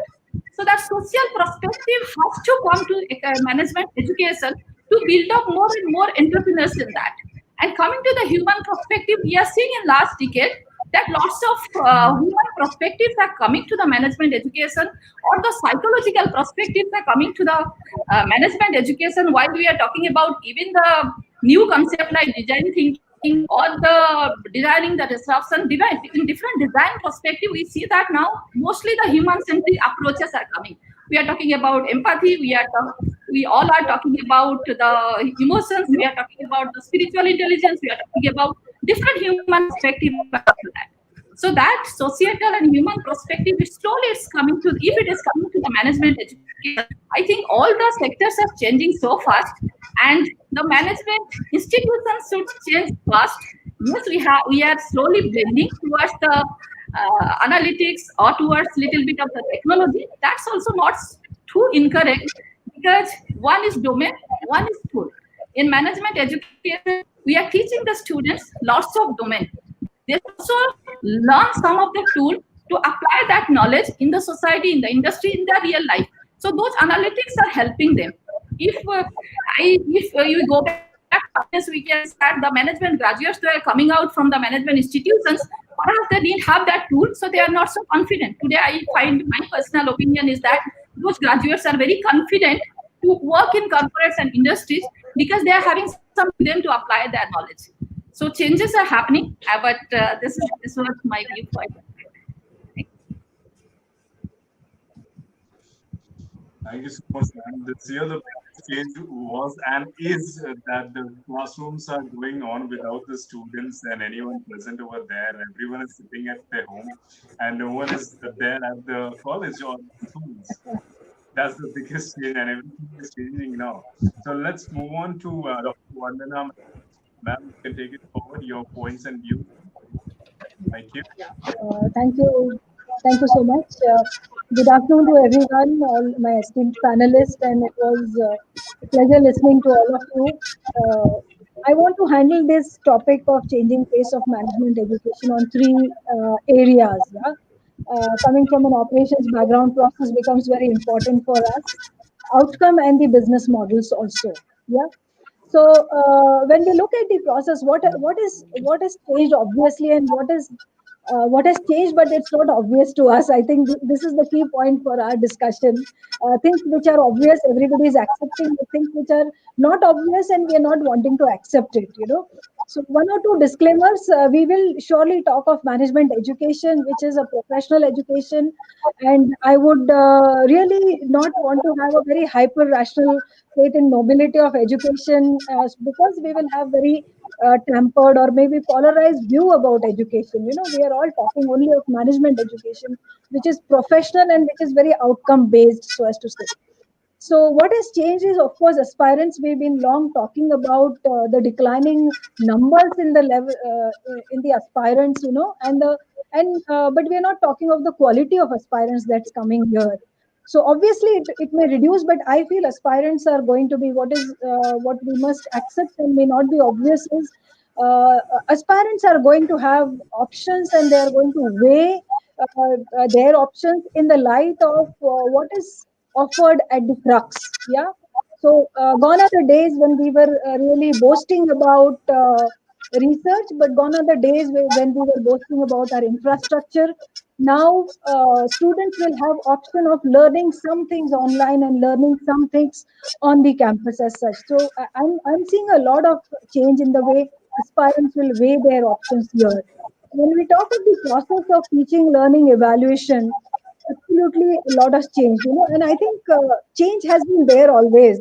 We are talking about it now quite a lot because of COVID, but being business management educationist, we've always been seeing change every year. Tell me anyone may not, anyone feels that the placement has been same every year? Anyone, do you feel that our business models have been same every year? Not really, yeah. So though we have, we sometimes we may feel that we are on an auto run, but a lot of things really change. The way we handle things. So of course, the theory of business of education will always be education. There's no doubt about that, and I completely agree with Professor Samanta that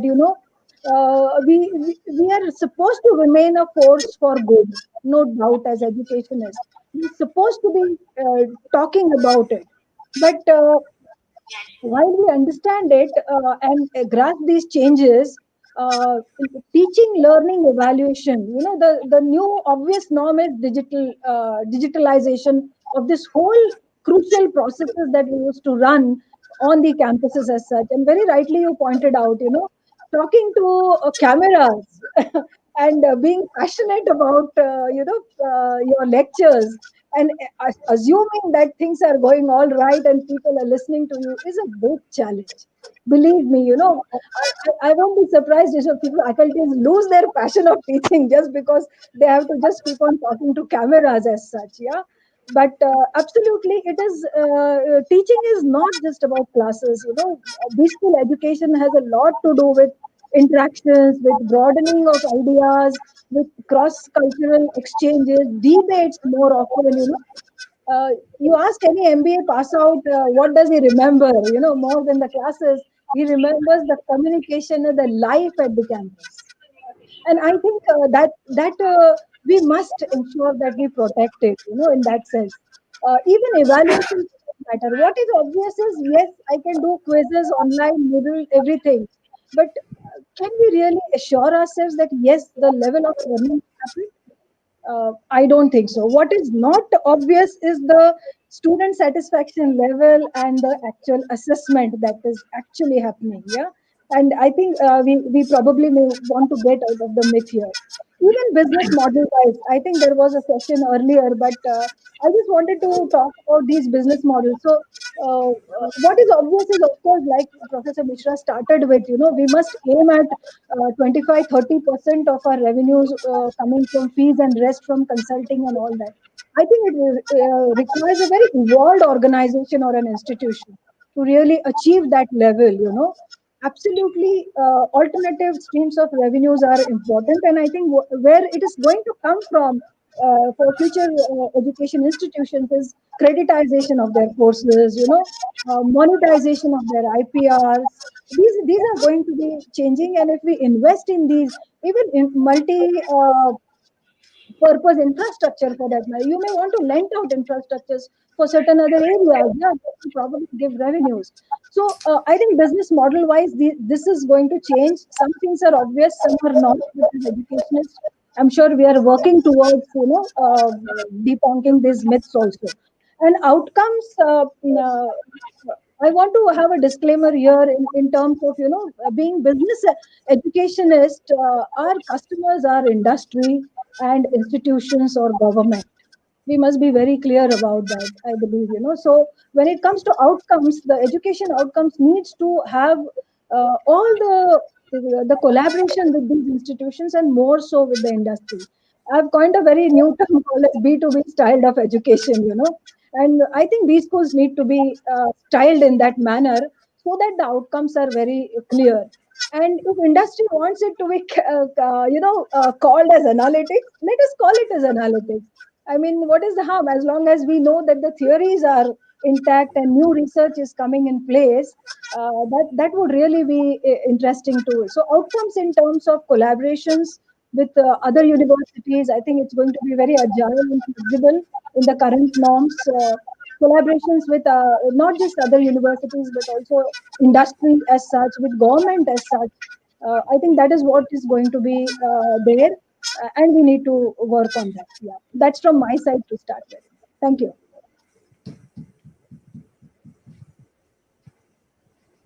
Thank you so much, ma'am. Samantha, ma'am, you have anything to share again, or you want to ask any questions as you're chairing the session right now? Yeah, I agree with ma'am, Dr. Bandana from Symbiosis, that she was talking about the B schools are established to do the business like B2B business, and they should be focused for that. And she talked about you talked about the industry and the corporate perspective should be there in management education system. You are preparing the graduates to work there. That's fine. And with that belief, when I ask you that the graduates we are producing, when we all are good today in business schools, that we are orienting them to be the entrepreneur, to take up the challenges of the society. Why talk about the entrepreneurship? Why do we talk about the business, new businesses? Then today we are discussing that each and every graduate of business school, they should have the ability to empathize. They should have the ability to think critically. They should have the ability to execute their knowledge properly. They should have the ability to connect the people's passions and emotion to the objective. And those four things have to be there in the student. Then how will groom those students to have those abilities while we are preparing them only for B2B? What is Thank your you. plan? Thank you so much. I think it is all incorporated in the process of teaching, learning, evaluation. I remember 10, 12 years back, Shrikant Datar, the current dean, was talking about, not just knowing, but knowing, being, doing, and feeling. Yeah, so knowing, feeling, doing, and being. And I think some of the things that you really spoke about was about, for example, understanding people, understanding social perspectives. I remember reading about the latest Davos summit where INSEAD had went and spoke about what changes should be incorporated in the curriculum. Yeah, climate change, for example. And so even COVID has given us so many new courses which we can explore. I think this is all about societal impact. Industry is also talking about social impact. So, giving talent to the industry or nurturing entrepreneurs will not mean diluting all these things. Yeah, business means responsible business for all of us. And surely, if we are management educationists, we are responsible to create students who are responsible businessmen or entrepreneurs, whether they are intrapreneurs in organizations or entrepreneurs on their own. They have to be socially responsible. They have to be empathetic. Their social skills have to be very strong. I was very happy to read that inside head talking about what new forces can come because of the great calamity that we have. So I think that is one thing we all need to work on to extent that we revamp our curriculum, to the requirements of the day. Thank you, Samantha. Thank you, ma'am. As you have said that it is the responsibility of the business graduates of business school to create the opportunity for the world. And Professor R.K. Mishra sir was talking about that now the business schools have to come and how to revamp their curriculum to sustain in the society. And while in one side we are saying that it is our responsibility to create the opportunities for others, in other side we are realizing or discussing that we have to think about our survival. Then how to bridge that gap? That I think is very, very important. I raised two questions. Elephant is in the room. Our directors, deans, boards are not recognizing you are going to be a 1-year program. How are you going to tackle that? You will be half down. Your revenues will come down. You have to perform more. And therefore, this is high time. Don't think everything like COVID, that COVID comes and then you respond. Now, this COVID can be seen very clearly. But we are turning a blind eye. We are turning blind eye. So that's one thing. Number two, I think this is very important is that I agree with you, I think, and all of us should agree. Management is not only for industry.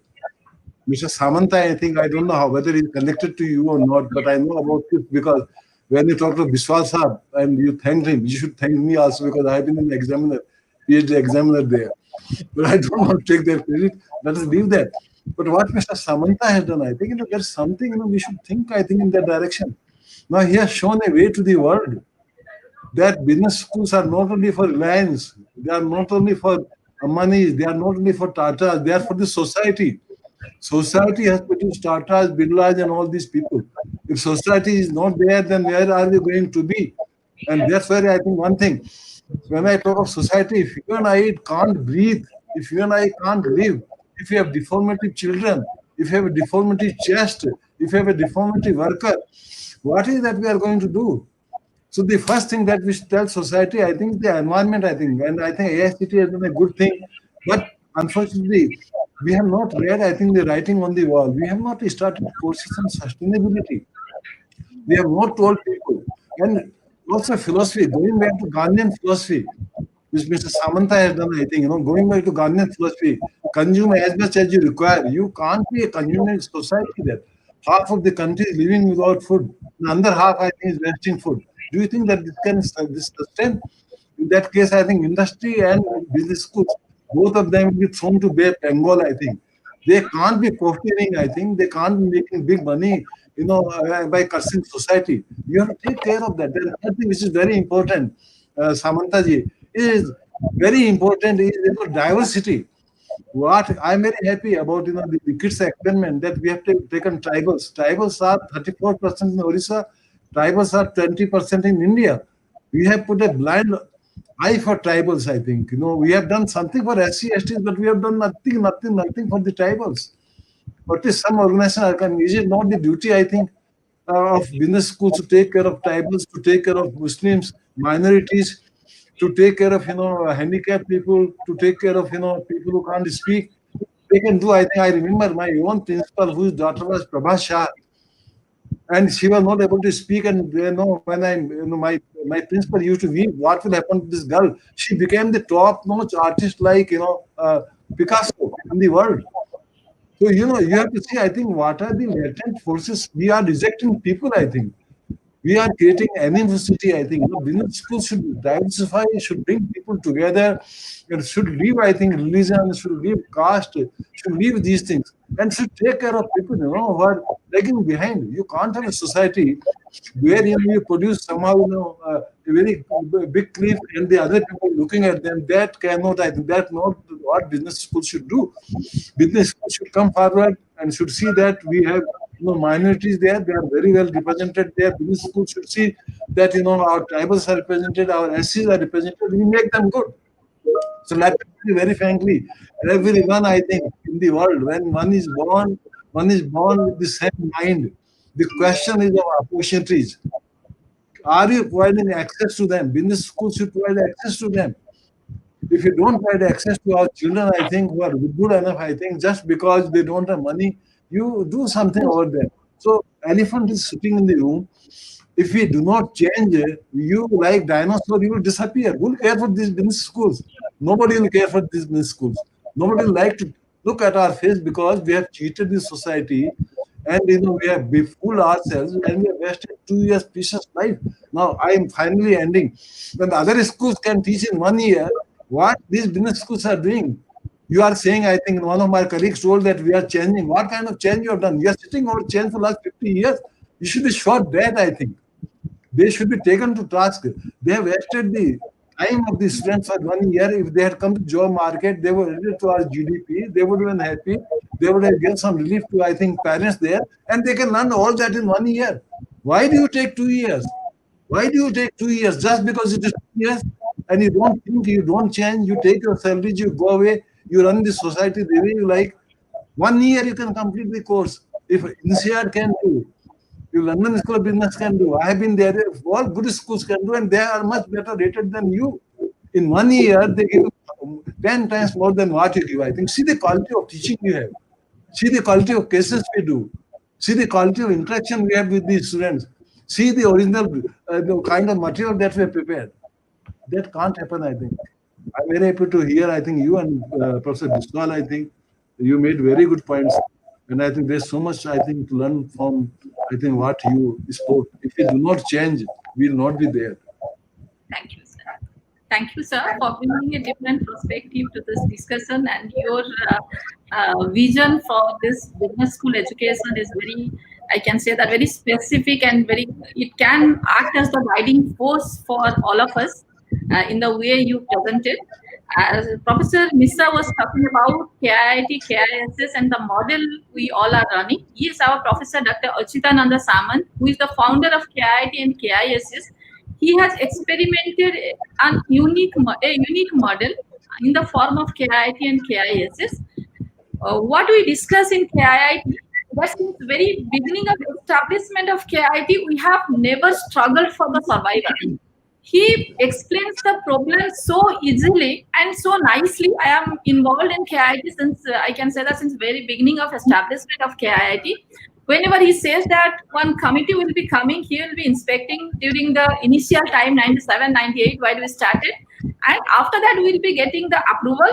Then it will be converted to a university. And we all should enjoy being a part of the university. He will never discuss about what are the challenges will come in between. What really, how really we have to struggle for achieving that. He never discusses about that. He just says people will be coming, they will be inspecting. We have to make those things ready. We have to explain them properly. But what are the challenges inside that he never discusses? He says that we shall bring this year 500 more tribal students from the tribal areas. They will be here. They will be also studying with those 500 students. There is nothing much to do. Are those 500 students are studying? More 500 students will be studying. But he never discusses from where the means will come. For how really we have to change in our processes, what changes we have to bring in our processes. He would say that last year we had 5 teachers, now another 5 teachers will be coming. And what we have learned in the campus, that perhaps the leaders, they define the problem in such a way that nobody feels that this work is very difficult. It just is, as we are talking about the ease of doing business, we have learned ease of doing work. KIT is translated from a very small institution with 180 students. Today, including KIT and KISS, we are having 60,000 students and 10,000 staff inside. We are having many more 10 organizations, allied organizations with KIT and KISS. We all are running. But then also we never feel that at any point of time it was very difficult. And since very beginning, he had the idea for an inclusive education. With basic objective, he established KIT that during that time, in the eastern part of the country, there was no good engineering institution, those who are imparting the quality education, except IIT Bhubaneswar and NIT Rourkela. So he thought, let's establish one education for the quality, imparting the quality education. With that, at the same time, same year, he established KISS to bring tribal people from the jungle and teach in Bhubaneswar itself. So both the organizations have grown together, and we have ensure that inclusiveness in education through tribal. We have ensured the quality education for the youth of the state, and slowly both the organizations have grown together. That Professor Mishra is discussing about how inclusivity has been brought, and it has become mandatory in KIIT that some issues of tribals always will be matter of studies in KIIT. And for that, with MBA in finance, marketing and system, from very beginning, we have started MBA in rural management, MBA in community development. And we have ensured that in those courses, 50% of the students will be from the tribal community. Assess the perspective of tribal planning and development can come to our course, because these 2 courses are very much socially oriented courses. Their students go to the field for 3 months, they learn there, and then come back, they submit the project report. That means in 2 years, for 6 months, they have to stay in rural areas and in different communities. They have to learn and bring different perspective to the education system. So that is the idea we all have experienced in KIT and KISS campus. That's why we call Samantaji as the Gandhi of tribals. Thank you, sir. Gandhiji, he's called Gandhi of tribals. But in this country, Gandhis they are short dead. So understand whether you have accepted the philosophy or not. I'm very clear when you talk about individuality. Let's say 20% Muslims. What is the education we are giving there? In my view, I think if you want to create a harmonious society, I am not making it. You bring these, go to them, give them education, I think. You can't have an education system which takes lead of 16% Muslims, 20% tribals, 20% SC, STs, and minorities. That means you are giving the system of education only for 40% people. No, our system has to, not only for us, I think. We should bring in as many people as possible. Then only, let me tell you, one job of the management schools is to create a harmonious society. Harmonious society can only come when you give equal opportunities to people. If you give equal opportunities, you see that the country will grow. It will grow. There won't be any, this ceiling on the growth of the country. So we need, let me tell you honestly, I have seen kids, but more than buildings, I think Gandhiji was not a big man, but his philosophy was big. Samanta is the same 5 feet, 10 inches person, but his philosophy is big. That is why I think these philosophies, big people. Abul Kalam Azad was a great person, I think. Great freedom fighter. His philosophy was big.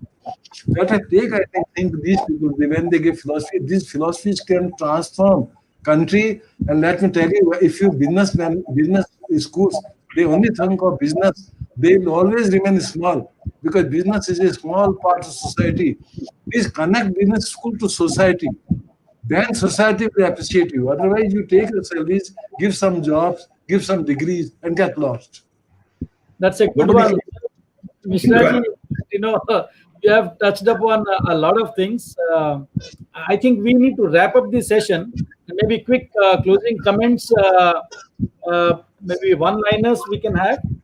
Let me take the liberty, sir, drawing upon your point that we have to have education or management education which is relevant to the society, so and relevant to industry. So there are two things that I want to, in one line I want to put is have more industry into your classroom to make them industry ready, and have your students more on the field to kind of have develop empathy about what is the society going through, what is the social challenges, and they should use their creativity to weave business models around that.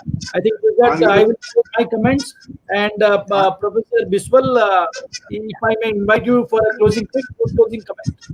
Yeah, thank you. My closing comments will be that the business schools has to evolve from a B2B to B2S model, like we discussed. It is business to society model. Because when you talk of society, it brings in everything. Today we talk about empathy. Now, just can we go back 20 years back and think why we have to teach empathy now? Nobody was supposed to teach empathy to me or Professor Sasmita Samant or Professor Mishra when we were in the classes, because we moved from a collaborative society to a nuclear society. So we took our children out from the society. So they became human. Now to make them human, you want to teach them empathy, which came inbuilt in us. So you know, there are some defects which the society has created. The quality of education we impart is a reflection of the values we are building in the society. So it needs a holistic change, and it needs management is the generic education. So we are making generalists. And when a GDP grows at a at a high pace, you need generalists also. So we should focus on from more on B2B to B2S. That would be my closing comment. Thanks. Thank you. Anupam, over to you. Thank you so much, sir. Ma'am, Vandana, ma'am, if you want to share something, last comments from you. Yes. Yeah, sure. So B2S is a very alluring proposition, absolutely. But you will remember I said it is about, I think the change management education needs to do, and I want to re-stress this again, is to redefine the customer that you have. It is not always industry. I spoke about government, I spoke about organizations, I spoke about institutions. Industry doesn't mean reliance. Industry means small business units also. I think if 80%, 60% of our GDP comes from small businesses, it's high time we realize our responsibility to create business managers for small businesses. So probably it's the same thing that probably Professor Biswal is trying to say. It is for business to business means business to industry, management for government. Government is a big business. I think we are in deficit. The high time some business managers come to the government to handle it. And also, of course, the institutions which are social institutions. Yeah. So thank you so much for having me, and thanks for all this. I just want to take 10 seconds. We have Dr. Biplab here. We want Biplab kind of thing in management education. I think we want total transformation. This is high time that we reimagine. If we don't reimagine our management education, we'll get lost. Thank you, sir. With your blessing, we all will. Thank you, sir. Thank you so much, everyone. Nice sharing stage with all of you. Thank you so much. It was very nice, I think, to be a part of this great panel. I think. Thank you. Thank you so much. Thank you, sir. Thank you, everyone. Thank you, ladies. Thank you. Thank you. Thank you. Bye-bye.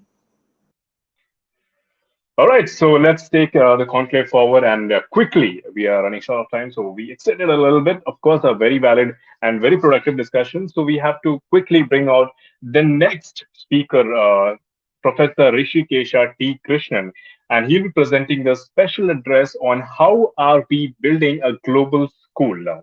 Thank you, sir, and please take it forward. Thank you. Yeah, hi, good afternoon. Can you hear me, Anupam? Sir, yeah, I can hear you. Everyone can hear you. Thank you. Okay, good. So I have a presentation. You think you can load that presentation? Yes. Yeah, excellent. Thank you. Can you just go to the next slide, please? Okay, so I just want to start with some opening remarks. The opening remarks is that actually, if you look at Indian business schools in a totality, in aggregate, you'll find that Indian business schools have done quite well. In some sense, we have already built global world class schools. We have three in the top 50 of global ranking of MBA programs of FT. We have three in the top 50 of global rankings of Master in Management programs in FT. You take our own institution, I am Bangalore, we are 27th in the FT global ranking of MBA. We are 36th in the global ranking of Master in Management. So, unlike many other parts of higher education in India, we are already among the top ranking institutions. This is something I would like to underline. We are already part of the top ranking institutions. Similarly, if you look at accreditation, we have several schools accredited by ACSB, by EQUIS, by AMBA. We have three AAA accredited schools in India, and we have an accomplished alumni pool. We have people, ranging from global CEOs like Indira Nui to world thought leaders like CK Prahlad, and of course, very, very acclaimed economists and Reserve Bank chiefs, central bank chiefs like Raghuram Rajan. So I would like to start by saying that Indian business schools have already done well, but perhaps we are still at that last step where we catapult into the maybe global reckoning. I think that's what is the challenge. Can you put up the next slide, please? Yeah, so if you take IMB as well, I think I mentioned this earlier, we are already the top ranked institute in India as per Ed Universal and QS World. We are number 2 according to NIRF. We are the only Indian B school in GNAM, which is a unique set of global business schools. We have a wonderful MOOCs platform, which has been rated the third best in the world among global business schools. We are also the coordinator for management education on India's digital learning platform, SWAYAM.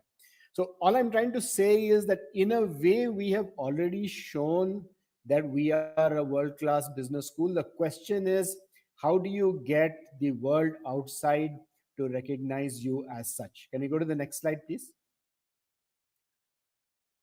Okay, if you come to IMB's vision, our vision is to be a global, renowned academic institution fostering excellence in management, innovation, and entrepreneurship for business, government, and society.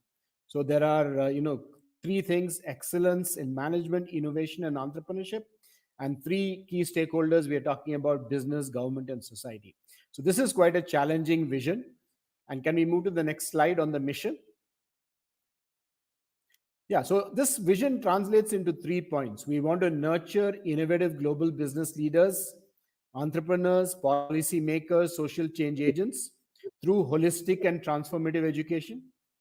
We want to provide thought leadership that is contextually embedded and socially relevant and makes positive impact. And we want to pursue excellence in education and thought leadership simultaneously without making any trade-offs. So this is what we are trying to do. Can you go to the next slide? So how are we doing this? We are essentially trying to focus on enhancing impact. Essentially, we are trying to get our faculty to pool their research skills together to take on really naughty problems and trying to solve them, particularly those which will have impact at the level of the country or entire industries. We are looking at launching new academic programs which will create the next generation of leaders. And we hope to use our digital experience and the digital platform we have created to provide engaged digital learning, both to people who are looking for continuous learning or executive education, as well as for people in undermanaged sectors. So this is what we are doing. Can you go to the next slide? Okay, what is the challenge? So I thought rather than tell you details of what we are doing, I would like to pose the challenge to all of you, particularly any of my colleagues from other institutions who are listening, or any of the students who happen to be logged in. It would be great to hear from you some ideas on how can we address the challenges we face at this point of time when in a way we have already arrived, we're already there on the global rankings? How do we make that last step to be, renowned like a Harvard or a Stanford or any of the Wharton or any of those other top business schools? Can you go to the next slide, please? Okay, so there are three sets of challenges I want to talk about, which I think are core to this question of how do you occupy that mind space of the global business leaders so that you're considered among the top few business schools in the world. One is the positioning challenge. Historically, we looked at these two, relevance and practice orientation, and research and conceptual rigor, as kind of orthogonal to each other. It was sort of assumed that you couldn't do both at the same time. So if I look at it globally, maybe a school like Harvard Business School was stronger on the relevance and practice orientation, as reflected in all those cases that we teach and all the practice oriented articles, Harvard Business Review, etc. And then we had schools which were more focused on research and conceptual rigor. Maybe here we are thinking of a Chicago Booth School, or we are thinking of a school like Wharton, which is very, very researchy in terms of the number of papers they are publishing in top journals. Now, one of the big challenges for schools today is where do you try to position yourself on this chart if you want to catch the attention of world leaders?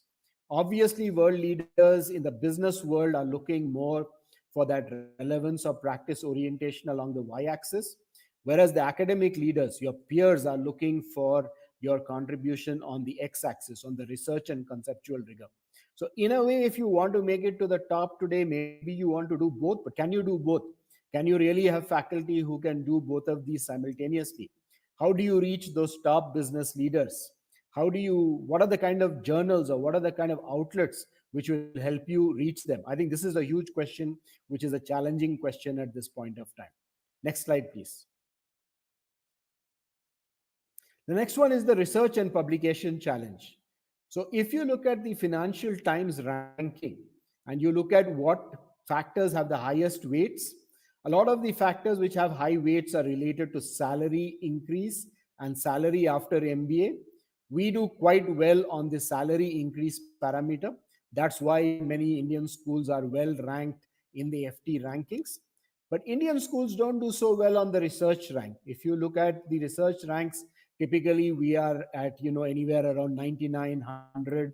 I think ISB, Indian School of Business, is the best Indian school among the research rankings, but even ISB is in the 80s.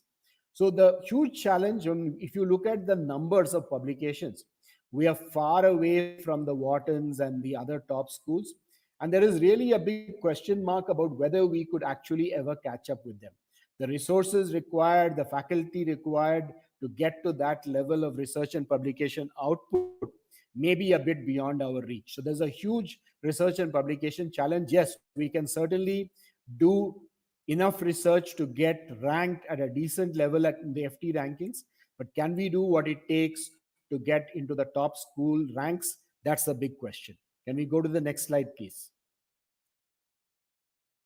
And then there is the temporal challenge. This is where I would like to spend a few minutes. I think one challenge is about this whole concept of thought leadership. You saw it in our mission statement.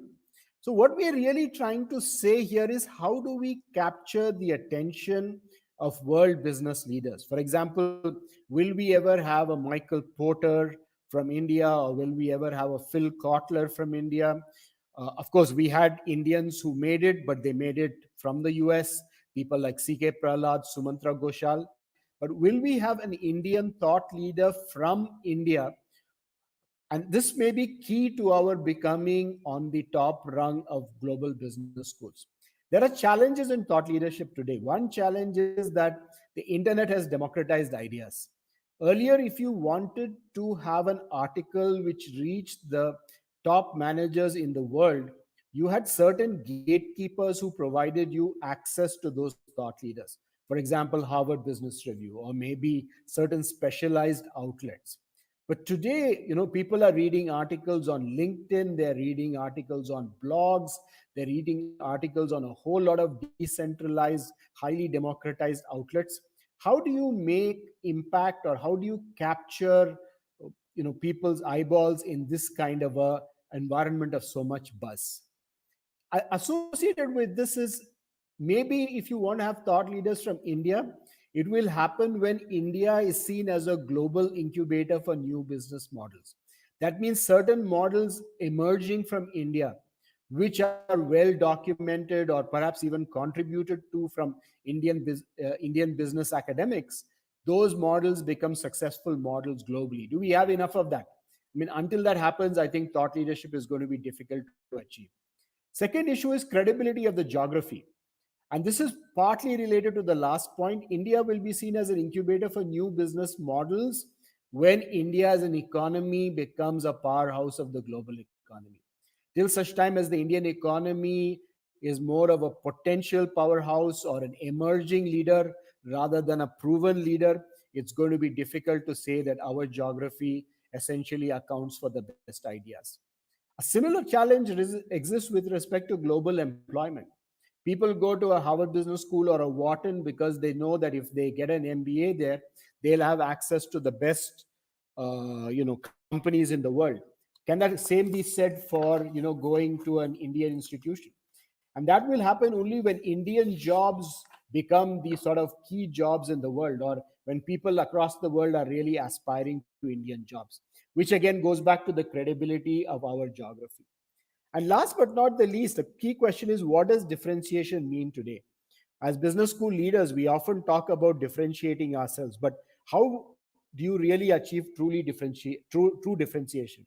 Under what conditions would the top international students want to come and study here, like they would go to study in an HBS, a Wharton, an LBS, or any of those top schools, in CR, whatever you're talking about? We still haven't found that idea, that source of differentiation which will attract those top students. One challenge is, of course, with employment in India. Another problem is with the Indian potential not getting fully realized. So essentially what I'm trying to present before you is, I don't have a blueprint for how we catapult ourselves into the, say, top 10 rankings. But unless we address these temporal challenges, the research and publication challenge, and the positioning challenge, I don't think we'll make it to the top business schools in the world. So this is where we have to exercise our creative energy to succeed in the global business school environment. Thank you, and I'd like to close here. Thanks.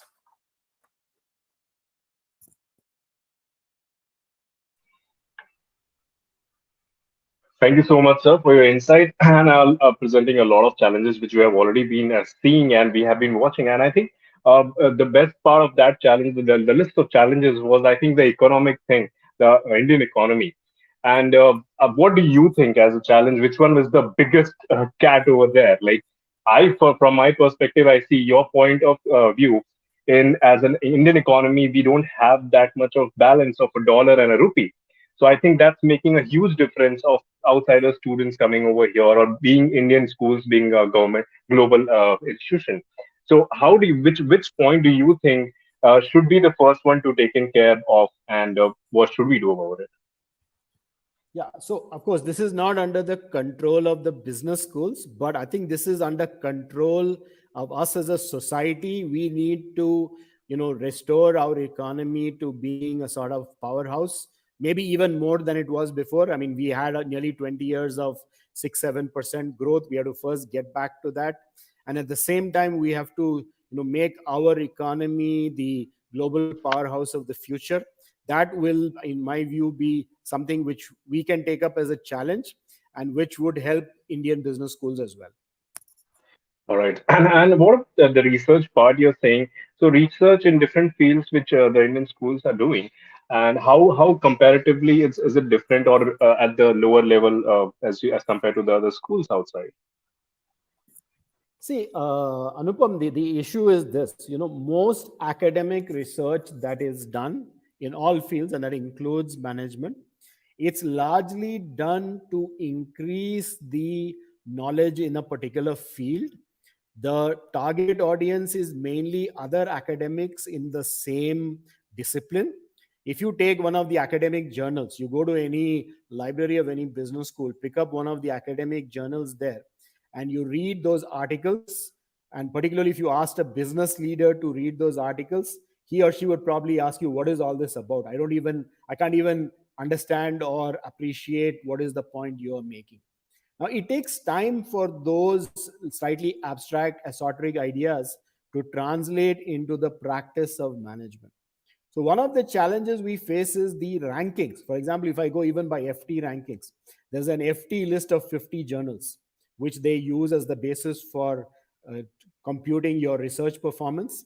And those 50 journals, except for 2 or 3, most of them are very, very rigorous academic journals.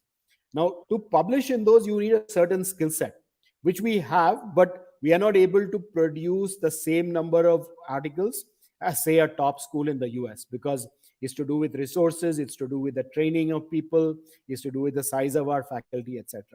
But the challenge is, even if we were to publish, let's say, a lot of those articles, they would not help us immediately have impact on the business world, because the business world is not directly benefited by a lot of those academic articles immediately. They may be benefited 10, 20 years down the line, but not immediately. So that's the challenge with research.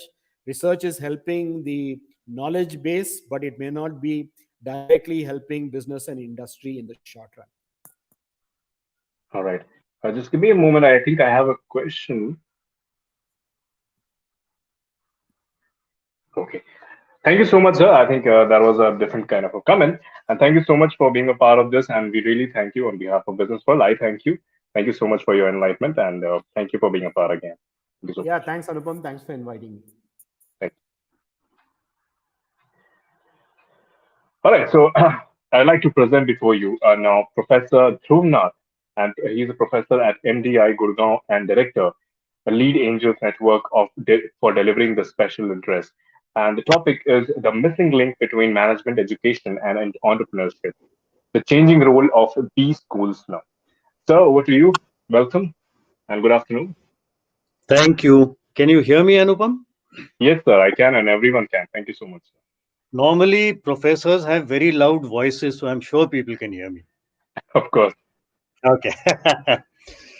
Okay, so, when Anurag asked me to speak about this, just to give you a little background, I've spent about 20 years in the industry and the last 19 odd years as a professor at MDI, and the last 6 odd years as an angel investor, right? So I actually come from a non-pure academic kind of background. My background is a mixture, and I can therefore give you views from multiple sides. So first of all, I must clarify, since we are talking about the changing role for B schools, I will not tell you what MIT is doing. I will not tell you what Stanford is doing. I will not tell you all the great research that Harvard is doing, because you can discover all this on the internet as well. What I will share with you instead is my own personal experiences, because I've come from multiple directions, and how that can potentially create a new kind of B school. Right? So that's my thought. I must also clarify, my views are sometimes fairly radical, but I mean, these are only suggestions. Obviously, it's up to the audience to figure out whether they want to adopt them or not. So first of all, let me just step back. And by the way, Anupam, you must tell me when to stop, or tell me a couple of minutes earlier, because, professors, they like to talk, and I'm a professor, right? So I will keep talking till you stop me. So, one of the things that in my last 19 years as a prof, I've been talking to a lot of students, and, I keep asking them this question: what have you really learned from? Where have you done the maximum amount of learning? Right? And the one standard answer I've got from, I think, almost every student I've interacted with is their summer internship. Right? The other answer which I've got is from live projects that they've done with industry. And then typically I ask them a question: look, what about the courses you've done? Yes, the courses were good. Yes, they were good. Yes, I learned some good theory. And yes, there were some good Harvard case studies. But, I really learned the maximum from my internship and from the live projects that I did. Now, what do you get from all this? What you get from all this is a student typically learns far more by actually dirtying his hands uh, in something rather than simply listening to a case which has happened within the US 10 years ago, 5 years ago, whatever, right? And I think that's the fundamental issue. And if you ask me, this applies even more to entrepreneurship than to any other field, because you cannot learn entrepreneurship till, in very blunt terms, your pants are on fire, right? You find that competitors are eating into you. You find that you have a burn, and and I'm talking as an angel investor now, right? You have a burn and you're losing money. You're not getting funding. Somehow you got to survive, right? That's when you learn the maximum, right? So just step back from this. I will share two possible concepts if you have time, or at least one if you don't have time, on my view of what a B school of the future should look like. Okay, so let's look at concept number one. Concept number one is what I would call an incubator driven B school. Now, obviously, as far as I know, most B schools, if not all of them, already have incubators, right? And many of them have churned out excellent companies, right? It's a great opportunity, terrific, right? So, what's so new about it? I'll ask you two, three questions. Question number one: there is an incubator in the B school. Is the B school involved? Unfortunately, in most cases that I have seen, it is not involved, right? Are the students involved? Very few. Only those who actually end up taking on projects which are housed in the incubator. So that's very few. Is the faculty involved? Much of the time, no. In fact, very interestingly, I have seen something which I will slightly radically call the landlord syndrome. Landlord, right? Where the faculty feels, who the hell are these people? This incubator has been set up on our campus. Why have we given them our land and buildings? And the guys in the incubator feel that the faculty need not be involved. We don't want them. So there is a huge disconnect. And by the way, this is not true of only one incubator. It is true across several B schools that I've been to, right? Question is, how do we tackle this? Because the idea was great, use incubators, but somehow it has not worked out. So how do we tackle it? First of all, I would propose something that we call a pre-incubator. And incidentally, I've seen this in CIIE, which is the incubator at IIM Ahmedabad, which is probably the best that I know of in a B school. So this pre-incubator is meant only for the students of that B school. It's not meant for outsiders, right? First of all. Secondly, it is not meant for commercializing any concept. It is meant for exploring the idea, to figure out, look, is it likely to work? Is it not likely to work? Now, here is the crux. I'm proposing that this pre-incubator, every student who has opted for entrepreneurship as his area of specialization mandatorily needs to go through the pre-incubator, which means he has to create a startup. It may not be commercialized, number one. Number two, mandatorily it is graded, and the mentoring and the guidance, etc., is provided by the faculty. So I have effectively converted, what is done in the incubators. I have said, look, this now has to be a formal part of the education system, and you give grades for it, right? And the faculty is the one who's giving grades. What happens? The faculty learns, and the faculty guides, and in the process, this thing keeps building up. So that's the pre-incubator. What about the next stage, the incubator? Now, in the incubator, a few of these pre-incubators will go in, not everybody. But please remember that all these companies which are in the incubator, they are all desperate for money.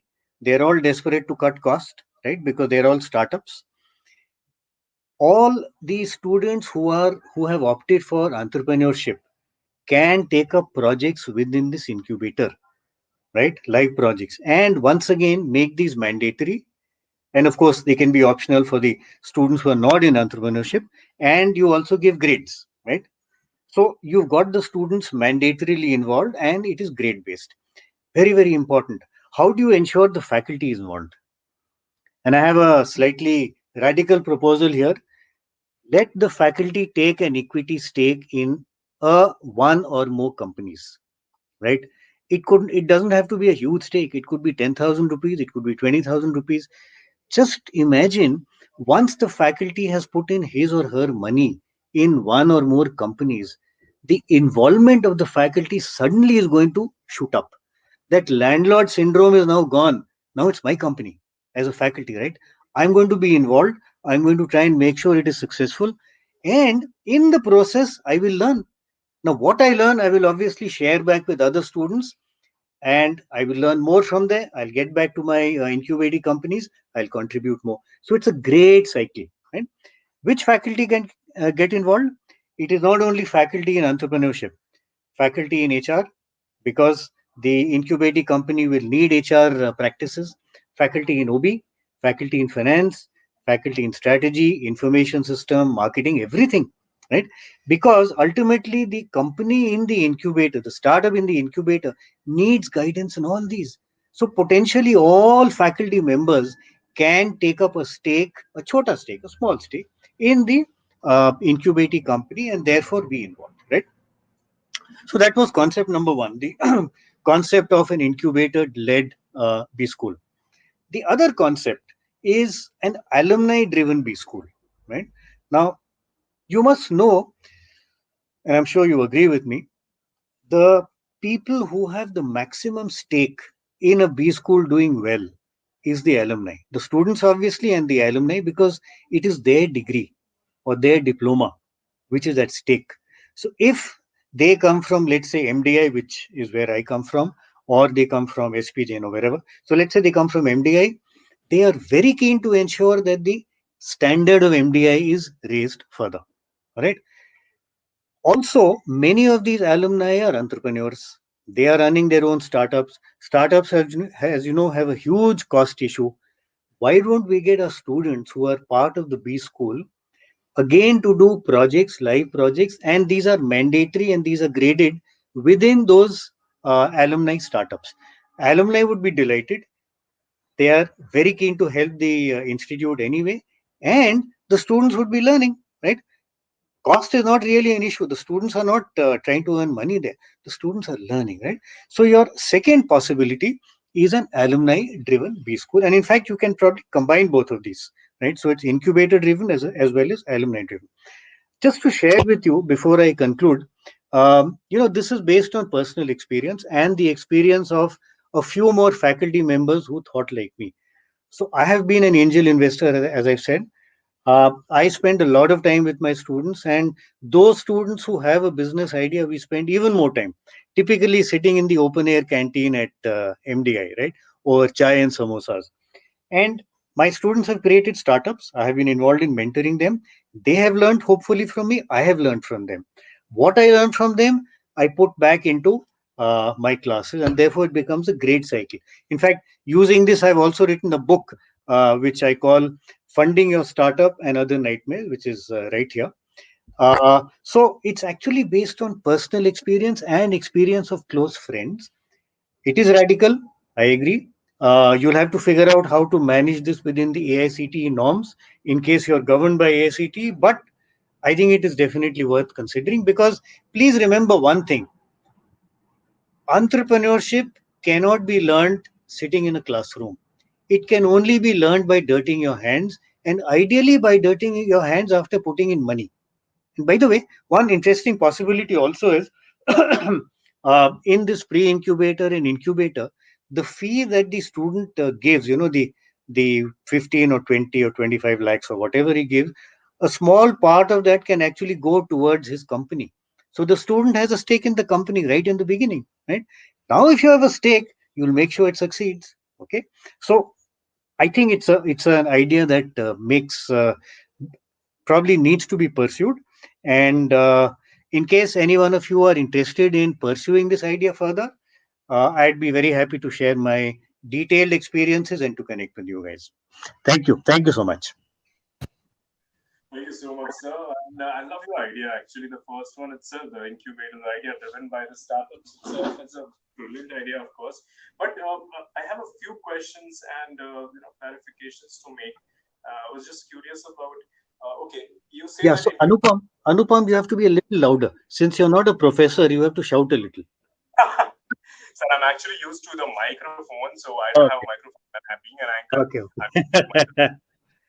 So God has made me a professor, therefore I don't need a mic. Of course, that's very true, sir. So can you hear me now? Yeah, yeah.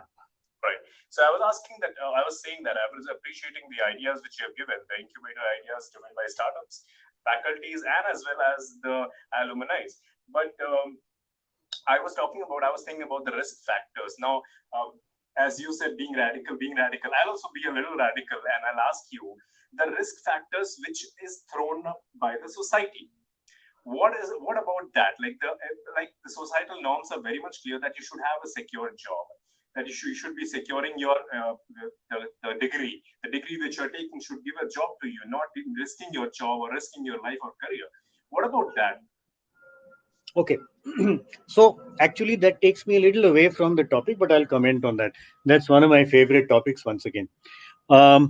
So first of all, I'm not suggesting that students immediately after they passed out join the incubator. I'm not suggesting that. I was talking about the pre-incubator, right? That's number one. Number two, I would in fact agree with you. It's a good idea to do a lot of your learning at the expense of somebody else, right? Which means you take up your job. And by the way, I hope employers are not listening, because I mean, this again is a slightly radical comment. So, if you're working with Hindustan Lever or ITC or Infosys or Nestle or whatever, you're getting a salary, you're learning from there and get back. The incubator is still available to you. All right. So you may do it 1 year, 2 years later, which is fine. In fact, I also suggest some of the good management institutes have made placement optional right now, which means you can actually take your placement 2 years down the line. So you can start your company within the incubator right after you passed out, or even before you passed out. It doesn't work out, no problem. 1 year down the line, 2 years down the line, you're still open for placement. So there are workarounds. But I'm saying if you're very clear that at some stage you want to do your own stuff, you have to be an entrepreneur, this is probably the best way to learn. Definitely. So thank you so much. That actually gives me a clear idea on that. And just a small question once again. I think it will be a very silly one, but still, what if incubators are not an idea by the business schools which we have in India, or they don't have such things or any ideas as such? Do we have any other options for them, or for the students or for the generation? See, creating an incubator actually is not too much of an issue. Right, and there are a lot of organizations which will help you. For example, I am a part of Lead Angel, and we can help, right, in creating incubators. So that's not really an issue, because ultimately what you want is you want an environment. You want one guy. You need that one guy who runs the incubator, right? That's critical. Once you got that, you basically need some kind of agreement between the incubator and the B school, because the B school directly cannot invest in startups, but the incubator will invest in startups. So there is a series of agreements which are involved. Apart from that, as the key thing is, once the faculty is involved and they support the incubator and the alumni are involved, that's basically what you need. And there are a lot of successful incubators floating around. I mean, Sign in IIT Bombay, you got FIT in IIT Delhi, you've got CIIE in IIM Ahmedabad, right? So there are lots of them which you can learn from. I don't think that's an issue. I think the key is the B school has to decide, look, we will start an incubator and we will make it mandatory for our students to be part of it. And incidentally, the pre-incubator is very much a part of this entire discussion. Mandatory, I think. I was looking for the word mandatory. Yeah. Thank you so much, sir. Thank you for being a part of this, and thank you for your time and great ideas as well. Thank you so much, sir. Thanks a lot. Bye-bye. Bye-bye. All right, can we have AV quickly, please, so that we can move on to the next panel and next discussion? Thank you. BW Businessworld presents a rich legacy of curated events that enable conversations on policy issues in India. Because of the state of our cities, we have no option but to build smart and resilient cities. Digital India is more for the poor, underprivileged, and the deprived. Covering a range of topics, BW Businessworld events look to create a strong narrative around smart cities, digital India, healthcare, Swachh Bharat, human resource issues, education, banking, and finance, among others. The world is fast changing. Best practices are available now on the net. Vikas development पूरी राजनीति में ये focus बन गया है. BW Businessworld events provide a speaking platform to the voices that matter. Smart से ताल्लुक यह है कि हम जो बेसिक एम्यूनिटीज हैं उसको हम चुस्त दुरुस्त करें. You don't have to be a technologist. You need to understand how technology influences the world. Mahatma Gandhi was a great man. He was the leader of the freedom struggle. We believe that e-governance and IoT will play a very, very important role. BW Businessworld is an excellent exhibition platform that helps you showcase your services to the right audience. To be a part of our legacy, write into us at partner@businessworld.in. Thank you so much. We'll move on to quickly for the next panel discussion, and the topic for that is recruiters' expectations from these schools, fresh graduates, and L&D, EDP, MDP. Now, here we have the panel members, and quickly I'll call upon all the panel members one by one. Mr. Ashish Anand, CHRO, SAR Group of Companies. Manvi Sushil, Director HR South Asia at Very Denison Label and Packaging Materials. Simin Aksari, VP Corporate HR DS Group. Manish Sharma, Partner PwC. Sunandan Banja Chaudhary, Managing Partner Executive Access India. Soumya Sehgal, BW Editorial Moderator. She'll be the moderator for the session. And I hope everyone is present. If anyone is missing out, they'll be joining later in case they have been missing out. Thank you so much, Soumya. Handing over to you. Thank you. Hi, thanks, Anupam. A very warm welcome to all of you. I'm Soumya Sehgal from the editorial team of Businessworld. Starting mid-September, and all of the B schools in India are buzzing with the most awaited event of the year, which is the onset of the recruitment process. While it's a known fact that this puts a considerable amount of pressure on the students, what often gets unnoticed is that the recruiters go through the same emotions. Fundamentally, companies consider long-term perspective and look to hire people who are committed and who will eventually make an impact in their organization. To speak more on the recruiters' expectations from B School, I have a very esteemed panel joining me today. Simi Askari, VP Corporate HR at DS Group, Mr. Manish Sharma, Director PwC, and Manvi Sushil, Director HR South Asia at Avery Dennison Label and Packaging Materials. I welcome all of you. My first question is for Mr. Askari and Mr. Sharma. What is the skill set that recruiters look for, and what kind of skill gap challenges do they face? Mrs. Askari, you'll have to unmute yourself. Good afternoon, and thank you for having me on this panel. It's a very relevant sort of topic that you've chosen, and more so in the current times.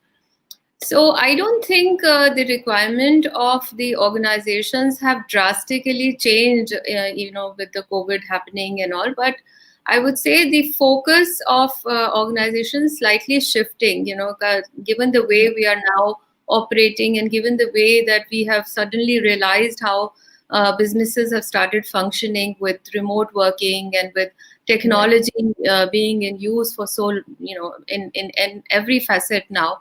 Even for organizations like ours, which were mainly a sales and manufacturing driven organization, we've struggled in the beginning of how to ensure that our workforce is kept up to date and is able to manage this kind of a new way of working. So having said that, the expectations of employers like ours from these schools would be to get a talent which is agile, which is adaptable, and which of course has the skill sets of the future. So by that I mean some people who are able to understand they're not just technologists, but they understand how technology is going to be the enabler and how are they going to use that. So that is, I think, one of the major things that we would be sort of focusing now on. Right. Mr. Sharma, if you could throw light on this. Okay, thank you. And I think, first of all, a very good afternoon to everyone. It's a beautiful day today. And I think this is a very, very good question, Soumya, that we have asked. And I come from the consulting world, right? And we are actually looking at a little shift in the expectations, what we from a skills perspective, because if you look at what pandemic has done, we have to look at it very closely. It has brought a lot of behavioral shift, right? So when we look at when we are actually targeting the B schools, earlier the focus was little higher on the hard skills. When you look at it from a consultative selling part, or you want to look at more from marketing part, or a strategy, but I think now what slowly the industry will also move, will look at the kind of behavioral skills which would be needed when you look at remote working, from a remote working perspective. How do you get productive? How are you making impact in those presentations with the clients or with the internal stakeholders, despite being virtual, right? I mean, before this pandemic struck us, who would have imagined we would be having such kind of sessions, right? But we're having such kind of sessions, and we are still connected. So similarly, I think when we actually are looking at, when we are recruiting those fresh talent, we look at that the agility part that Ms. Askari was also talking about is more 360 degrees, and it's not limited to the hard skills, but it's also how behaviorally you connect with your colleagues, and the empathy factor is still driven, and all those things happen. That would be my take. Right. Thanks for your answer, sir. My next question is for Ms. Sushil. We have a lot of heads of institutions in our audience right now. I'd like to know what are the key areas where curriculums need to be aligned with the industry to create a future-ready workforce? Very interesting question, and I was actually discussing this in a similar panel a few weeks back. So, a lot of perspectives that I have heard about this particular topic over the last few years as the world becomes more and more VUCA, Soumya and my esteemed panel. The aspect about the younger talent being more emotionally intelligent is coming out again and again. Yeah. So I would say that there is a lot of things that academia and curriculums can do to ensure that. Right from testing emotional intelligence when you're selecting your students in business schools or other schools, to ensuring that it is nurtured through the process, and to ensure that the aspect which is the most critical part of intelligence these days, the self-awareness piece, that comes out in the way we learn, in the curriculum. So I think that's going to be one, emotional intelligence. The other aspect that I truly believe that corporates need today, and B schools can really add value over here, is diversity. So feel that if we teach the importance of diversity and inclusion right from a diverse environment in B schools, that would really add value. These days, corporates look to B schools and their entry level hiring in various forms to ensure they not only get the ratios right, but also ensure that they create a sustainable talent pool, which they can then groom for and nurture for future roles. So if corporates have these certain ratios and that need, how can B schools and other institutes really fill that need is a question that B schools may ask. And right from how the batches are formed with respect to gender and people with physical disabilities, with people from different parts of the country or the world, even today with international education becoming the norm, and teaching them to thrive in environments where diversity of views becomes an important aspect. I think that would really become a very important part of the curriculum as my suggestion. And the third aspect that I feel, to close this answer, that every B school can really add value in is how they teach, and the relevance of how they teach. Whether it's the case studies, are they really updated? Whether the tools that are taught, are they contemporary and used today? And the fact that the aspect of theory translating into experiences with application being the focus. I think this is the third point, right? And what I'm studying in the classroom, am I able to apply in some form or format? And that piece would become the third important input for curriculum development. There you go, Soumya. Very well said, Mansi. So emotional intelligence, diversity, and relevance is the key takeaway from Manvi's answer. Miss Askari, I'd like you to contribute to this question. Would you have any instances, any anecdotes to share? Yes, I think Manvi has very rightly said that, emotional intelligence is something that I think is extremely important. I would add on to that, initially when recruiters would, sort of ask a B school or they would interact with the B school, the idea was that, the candidate who they are going to recruit should have intelligence quotient or IQ. So the cleverest person in the room would be picked up. Now it is more to do with the emotional quotient or how they are able to manage their emotions in a collective environment where they are working in teams. I would go a step further and say that what is also needed for B schools to sort of start teaching is the decency quotient, or the DQ as I would call it, because it is extremely important for people to be able to respect each other's views, to be able to collaborate. It is not just managing your own emotions, but also managing the expectations of others. This is something that is kind of missing, I think, in today's world, and it is extremely important.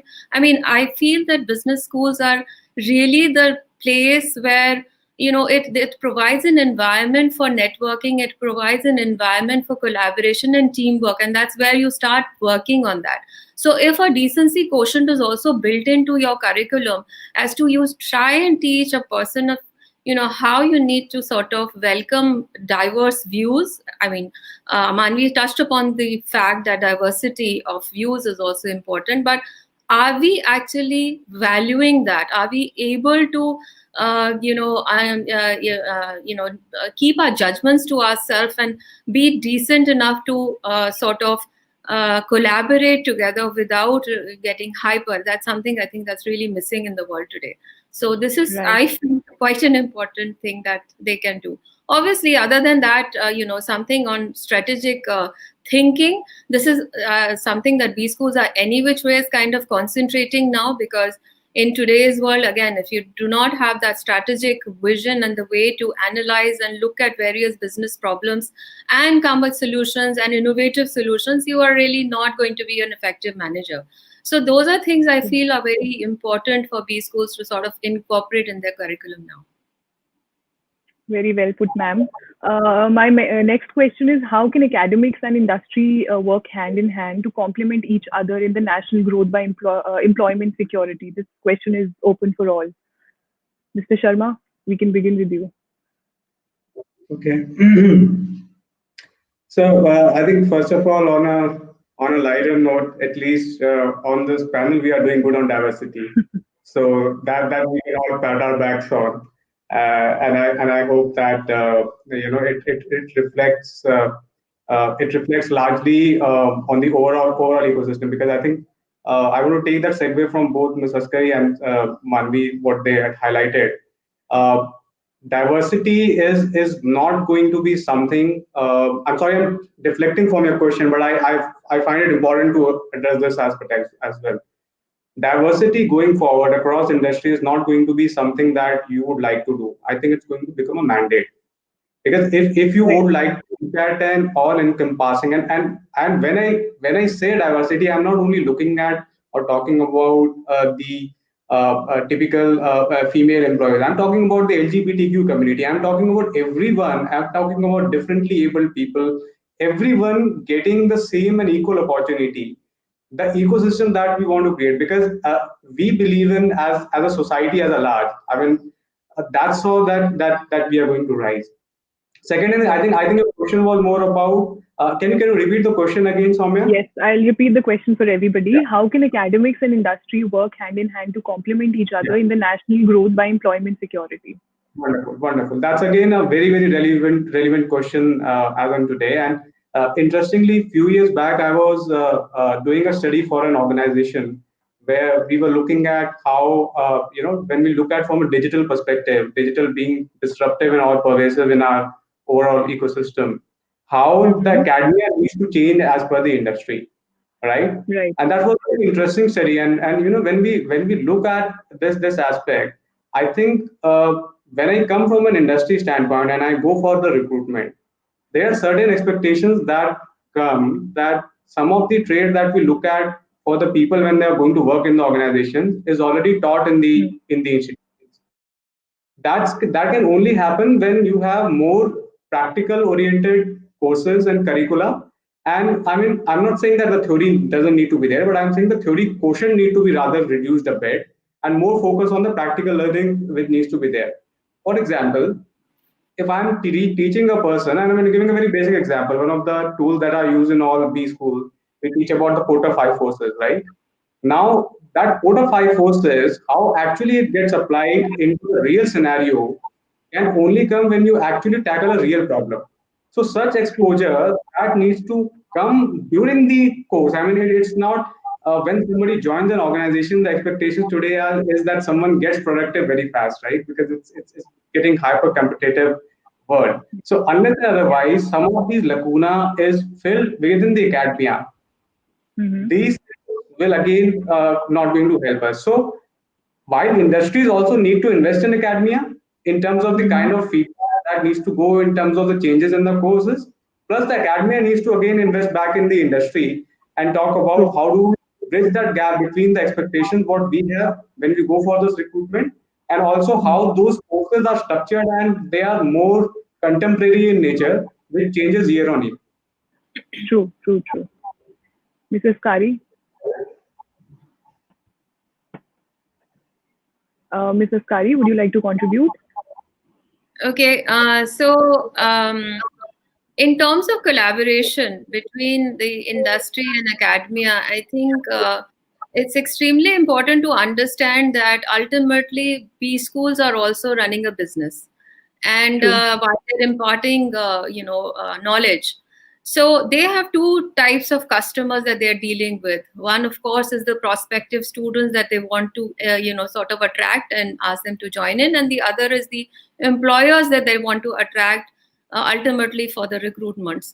So they need to really work hard on their curriculum. And actually, they have to ensure that it is relevant to the industry and also relevant to the kind of knowledge that they're going to be imparting to the prospective students joining in. Therefore, collaboration, of course, becomes important, and collaboration should be not in terms of only having maybe say guest lectures or live projects or something like that. It is going to be much deeper than that. I have actually had a good fortune of visiting several top B schools and looking at their curricula. Somewhere I have always felt, the kind of case studies that are being taught are mostly Western, I would say, cases. There are a lot of cases that you get because they've been published in various, journals in the West.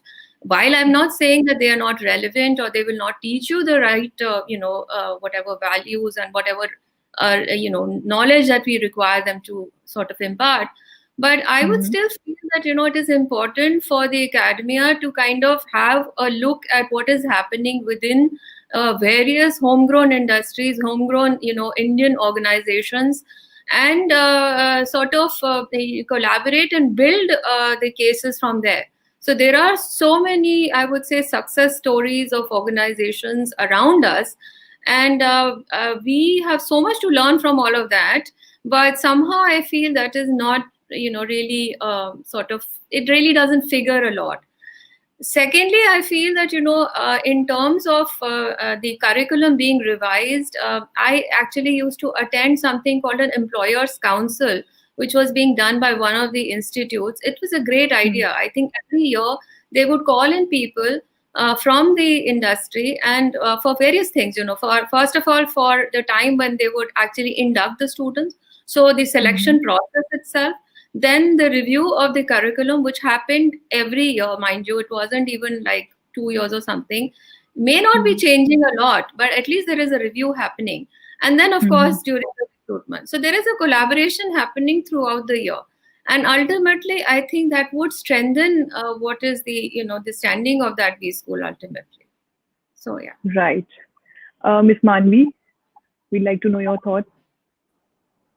I agree with both the points that Manish has said, and sorry, I'm just losing my Mrs. Kari. Even I agree. The only one point that I have to add over here is that both of those points that we heard from them is about indirectly benefiting the corporates, because if we get good students, like the case study point, it benefits us, and even what Manish said, it kind of indirectly benefits us. I think if you were to put the the B schools at the end of benefiting, I would say that the corporates would have a lot of value to add in research, because I think so many students there pick up research projects and a strong industry collaboration. What it means for them is that they get relevant data and information. So I think that would be the third point. And I think together as a panel, we've covered quite a few for you, Soumya. Thank you. My next question is again open to all. Workforce comprises of skilled and unskilled labor forces. Do we need private institutions and industry to develop programs which are tailor-made for specific skill, for specific industry? What is your opinion? We'll begin with Mr. Sharma. Okay, I think again a very relevant question and very important one. This has been a problem, Soumya. I think so. When we look at people coming from the B schools, we look at them as specialists. We don't look at them as generalists, right? When we look at somebody comes from a strategy background, we have certain expectations around it. Somebody comes from a finance background, we don't look at. I've seen a lot of the people coming from the B schools. They are not able to differentiate between accounting and finance. No offense, but it's some accounting is more a historical function. Finance is more of a forecasting. It's more of a future function, and that's because of the specificity aspect that you very rightly highlighted, Soumya, that the courses which need to be there. So you can have a layer. You can have a primary course around strategy, marketing, finance, general management, whatever it is. But there needs to be a layer around it which are very specific to those skills. Now, interestingly, if you look at the World Economic Forum, the kind of skills, top 10 skills they talk about is very different which were there 5 years back, right? The top 10 skills are problem solving, analytical thinking, creativity, innovation, working with people, collaboration. These were very different in 5 years back, right? 5 years back, we'll again get into a very specific discussion. So it's very, very important for the private institutions or government institutions alike. It goes for everyone that some of those short courses need to be there. And for example, I think Ms. Askari was talking about the difference between the case studies you work upon from a Harvard Business Review abroad and versus India. That's true, right? You have a lot of the business houses in India which were homegrown. The entrepreneurial setup which is there in India is very different than the entrepreneurial setup you find in the US or for that matter in the UK. So how do you inculcate that kind of an entrepreneurial kind of a mindset? So if you have courses running around it, automatically your skills are going to get a little specific. Because irrespective of the venture you want to start, you want to do a technology venture, you want to do a non-technology venture. But some of the business skills are very similar. Right. Mrs. Kari? I'm sorry, but you'll have to repeat the question. It wasn't really, my net is not very clear. Yeah, sorry. Sure. So workforces comprise of skilled and unskilled labor forces. Do we need private institutions and the industry to develop programs which are tailor-made for specific skills for specific industries? Absolutely. I think there is definitely a certain need for specific skills to be taught there, and actually a lot of people from the corporate world are contributing to this as well, alongside with the academia. So there would be, this is also part of the collaboration that is happening between the industry and academia, where certain specific skills that they require are, sort of built into the curriculum.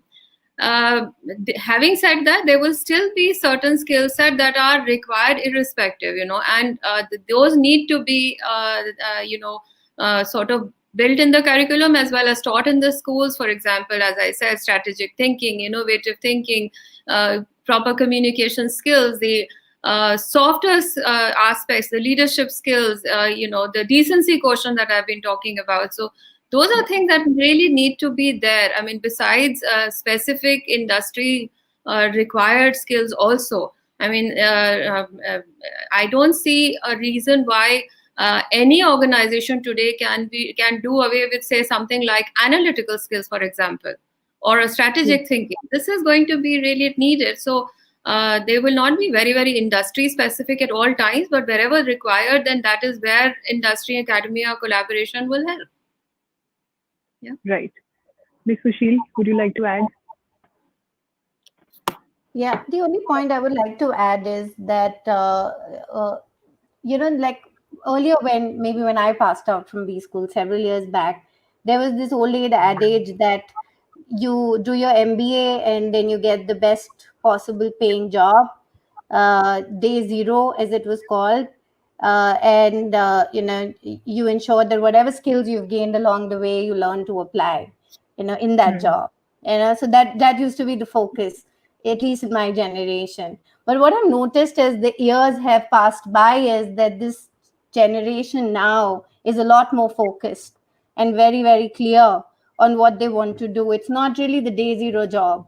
I want to share an example that, very recently I was looking at the list of HR specialization students from one of the very good B schools.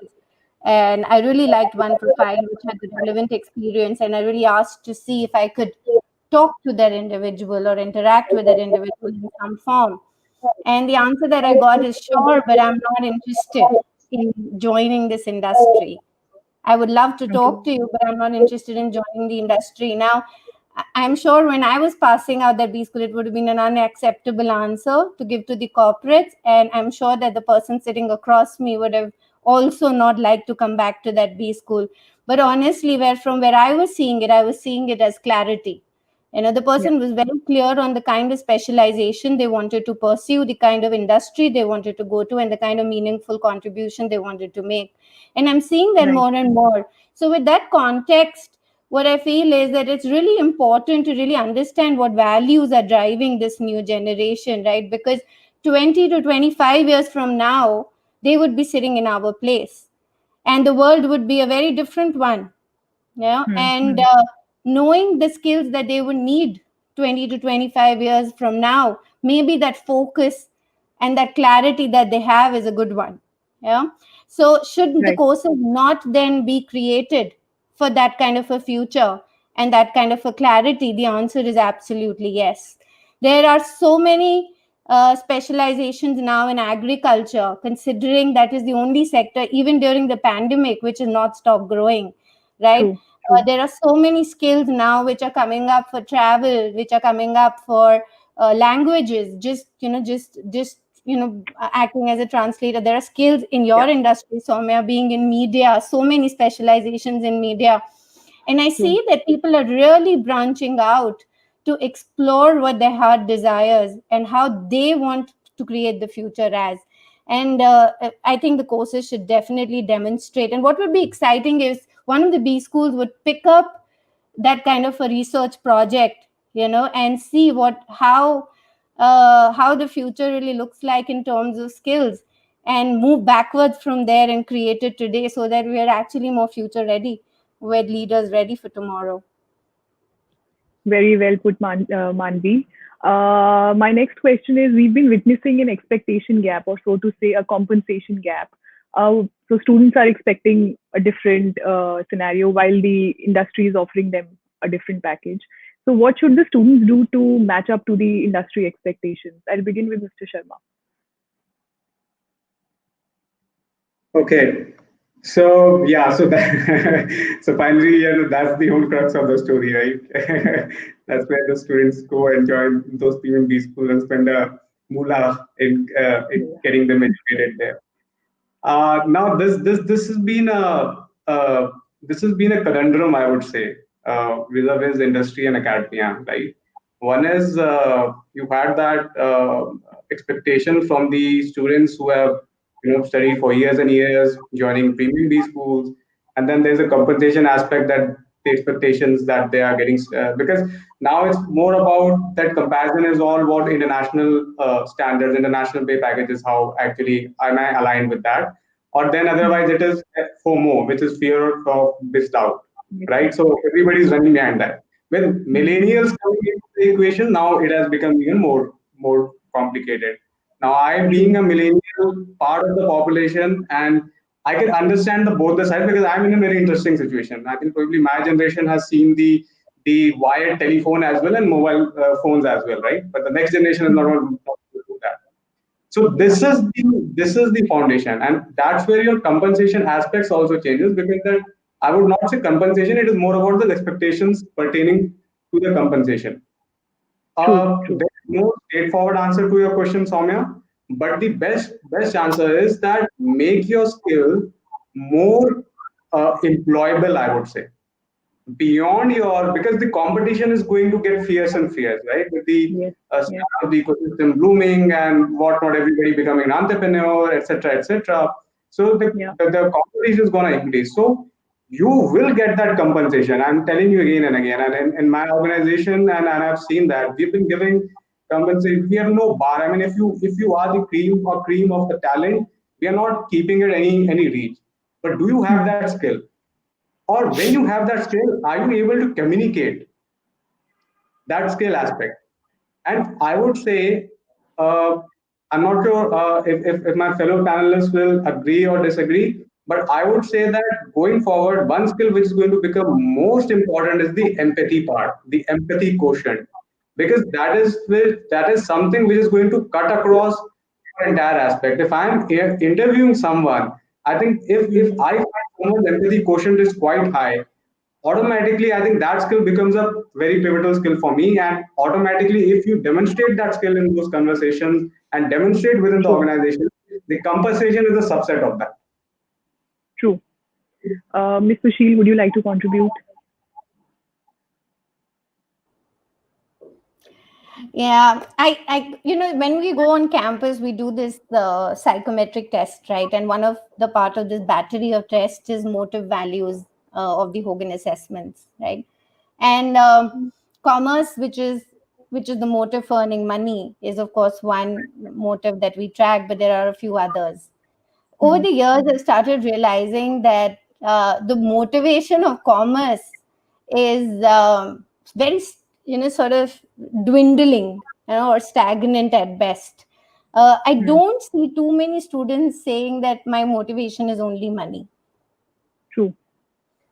And that is a very important part when we talk about compensation. So I would say that when you look at compensation when you're on campus, you look at what's in it for me, and that what's in it for me, the monetary aspect is only one part of that story. The other is various other motivations that people have today. Will I be able to make a career out of this place? Will I get an opportunity to be fungible? Will I get an opportunity to learn? Can I move cross-functionally, or does the company look at that as a good thing? Or can I change specializations if that's what I want to do? Would I get an opportunity to contribute to the society? Does it have a volunteering program? How sustainable are its products? And I think a lot of this and a package of this becomes like a total rewards for the individual applying for the organization. And I would make it a strong recommendation to all corporates who are going to the top B schools and all students who are applying to the top corporates to look at the total package, because that would be an important part, not just to communicate for companies on one side of the story, but also an important part to evaluate for the students whose career is just starting. There's a long way to go, and there is no need to be hasty about earning the big bucks. That's my advice. Very well put. My next question is for Ms. Astari. How can the industry support the absorption of recurring inventory of human resource for students passing out year on year from various institutions?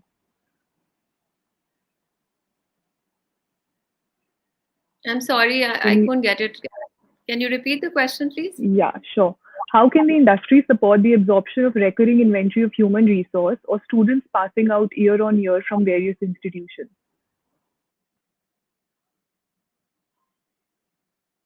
Can you hear me, ma'am? I'll pass the question to Mr. Sharma. Can you hear me? Yes, I can. I can hear you loud and clear. And this is another great question, Soumya. This is a challenge we started seeing maybe almost a decade back, where the green shoots of this challenge had started, where the demand and supply started getting little disrupted. In terms of, you had a higher supply and the demand was dwindling. I mean, a decade back, the value a typical MBA would command is very different than a value that it commands today. A lot of organizations, and if you see, I mean, you look at some of the big guns like Google's, Microsoft's of the world, they are in contemplation of looking at whether do they need that higher education and all, right? Do they need that certain business skills, or they do look at a person which has that skills, may or with or without that educational background? So what does it hint about this scenario? This hints is that the number of institutions which have opened up across the country, again, the focus on quality has to be unprecedented, because it finally will boil down on that quality aspect, how the overall grooming of those students are done. So I will say that, this is a two-way traffic. Is the way the students which are there who are looking for a job in organizations like PwC, which is a big four consulting firm, which is like most sought after consulting and strategy firm. Yeah. At the same time, I as a PwC recruiter would also look at good students. So it's both ways, right? And that's where the aspect is. So it is about how well all this inventory, as you rightly put, that we are building up for all these students, how in the education system, and that's where I say that, it has to be a society as a large response we need to do, where the government also need to participate, the private institutions need to participate, the government institutions need to participate, and the industry needs to participate, where we actually look at that quality aspect of it, where those students become employable. Otherwise, you're again looking at that. I call it typical supply chain disruption aspect, where the supply has suddenly increased, but the demand has decreased. Demand is not decreased because there is a lack of business, or there's a lack of overall the growth momentum. Of course, it's been it has dwindled a bit because of the COVID-19 menace, but otherwise it is more about when we go to those campuses and we actually want to hire more people, but then there is a threshold that we have kept.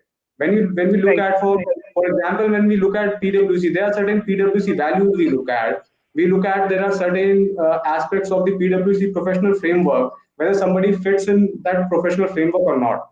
So a lot of times we also go out.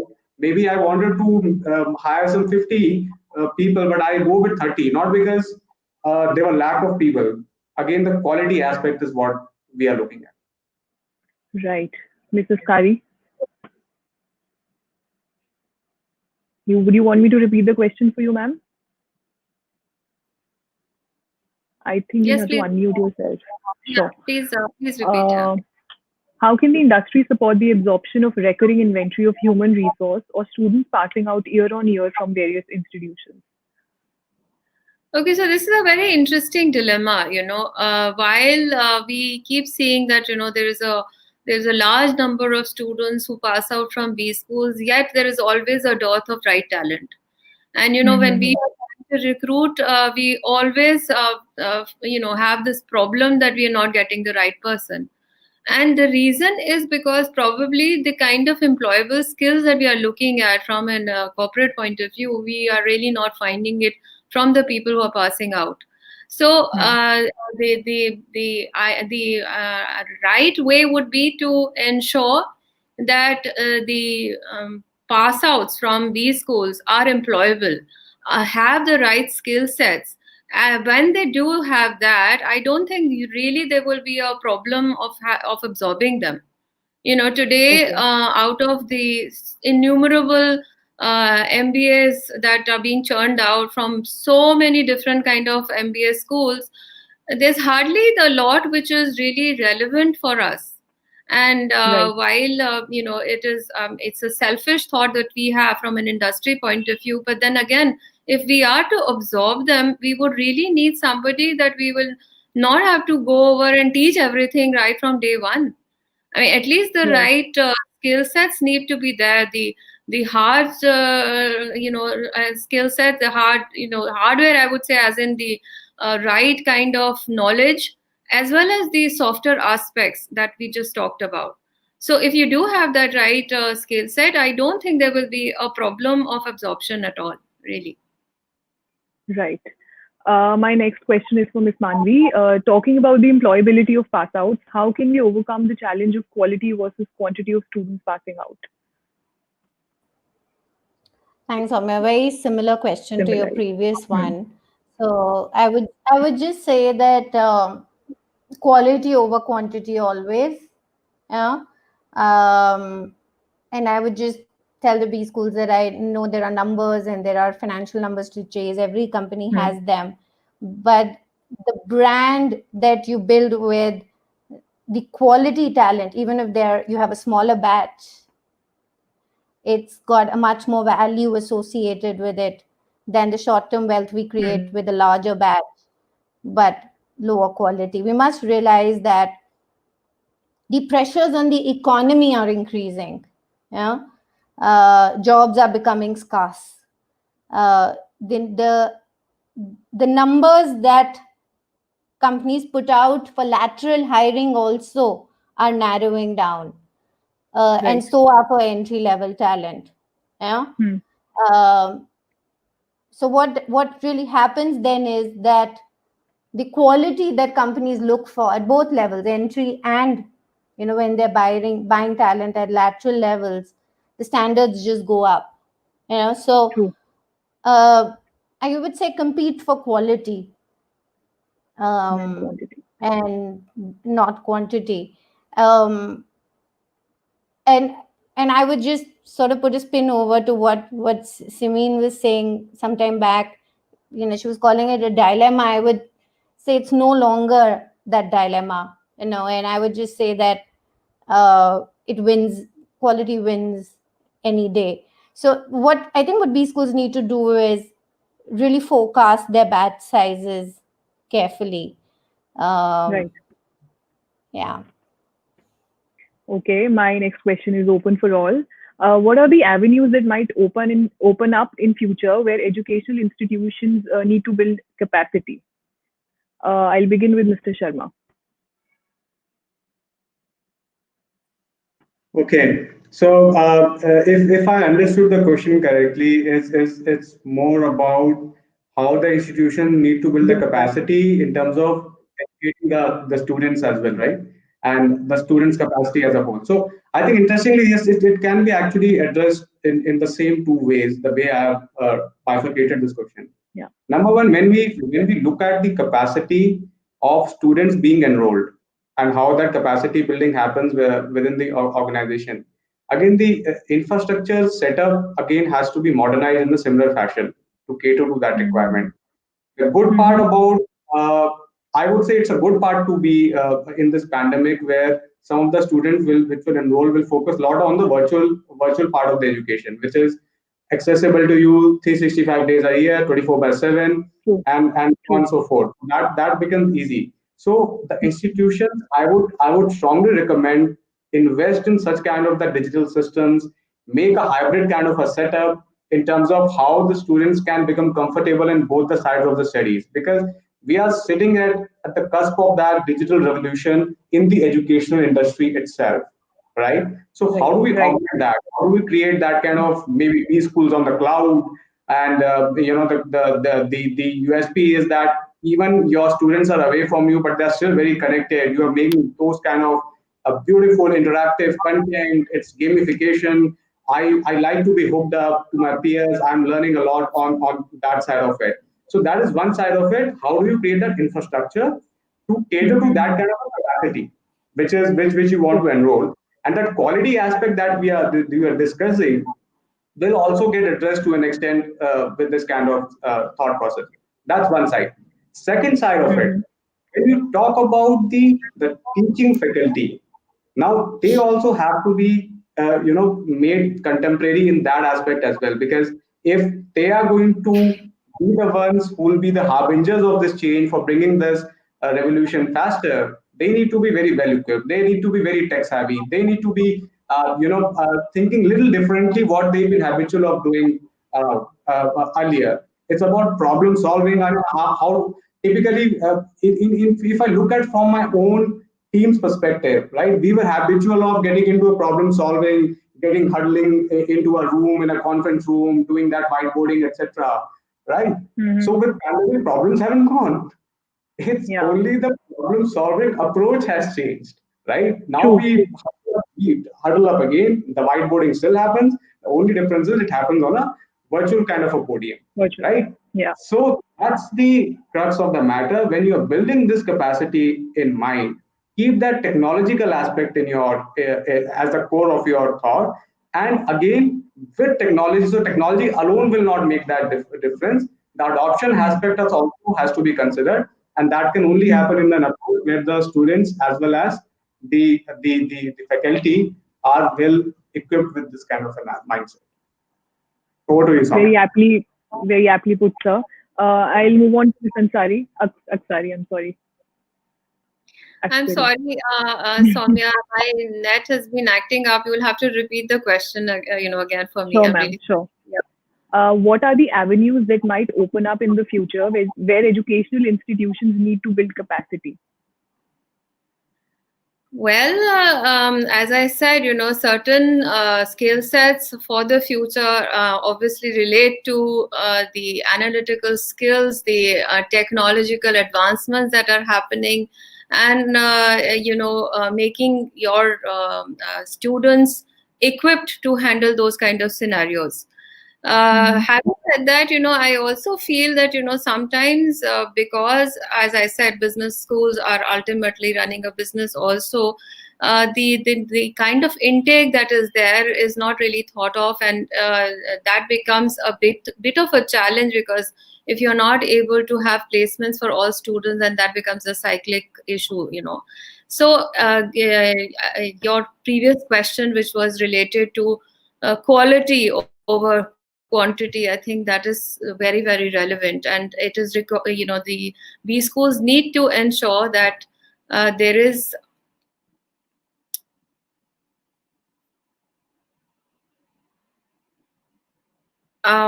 I'm sorry, I think I have lost the connection again. We can hear you, ma'am.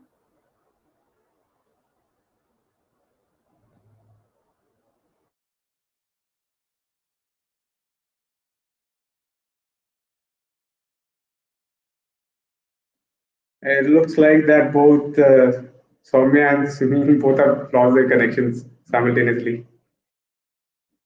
Oh, okay. I was wondering if it was me. Yeah, no. I can see you, and I. Okay. So that was something I was talking about. That backend infrastructure is going to be very, very critical as we move. Absolutely, connectivity is key. Absolutely. I'm extremely sorry, everyone. This is like really embarrassing. Yeah, really embarrassing. Very understandable. I don't know. It's just going off and on, so I really don't know what I said and where I was when I left. So I think you can move on. I was talking about that network providers also need to up the game. They also need to get into that kind of a mode. They need to up the game to facilitate. Yeah. So sorry. Yeah. Manvi, I'd like to know your thoughts, your concluding thoughts. On capacity building. Yes. Okay, so I think Manish covered the infrastructural aspect, including technology, and Simin was, trying to talk about making sure that there is the focus on quality. which are two very relevant points. I would just like to add to that, and I would like to talk about the intellectual capacity or capability that the world over relies on academia on, and India should be no different. For example, in the US, if you the corporates would actually rely on the top B schools to give them insights for consulting and for various other research-led projects which are breakthrough in nature. I feel that in India, we too can reach that pivotal point in our journey. And I think that intellectual capacity or intellectual capability, if we focus on, and I'm sure that the business schools, both private and public, would need a lot more support from the government and from the corporates for that, to ensure that we reach that vision in the country. I would really, in my working years, like to see a time where I can call up a professor in Ahmedabad or MDI or one of the good colleges and just say, hey, I'm struggling with this problem. What is your view? And do you have any advice for me? And I think that would be a perfect synergy, and we banking on that intellectual capacity and being proud of it too. Very well put. It was indeed a very insightful session. Thank you all for your time. I'm sure the audiences are going to benefit from this session too. Thank you so much. Thank you. Thank you. Appreciate. Thank you. Bye. Bye. Bye. Over to Anupam. Hi, Anupam. Thank you so much, Soumya, and thank you for being the moderator and doing it really, really well. Thank you so much. In spite of the glitches of the network, we have the 5G coming in the phones, but yet 4Gs and the Wi-Fi's are still struggling to give us a better network. Can we have the AV please quickly on the screen?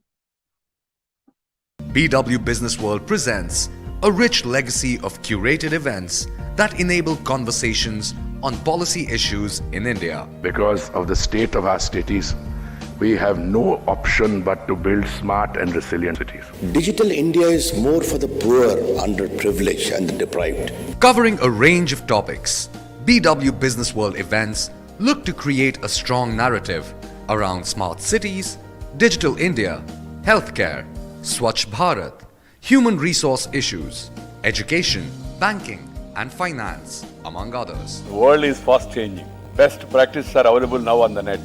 Vikas development पूरी राजनीति में ये focus बन गया है. BW Businessworld events provide a speaking platform to the voices that matter. Smart से ताल्लुक यह है कि हम जो बेसिक एमिनिटीज हैं उसको हम चुस्त दुरुस्त करें. You don't have to be a technologist. You need to understand how technology influences the world. Mahatma Gandhi was a great man. He was the leader of the freedom struggle. We believe that e-governance and IoT will play a very, very important role. BW Businessworld is an excellent exhibition platform that helps you showcase your services to the right audience. To be a part of our legacy, write into us at partner@businessworld.in.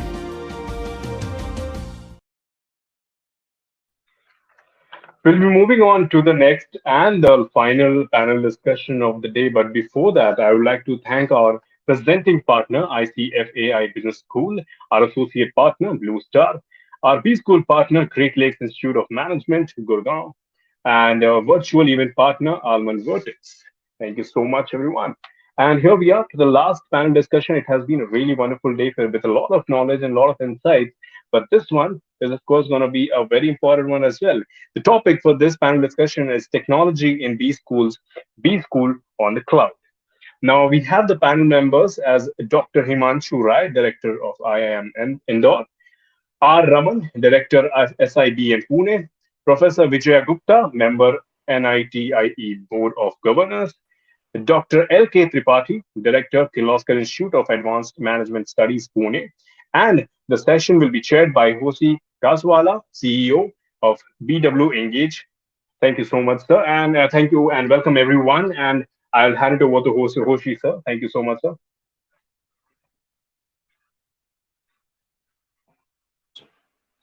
Okay, good evening. Can I be heard now? Yes, sir. Yes, you can. Go ahead. Good evening. Thank you so much. Good evening, gentlemen. Thank you for joining.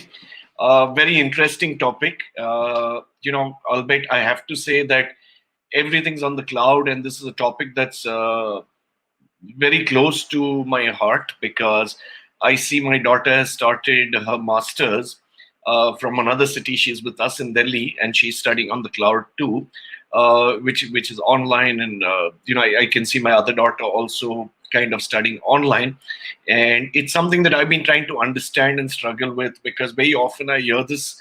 My wife, I live with an academician. My wife's a teacher, so I keep hearing that this is practically a 0 year, but I'm so glad that they gave me this panel to do so that I can understand from my perspective also.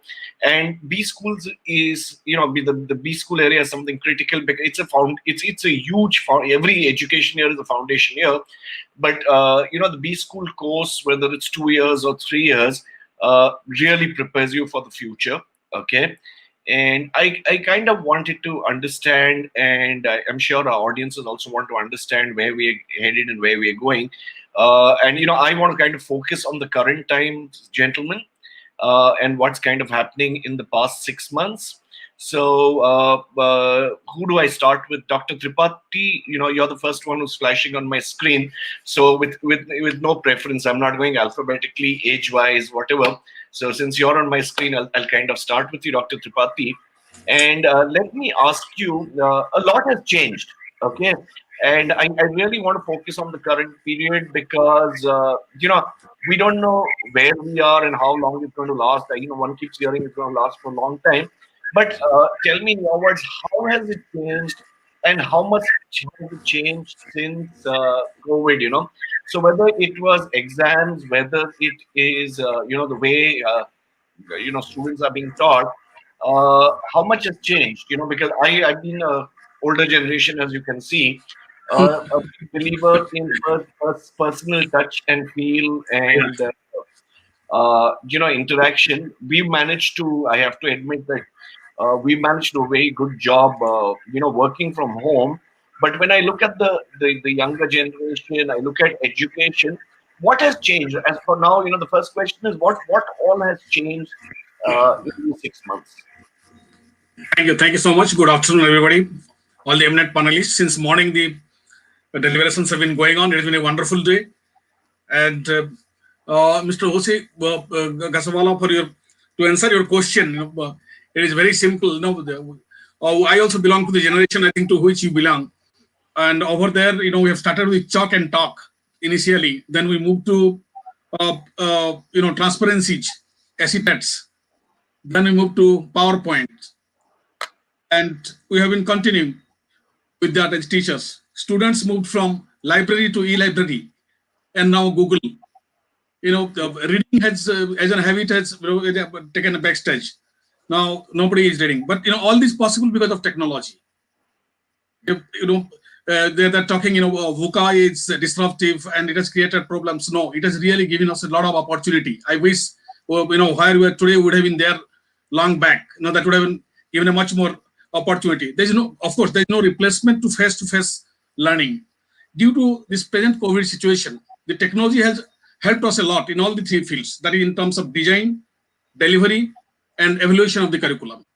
In design of the curriculum, actually, we took help of technology to such an extent that two things we did basically. One, we recorded all the lectures and stored it in the cloud to give it to the students as and when it is required. The second thing what we did, all the classroom lectures, we started delivering on online platform. And let me sum it over here.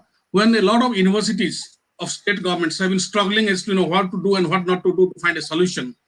And we went ahead and started our trimester also on time.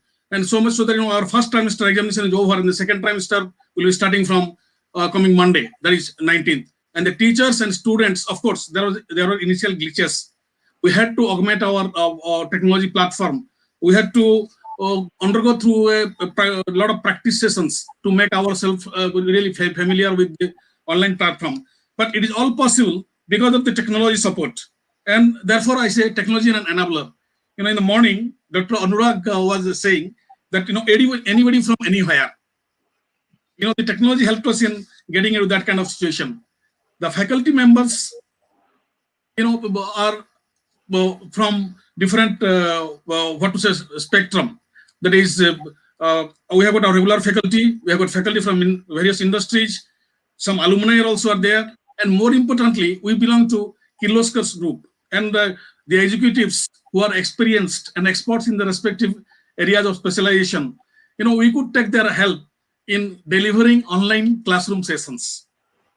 It is all because of technology. More interestingly, we went ahead with a review of our curriculum also for preparing for the next year batch. And in that, a lot of industry personnel participated only on digital platform, which we have never thought of. The only thing which we did that, of course, we did it as a reactionary mode, not in a proactive fashion. But I think COVID has changed our complete perspective. As used to teach traditionally, as used to evaluate traditionally, as used to design our course traditionally. Now, with a reactionary mode, as a reaction to COVID, to cope with the new normal, we have done it. But obviously, this is going to be the trendsetter. In future, technology is going to play a bigger role in terms of all the three things, that is in terms of delivery, design, and evaluation of the courses. Here, because of this technological revolution, I would like to submit that we can take full advantage, not only the Kirloskar Institute of Management I'm talking about, the entire B School fraternity can take a big advantage of it. I think we can think in terms of in a different perspective and try to see whether this 2 years PGDM program is really required to be the duration. Possibly part of it can be delivered. The first part, we have got general courses. These courses can be delivered online, and the courses of second year, when it comes to specializations, the students can come to the classroom, from virtual classroom to the real classroom. The benefit of this would be, the institute, which are standalone institutes like us, they will benefit immensely in terms of making optimum utilization of their infrastructure, the human resources, everything. And AICT, I think, will be the right authority. I think this is a platform from which we can talk about. And the second thing which I have been thinking, that in terms of being proactive, this PGDM curriculum was revised in January 2018 by the committee, review committee headed by Dr. Bhimrai Matri. It is the right time to, I think, very appropriate to go for a revision of our PGDM curriculum, where we can go for a both synchronous and asynchronous delivery of the curriculum, and also make much more of it move to the digital platform, so that the students become much more employable and industry friendly. Thank you. Thank you very much, Dr. Tripathi. I'd like to move to Mr. Raman. Okay, what's on the same question and with what Dr. Tripathi added, what would you like to kind of say in the interest of time? I'm sure there would be areas that you agree with Mr. Tripathi, but what's your perspective on this entire thing? Yeah, thank you, Mr. Paswala, for this opportunity given. See, this pandemic has thrown all B schools to go forcefully online. It is not by choice, but it is by design, that you have no option but to go for it. It has brought in plus and minus. The plus point is, yeah, you're able to continue with your curriculum. Yeah, you're able to impart education. You can get going. But the minus is also there with it. Okay, and hence all students are not happy going online. Like when I'm in a classroom, I possibly can see this way and that way. But if I'm in an online classroom, the moment I'm turning this way, the person who's going to speak there thinks I'm not listening. So look at the amount of stress that it puts on the student, that you have to constantly watch the camera and keep nodding. And there are people who are trying to cheat that also by creating some virtual screens and putting up where someone is nodding on, and the fellow is doing whatever he wants. Even that's happening because the kids are smart, they know how to go and beat the system. Remember one thing that I always believe: culture, teamwork, humility, all can't be taught in the classroom, online or offline. You'll have to be on the campus. You'll have to be there to experience the journey called MBA or PGDM. Only then that person becomes a fully grounded a person who's equipped with all that knowledge and skill sets, when he can go and hit the ground running when he's going to join an organization, right? So this is a temporary phase. And the temporary phase is remaining temporary. The whole point is that we do not know how temporary it's going to be. Whether it's going to be November, December, January, we do not know. But it's a temporary phase. When the vaccine is out and people are a little more relaxed, where the parents and the children are ready to come back, this will change. Once this changes, we have learned a lot. This has given a great opportunity to bring in profs from abroad into my classroom, which otherwise they were hesitating.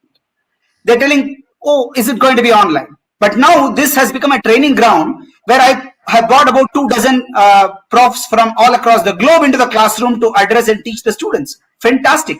Look at the amount of money that would have been spent otherwise to go and get them. You know, especially the fatigue in terms of travel, stay, all that is humongous. So that's a big positive to get people into the classroom from any part of the globe. But it has also put in a lot of stress on the students when it comes to going online.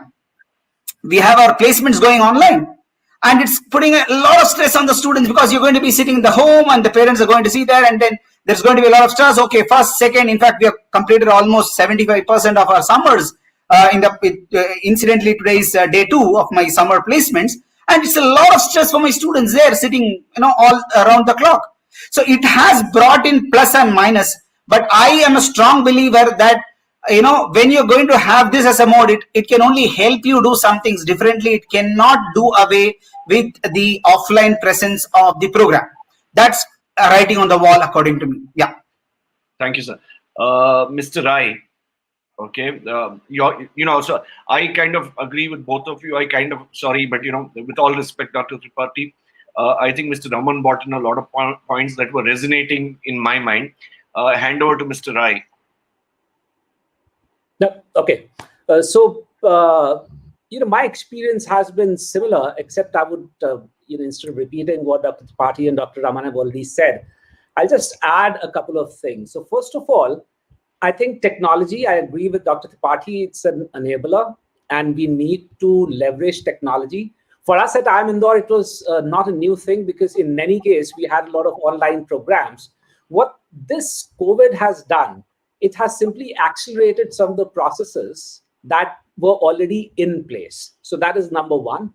Number two, what this COVID has also taught us, that technology can never be a substitute for the in-class training, like what Dr. Raman pointed out, because by now my students they're anxious. They're anxious to come back. And we start with students. My faculty is also going crazy because how long do you actually keep teaching a camera? And they really want to see the students out there, because when you have a class full of students, that's where you draw your energy from. And more importantly, now this is slightly counterintuitive, Hoshi, because not many people would think that way. So I was speaking at the Dean's Conference of AMBA, and there were about 200 odd deans from all over the world, and I was one of the keynote speakers. And one of the things that came out during that conference was that the percentage of the faculty who are comfortable with this transfer from an in-class mode to the online mode is higher than the percentage of students who are comfortable with it. Now, this is counterintuitive because you would imagine that the students would be far more comfortable with technology. Students would be far more comfortable with going online. But you have to look at the other side of it. You see, a long time back, we started saying in the good business schools that we will not call them students, but they are going to be participants. And the entire pedagogy will have to be participant-centric and not teacher-centric. So we are not the centers of attention, but the participant is the focal point.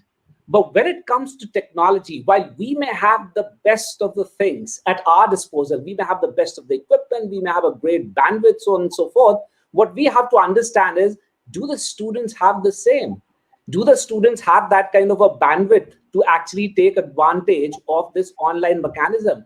Do the students also have the equipment? Because what we fail to understand, or perhaps at least some of us fail to understand, is that in many places, you may just have one laptop and the entire family may be sharing that laptop, or maybe 2 laptops being shared by 4 or 5 other people.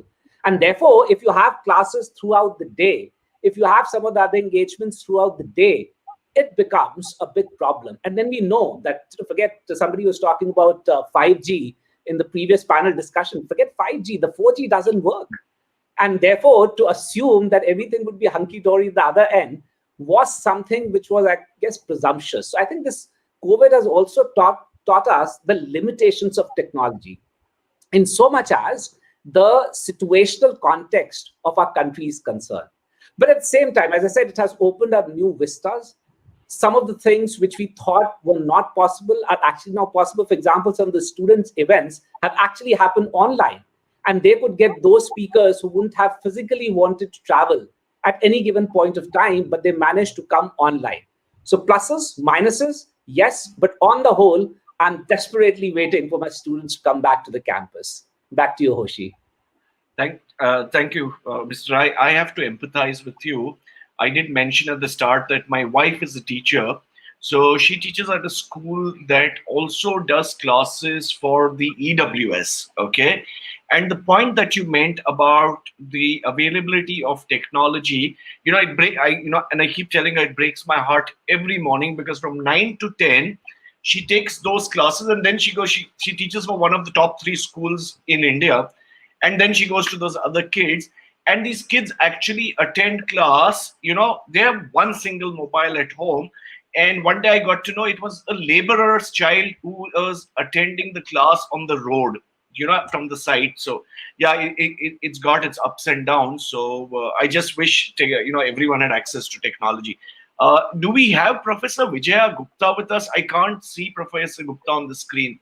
Anupam, Prerna, would you know? Professor Gupta, are you here? Okay, I don't. So okay, that leaves us to an all-men panel. Dr. Tripathi, let me come to you. You said same generation, all of it. So you can call me Hoshi, please. Just like I love Himanshu for saying that. So I'd love to be just called Hoshi. Okay, doesn't remind me of my age. Okay.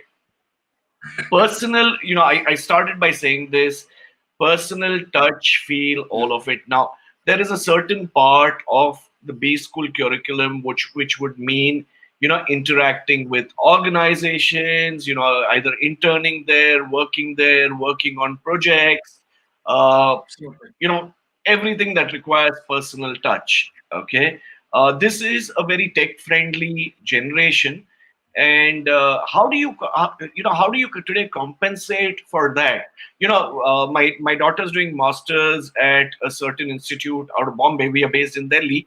And I was very gung-ho about the whole thing because, more than 50% of the time was supposed to be in practical work on the field. It's disappeared for now. It's the first term, but I hope it comes back. Okay, how do you compensate for that? And the other issue related to it is, we find kids coming, even into our organization, very highly qualified, but lacking, basic skills, interaction, team building, communication. So, you might have done very well, but that without that human touch, okay, it becomes very difficult. So how do you, and this question is for all, for all 3 of you again. So it's a common question. So, would you like to go first? Dr. Tripathi, please go first. Yeah. Thanks, Mr. Hosi. I agree with Professor Raman and Professor Roy. I stick to my first sentence that technology is just an enabler. It is not a replacement to classroom sessions. It is not possible. There is no way, in one sentence I can answer it, there is no way you can compensate the classroom sessions. It is a must. If you go back long ago, actually, if you are talking about 70s, basically, if you see the classrooms, the role of teacher, the relationship, the bonding between the students and the teacher, and the learning of the student from the teacher, from not only from the classroom, even outside the classroom. Look at the much more earlier than that. Look at the Gurukul system also. Everywhere the significance of classroom teaching is there. So a lot of things you cannot learn virtually. It is not possible. Feelings, emotions, body language. If you talk business schools, grooming the students in terms of their from the point of view of their employability. Basically, when I'm talking of grooming I'm talking of soft skills. They're very difficult to transfer through technology platform. Digitally, it cannot be done. We cannot compensate. I would like to submit. Both eminent panelists would agree to that. We have got the system of summer internship placement. We call it business immersion program. Business immersion program companies used to come and interact with the students in campus. They used to really, live projects from Kirloskar group of companies. They used to come and interact with the students over here, and they used to evaluate them on their soft skills also, which is not possible on the digital platform. And the SIPs were offered, but the students were asked to either defer it completely, or they have, they had to do some desk-based research. So it is a replacement. It is just a stopgap arrangement. Through the help of technology, we could just cope with it because it's part of the curriculum. But if you ask me, as Professor Raman says, very, very interestingly, and Professor Rai also very emotionally puts it, we're still waiting, desperately thinking that the students are going to come today or tomorrow. Awesome. Thank you. Because this is not because we are very so much close to tradition, no. But we all realize that there is no replacement to the classroom teaching. The teacher-students bonding is, it is something which is different. Even today, if you ask, there might be around 1,000 alumni who might be in touch with me, who have passed out under me on my earlier assignments. And it is all because due to the personal bonding, not through these virtual classrooms. I'm sorry to say, I hope I'm agreeable to. No, absolutely. I with me.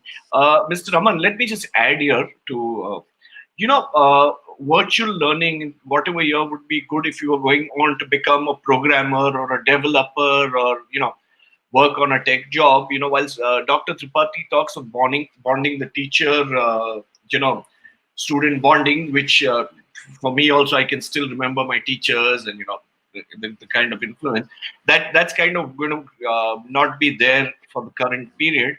What one is talking about the overall development, which kind of happens when people meet, because, social skills, networking, all of it. So can you comment on this? Yeah, true. See, as I already told, that culture can't be taught in online and offline classes. Teamwork, humility can't be taught in online, offline classes.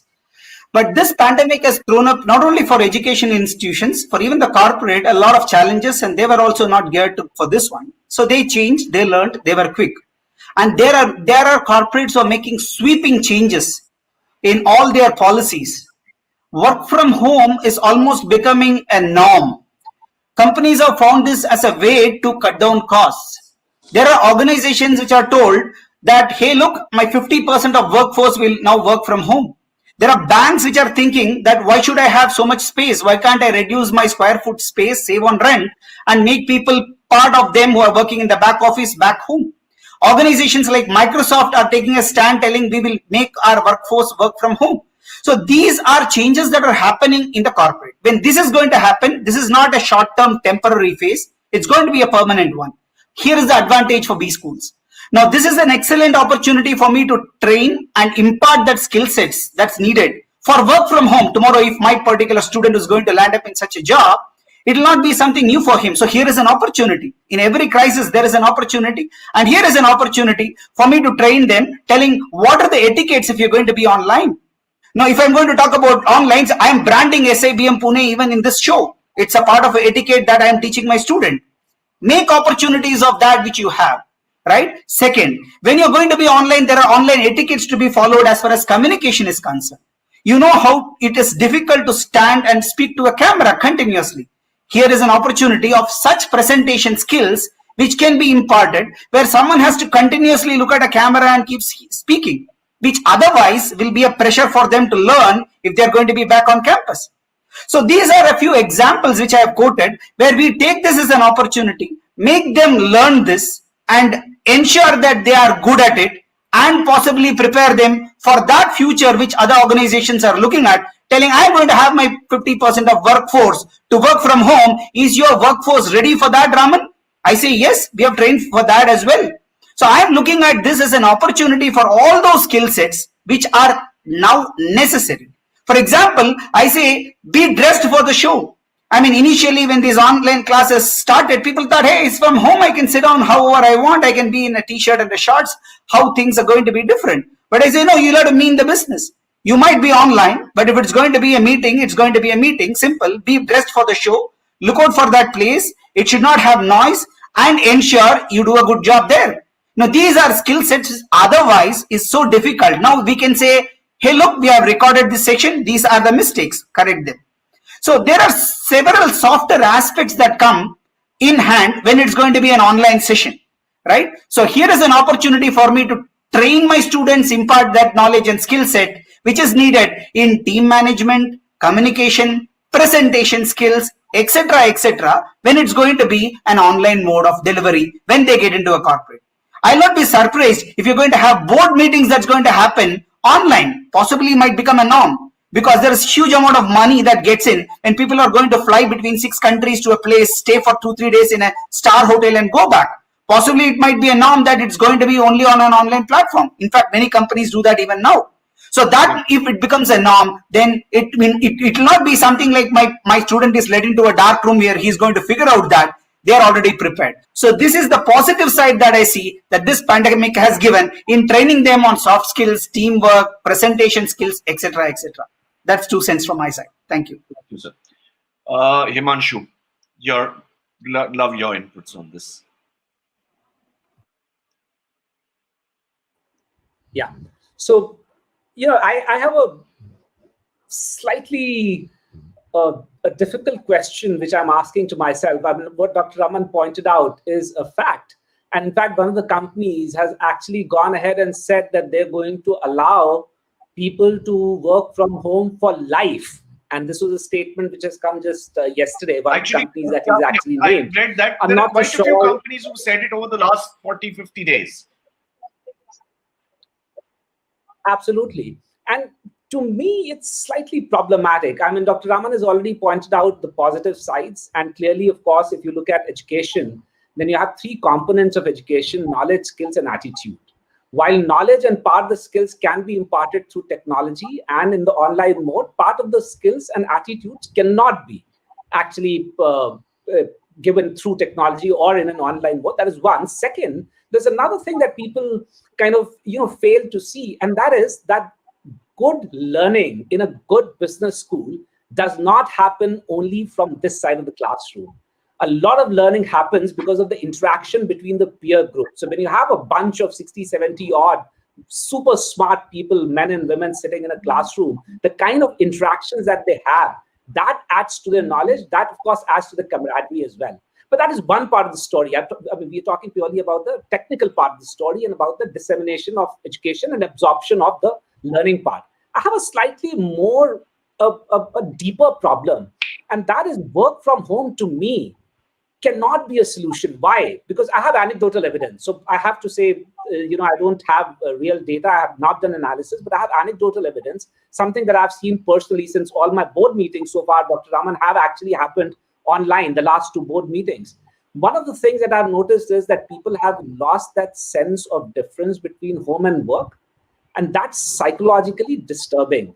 And a lot of people have had psychological issues. The number of my students, and not just students, the number of my other community members who are actually consulting with counselors has gone up. It has shot up drastically. So clearly there is an issue. Number 2, people have lost this sense of time. So people assume that simply because I'm home, I'm available all the time. So my meetings start at 11. I used to be in the office otherwise at 8:30.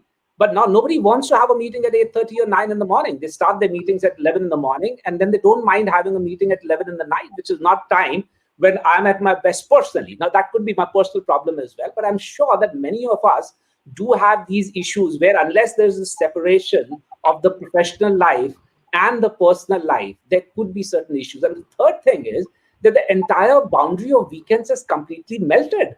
It's almost that people assume that there are no Saturdays and Sundays, that you are home. I mean, so what? You should be available any which way. People expect emails to be answered in the middle of the night. People expect emails to be answered on Saturdays and Sundays. So I think we are talking about a much larger issue. Do we forget the fact that the pandemic has pushed us towards something? Do we want it? It's almost like that MasterCard advertisement. They said that for this, for everything else is MasterCard. There are some things that money can't buy, but for everything there is MasterCard. Now, my question is slightly different and slightly deeper. There are some things that money can't buy. Should we also have some things that money should not be allowed to buy? And that's a question of ethics. And likewise, I'm not too sure. I don't have an answer right now, but I think we need to ask this question: should work from home be allowed to become normal, even by the organizations? To me, as of now, the answer seems to be no. This can't be it, because it is going to have a lot of social and cultural ramifications. It will have a lot of ramifications even for family lives, and I'm not too thrilled about this. Back to you, Hoshi. I am in agreement. Mr. Hoshi, can I add something Yes, here? It please, was Dr. very Yes, interesting please, Dr. point Raman. that Dr. Himanshu has brought in. That's fantastic. In fact, it's excellent point that he mentioned. That is that what we need? Is this the right way to go about? That's a fantastic point. But let me also bring in a couple of things here. See, in the IT sector, work from home has been a norm for quite some time, right? From say 2005-6 on, work from home as a culture started in the IT companies, where someone sitting at the home logs in, they have mechanisms to monitor it, and then it keeps going. So over a period of time, that has evolved, and people understand that the time closes generally at about 7:15 they close, and as he rightly told, 8:39 they start. But the new ones who are getting into this one as an online way of working, for them, this is not something which is acceptable, and this is something confusing. That, as rightly put by Dr. Rai, that they think you're there. It's there, and they're there every time, 24/7. Hey, it's a holiday, man, and what are you doing? Is what some people even think. It's not work from home. It's it's a holiday, and you're just working there. Is what some people think. And when I was looking into some data here, I'm talking about around 10 years back, I was doing a small study for which I was collecting some data. And it was found that the number of divorce that happens is highest in Bangalore and Hyderabad. I'm talking about year 2007-8. Okay, I'm not talking now. And in that study, there is someone who's telling that because the thin line is lost when work from home becomes a norm for IT, then home doesn't remain home, it becomes office. So everything of office is at home. So that creates more confusion. And when both husband and wife are working, it creates all the more pressure and tension and confusions. And this was one of the study which was telling that one of the reasons leading for a divorce, higher number of divorces in Hyderabad and Bangalore. I'm talking about year 2008-9. Okay. So which is also worrisome. If that's going to be the study which is for an IT sector in 2008-9, we are in 2020 now, and if organizations are going to take up that as a norm, what's going to happen? It's going to be a lot of chaos there, and the thin line between the office and the home is lost when it's work from home, because corporates don't understand that, and it's so demanding. So that's going to be a complete different ball game and a tough one to deal. So I completely agree to Dr. Rai's statements that he made, that it's something which we have to think, and organizations also has to think, and there should be something which should come as norm, instead of expecting a person to be there answering an email or attend a meeting at about 9:30 in the night, right? Yeah. So, Thank you. Dr. Raman, I want to add to what you kind of said. 2004, 2005, I think prior to that, the technology sector allowed work from home because we were doing a lot of work internationally, and connectivity solutions had begun to come. But do bear in mind that it was a lot more disciplined that time, because it was not all work from home. So it was hardly 10, 15, 20% people worked from home. So it worked in the 7-7-15 cutoff. And, I'm glad you brought that up, Himanshu, because I have to tell you, I'm very conscious that the lines have been blurred. We are working Saturday, Sunday. We don't know what time we take meeting. I don't like taking meetings beyond 7:30 in the evening. And I consciously decided that I would not do a meeting beyond that, because about 2 months ago, apparently I said something in a meeting at about 9 o'clock in the evening, which I have no memory of. Okay. I don't function at that time in the night. Okay. And then I called people and apologized, and I said, I'm sorry. And, I actually still don't believe I could have said what was said. But having said that, whilst I'm very aware that, I have to draw these boundaries and not work on, Sundays and all of it. Last Sunday, I got up in the morning. Strangely, Sundays, I get up earlier. 6:45, I saw my laptop sitting there and I started working. Okay. Now, that's something that also, and that's not the time that Businessworld operates. We are a little sleepy organization. We start at 10. But, okay. So let's just come back to, B School on the cloud and work from home. And I have actually two last questions, but I'm going to merge them into one. How leniently are you all going to evaluate students of this year?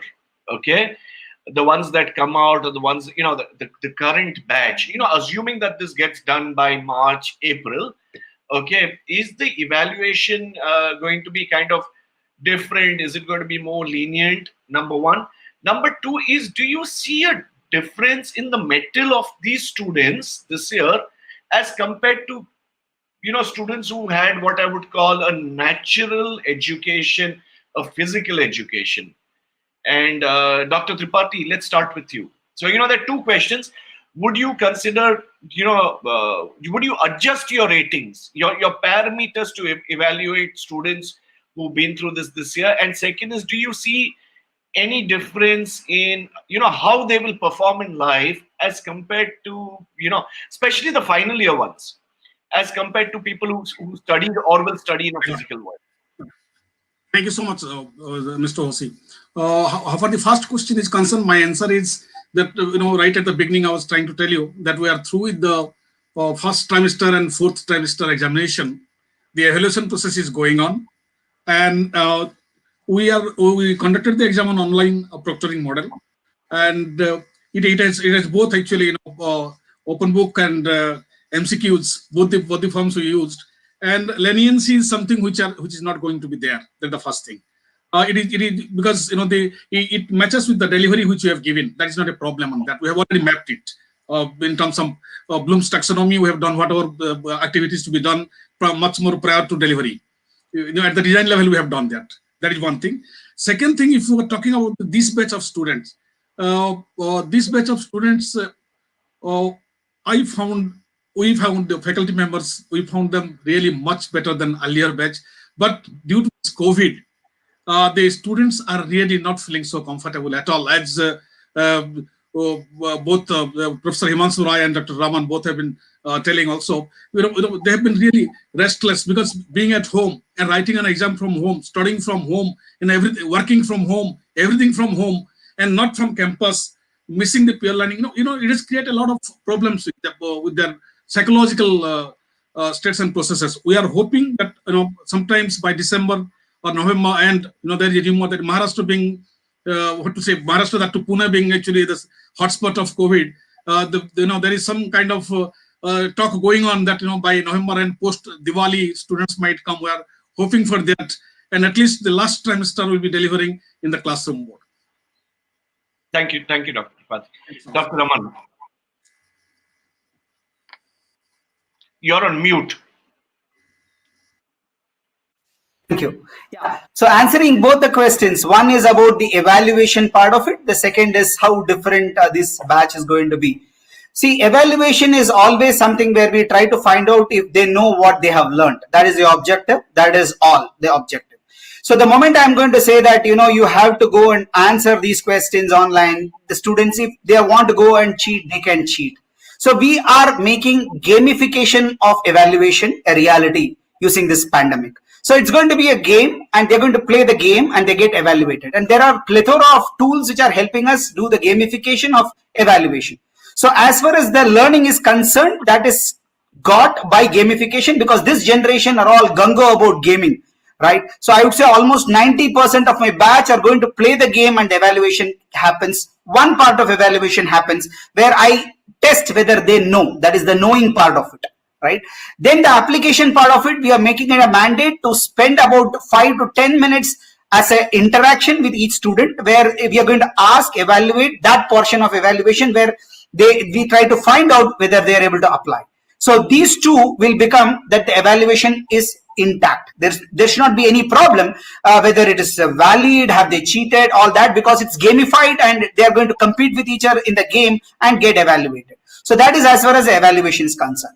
Now, second part, are they going to miss out, especially the second years, as you mentioned? In fact, this blessing in disguise, the thing which I'd say is all this started only in March, where they have completed their 1 year. So that is the second year students had 1 year in my campus, right? So they have had it. So once the campus opens, they'll still have about 5-6 months with me, right, on campus. This is what hopefully I'm optimistically thinking. And as far as the first years are concerned, they're going to have another 1 year with me. So thankfully, we are not a 1-year MBA program as it is offered in some parts of UK. We are a 2-year MBA program. So thankfully, all the students will have at least a year to spend with me to get all that they get while they are in the campus, in the classroom, connecting, peer learning, blah, blah. All that is going to happen both for the first years, and it has already happened to some extent for my second-year students. So they are not going to lose out per se on anything. We will do everything possible for that to happen. Adding to that, last one, we are also extending our semester. Initially, we used to close by by March, April. Now it will get extended. We'll go till May, June. So they don't lose out on that time as well. Instead of keeping a hard stop there, we are trying to extend that so that they get the benefit. Yeah, that's what is in plans from SIBM. Yeah. Himanshu. Yeah, so it's the same answer in general, in the sense that there's no question of it being lenient or tougher. It's just going to be appropriate. So you use horses for courses. So whatever this particular online methodology requires, we use the appropriate assessment tools. Of course, some of the assessment tools which are in there in an in-class mode may not be applicable over here. But I'll use this opportunity to actually talk to all the students who are listening to this. Listen and remember one thing: you don't want to be labeled as the COVID batch, and therefore make this a point of view.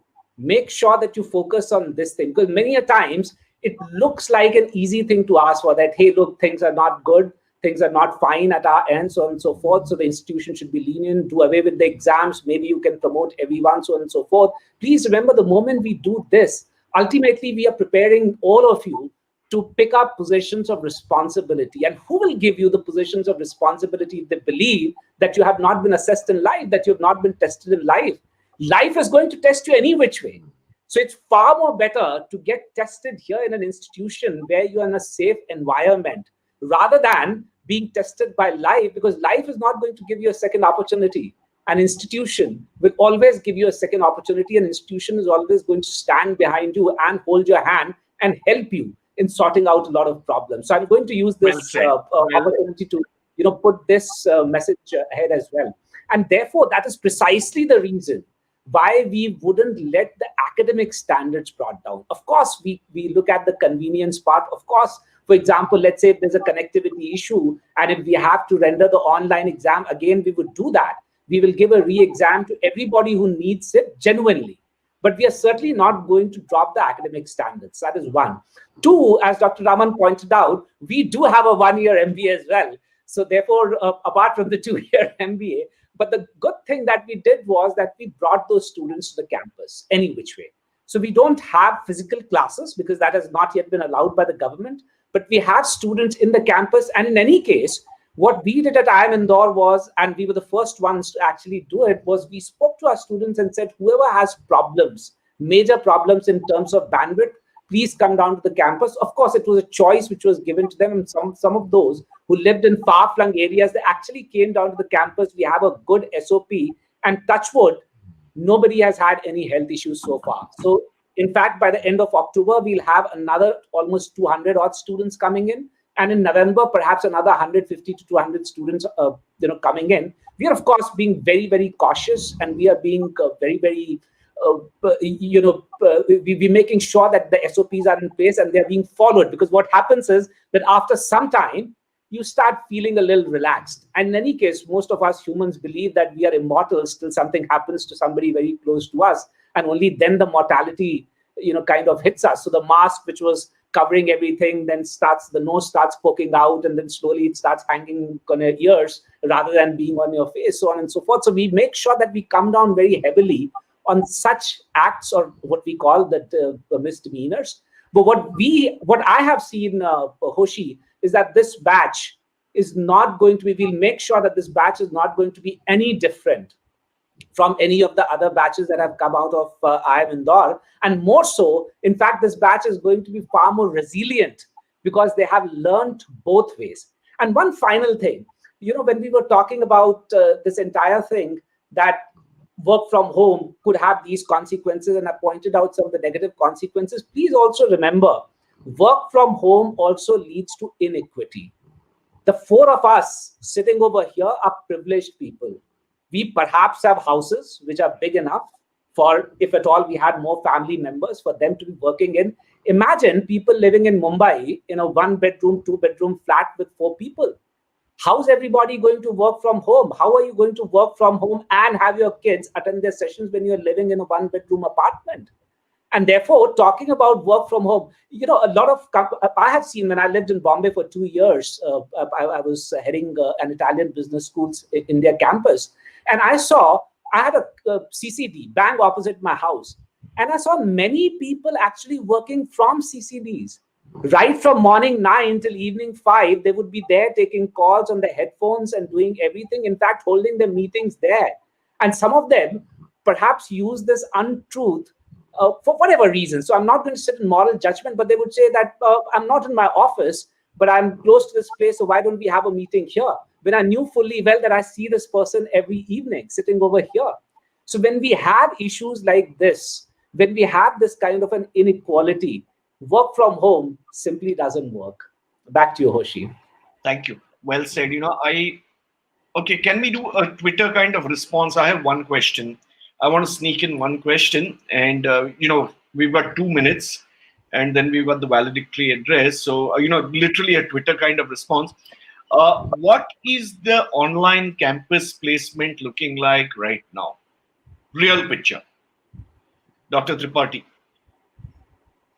Is it the same? Is it lesser? Is it more? Is it tougher? You are on mute. Huh? Yeah, thanks, Mr. Hosi. There have been companies who have been coming to us. There are regular recruiters. In terms of additions, in fact, we find a lot of new additions to it in terms of people actually who have started their companies 10 years, 15 years back. But the demand is more on the service side, not on the manufacturing side. Dr. Raman.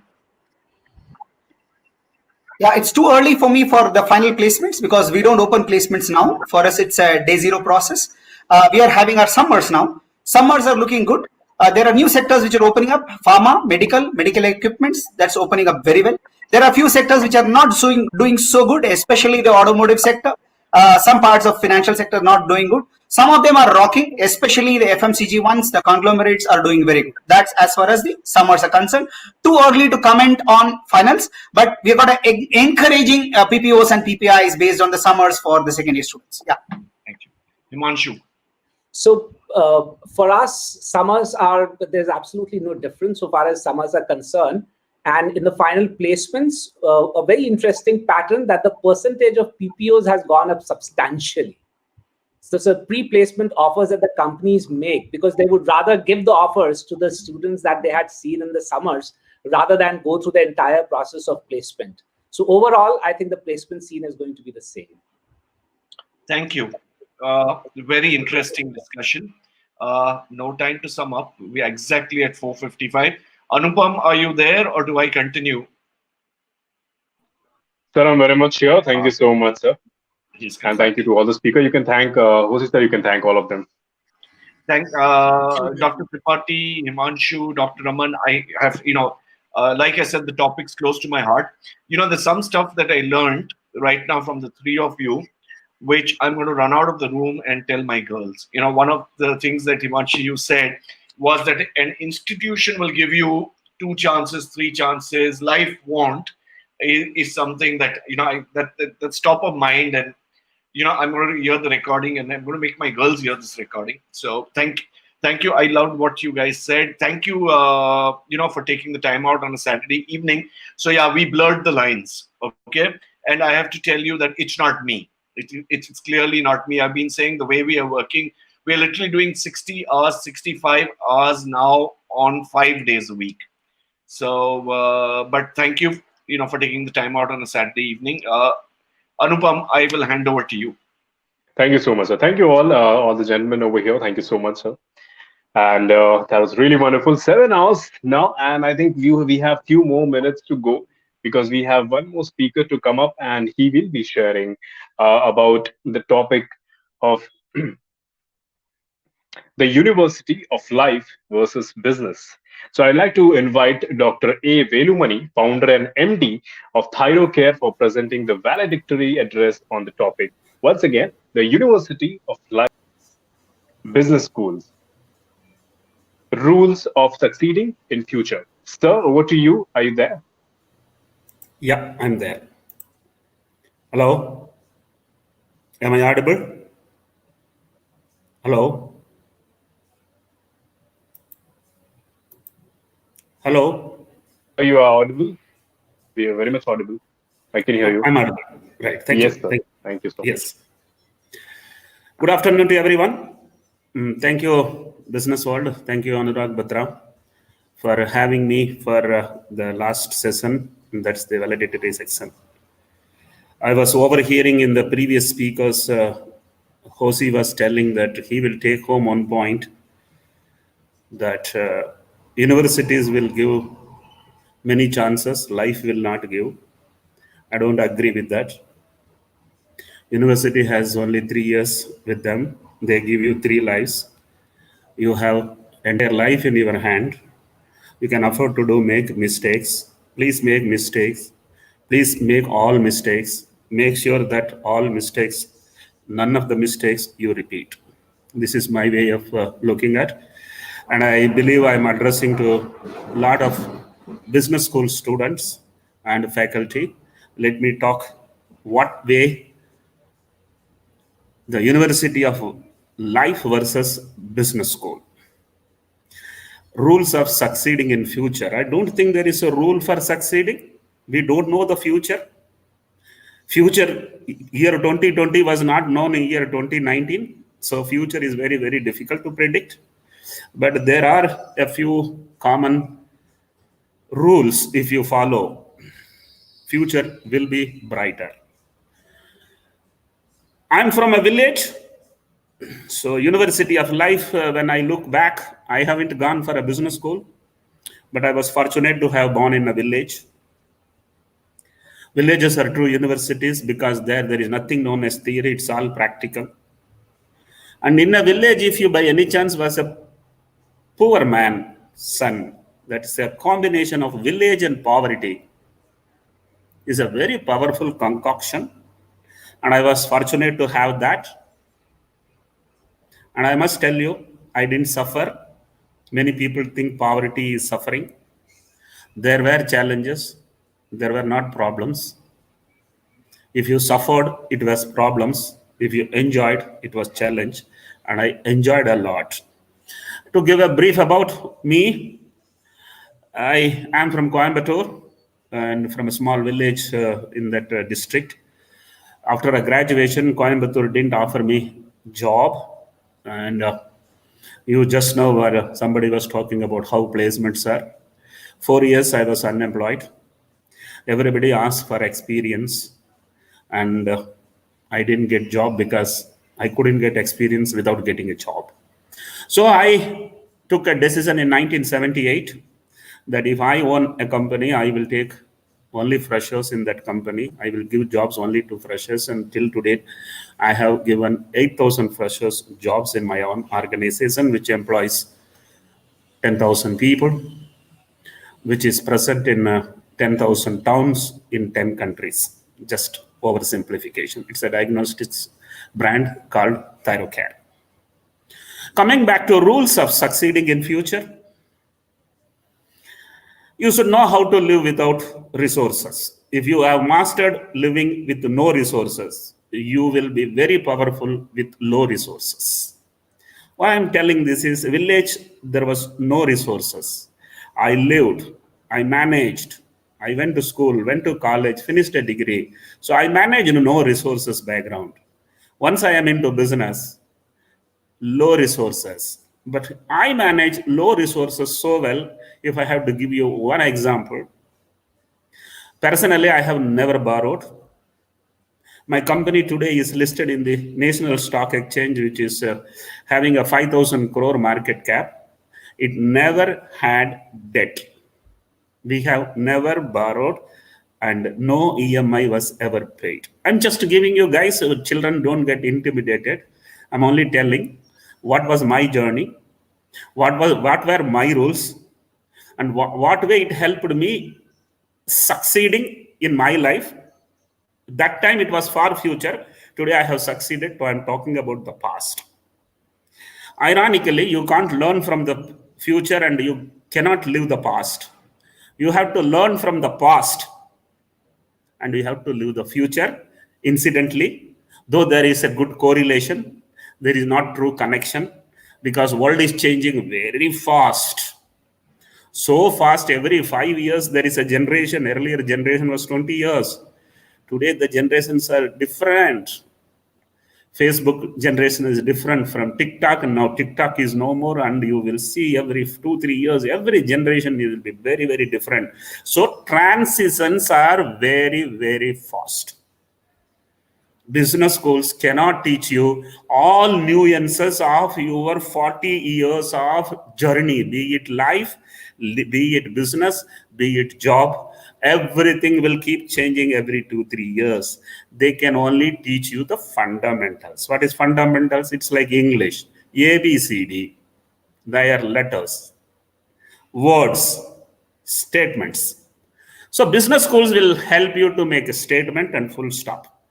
How to write a story, no business school can teach, and everybody has to learn while journeying. I have a Hindi punchline, let me tell you. Nikal pado, rasta apne aap banta hai, which means you will never know the road before you start the journey. You may know highways, but then highway is not a journey. Journey is when you have made a road which no one has made. So, knowledge is everything. Business schools cannot give you the adequate knowledge what you need over a period of time. So, I am of that opinion. Every 2-3 years, you need to keep on updating yourself on what is happening new in society, in corporate, and in business, so that you are very close to what is essential. I must tell you, today I am very powerful only because of 4 words, IT, HR, logistics, and technology. You can see any company globally, nationally, some company is in top 10, you will have 4 out of these, at least 1 will be their core business, IT, HR, logistics, and technology. I was in 1978, there was no computer in entire Coimbatore district. So there was, my college professor didn't know even what's IT. HR, I don't think HR is anything understood even today. HR is so fast changing, evolving field. Logistics, I don't think anybody other than Flipkart and Amazon understands it as much as it's very difficult to understand. Technology, IT, HR, logistics, 3 put together, what comes out is technology. So these 4 are going to be very important for you. Business schools can only tell you how businesses succeed. They can teach you what way a product, what way a pricing, what way a promotion, what way a scaling up would help, what way branding would help, how to purchase cost effectively, how to package intelligently, lot of things. And all these things can very well be learned. They give you elements of what is business and what is essential in an environment of a company. But every product is different. Every organization is different. Every industry is different, and even every country is different. So services business is different. The manufacturing businesses are different. Wow, it's infinite. And I don't think you can learn everything in 3 years. Don't make even an attempt to make everything. You will learn nothing. You have to make sure basics you are very clear about. Disruptions are going to be a part of life. There are only 3 kinds of people. One who disrupts, another get disrupted. The third one, self-disrupts. So these disruptions are around. You need to be very careful about it. And I think success in life is not any other formula other than taking risks. There is no one who has made it large without taking risk. I tell one terminology called as KPM. Kaya, Piya, Margaya. You have only 2 options. Either take a risk and make a story, or just don't take any decision and continue to maintain the status quo. That's no way of living. You have to create jobs. I want every business school student to work for 5 years, 10 years, max 15 years in an organization. Don't get into jobs in multinational companies. Get into jobs into a small company, a company where the total turnover is just 10 crores. There are only some 40 people or 100 people. You can, if you can convert that 10 crore company into 100 crore or even 1,000 crore, trust me, you have learned how to create a business, how to create an opportunity, how to create an employment. So it's very important that you choose a company in an industry in which you want to tomorrow work on, and start from a company which doesn't have a system. You create system. When you create system, you are a creator. And if you are working in a system, you are an operator. Sorry for completely negating all your perception about your life and future. I'm a very practical man, blunt man, and I will talk truth as truth. Your ultimate goal should be creating jobs, क्योंकि जो काम करते हैं वो बुढ़े होते हैं, जो काम कराते हैं वो बड़े होते हैं. So if you want to become big, you have to create jobs. There is one single word I want all students to remember, faculty to remember, any entrepreneur to remember, anyone on this earth to remember, single word: focus. If today what I am today, only because I focused. First focus was get a degree. Next focus is get a job. Next focus is set up a business. Next focus is get into a listing. Today's focus is, can I scale it up globally? So the focus remains single word, which can make. I'm a Madrasi. You must have not been seeing Madrasis talking Hindi punchlines. I can speak in Marathi also. I was a mathematician. Today I do a business in pathology. That's medical business. I must tell you, if you can focus, you can learn anything. In fact, I have one more punchline. Don't do what you have studied. Because if you do what you have studied, you will survive. But if you do what you have not studied, you will be the leader. So knowledge is very important. If you focus, you get knowledge. If you don't focus, you don't have knowledge. There are two kinds of people on this workplace. One who can work, other who can think and work. And the guy who can think and work will have knowledge. He will build a career. A guy who only works will be a worker and will continue to work. I want all of you to understand, I'm 60 years old. My success came only after 55. It was too long a journey. 15 years, government job. Never thought I will do business. Then I am an entrepreneur, started as self-employed. And today I have a great company. But trust me, be it life, be it job, be it business, it is a marathon race. It is not 100-meter dash. Getting success is not a problem. Sustaining the success is the biggest problem. So I would always advise people, don't run like a 100-meter dash. Take it as a marathon race. You must peak, you must succeed at late 40s and early 50s. Unfortunately, many parents are teaching children how to become rich. They are not teaching children how to live happy. These are very two different things. All rich are not happy. All happy are not rich.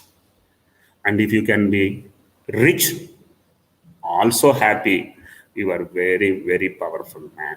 So very important is quality of life, not standard of life. You may have everything on earth, but if you can't truly live happy, that's the quality of life which is spoiled. Well, I want to conclude with a very positive notes. I'm a very optimistic businessman. When COVID struck, it was a challenge. My business is diagnostics. Non-COVID business completely collapsed. And I was fortunate to get a COVID testing license in the first batch, which the government had announced as laboratories which can do COVID testing. Trust me, so far we have done 500,000 RT-PCR tests. and Q2, that is the quarter 2 of this year, is 37% higher than Q2 of last year. If you are all sitting gloom, trust me, it's not that bad. So we have a 37% growth quarter over quarter compared to the previous year. We made COVID as an opportunity, and we believe COVID is an opportunity. We believe healthcare is a great opportunity. And I want all of you to understand, government is caught unaware of. Government did not spend for healthcare anything more than 2-3%. The developed countries have been spending around 17-18%. So here in India, government will spend from 2 to 3% to 5 to 7%. Common man was not spending for healthcare. He was very busy in consuming. Now he is scared. So he will spend more in healthcare. So both sides, money will come inside the pyramid of healthcare, and healthcare will do wonderful. Last 10 years, if healthcare was growing around 12-13% CAGR, compounded annual growth rate, it will be 20% for next 10 years. You must be wondering why I'm talking. I want all of you guys to come into healthcare as business. In healthcare, there are only three kinds of people. One who makes money, other who makes a lot of money, the third one makes hell of money. So I wish all of you be in healthcare, be it pharmaceuticals, be it hospitals, be it diagnostics, be it wellness, be it fitness, be it nutrition, all of them are in healthcare. There is going to be a very great future. I was listening to the last few minutes of the last session, and it was asked how is the campus interviews are going on. I must tell you here, maybe this quarter is bad, maybe this year is bad. India is going to have a wonderful time for next 30 years. I'll tell you, last 10 years, 15 years, I have been listening. China is ahead, China is ahead. You see India, America is number one. China will become number one in 2030. India will have to wait until 2060 to become number one, if at all it can become number one. This is pre-COVID version. Post-COVID version, China can never become number one. It has lost its trust. From Wuhan, if the virus goes straight to New York and London, not to Shanghai and Beijing, they have lost trust. I don't think anybody would trust. And India will become superpower in year 2050.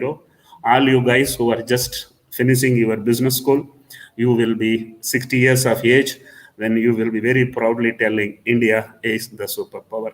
Thank you, Businessworld, and thank you, Anurag Batra, for inviting me to come and address this young crowd.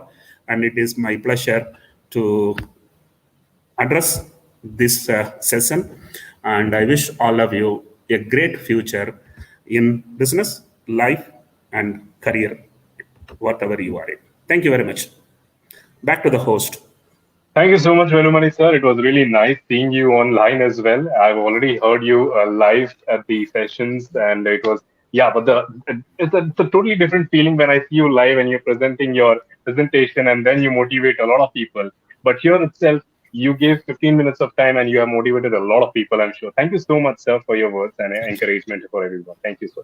Have a lovely evening. All right. One present over here, all the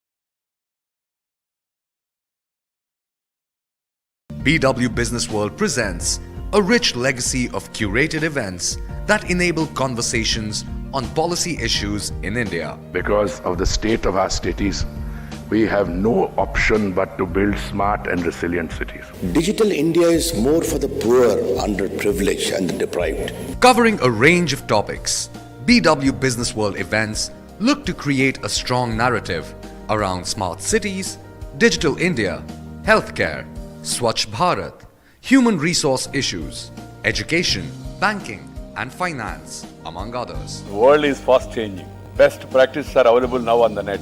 Vikas development पूरी राजनीति में ये focus बन गया है.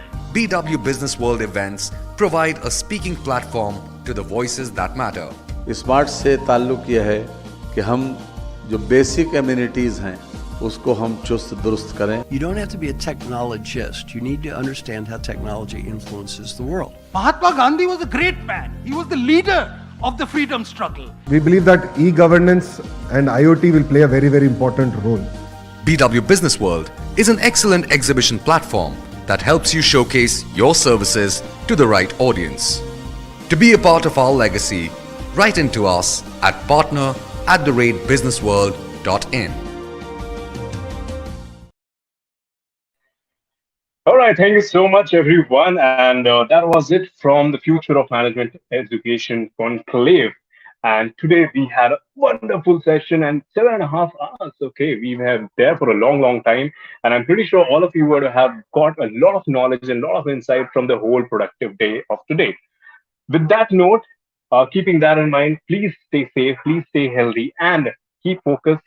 Don't give up your hopes, stay positive, and keep your spirit high. I would like to thank all the speakers on behalf of Business World, all the speakers, all the guests over here, each and every one who were sharing the platform and sharing their knowledge and insights over here.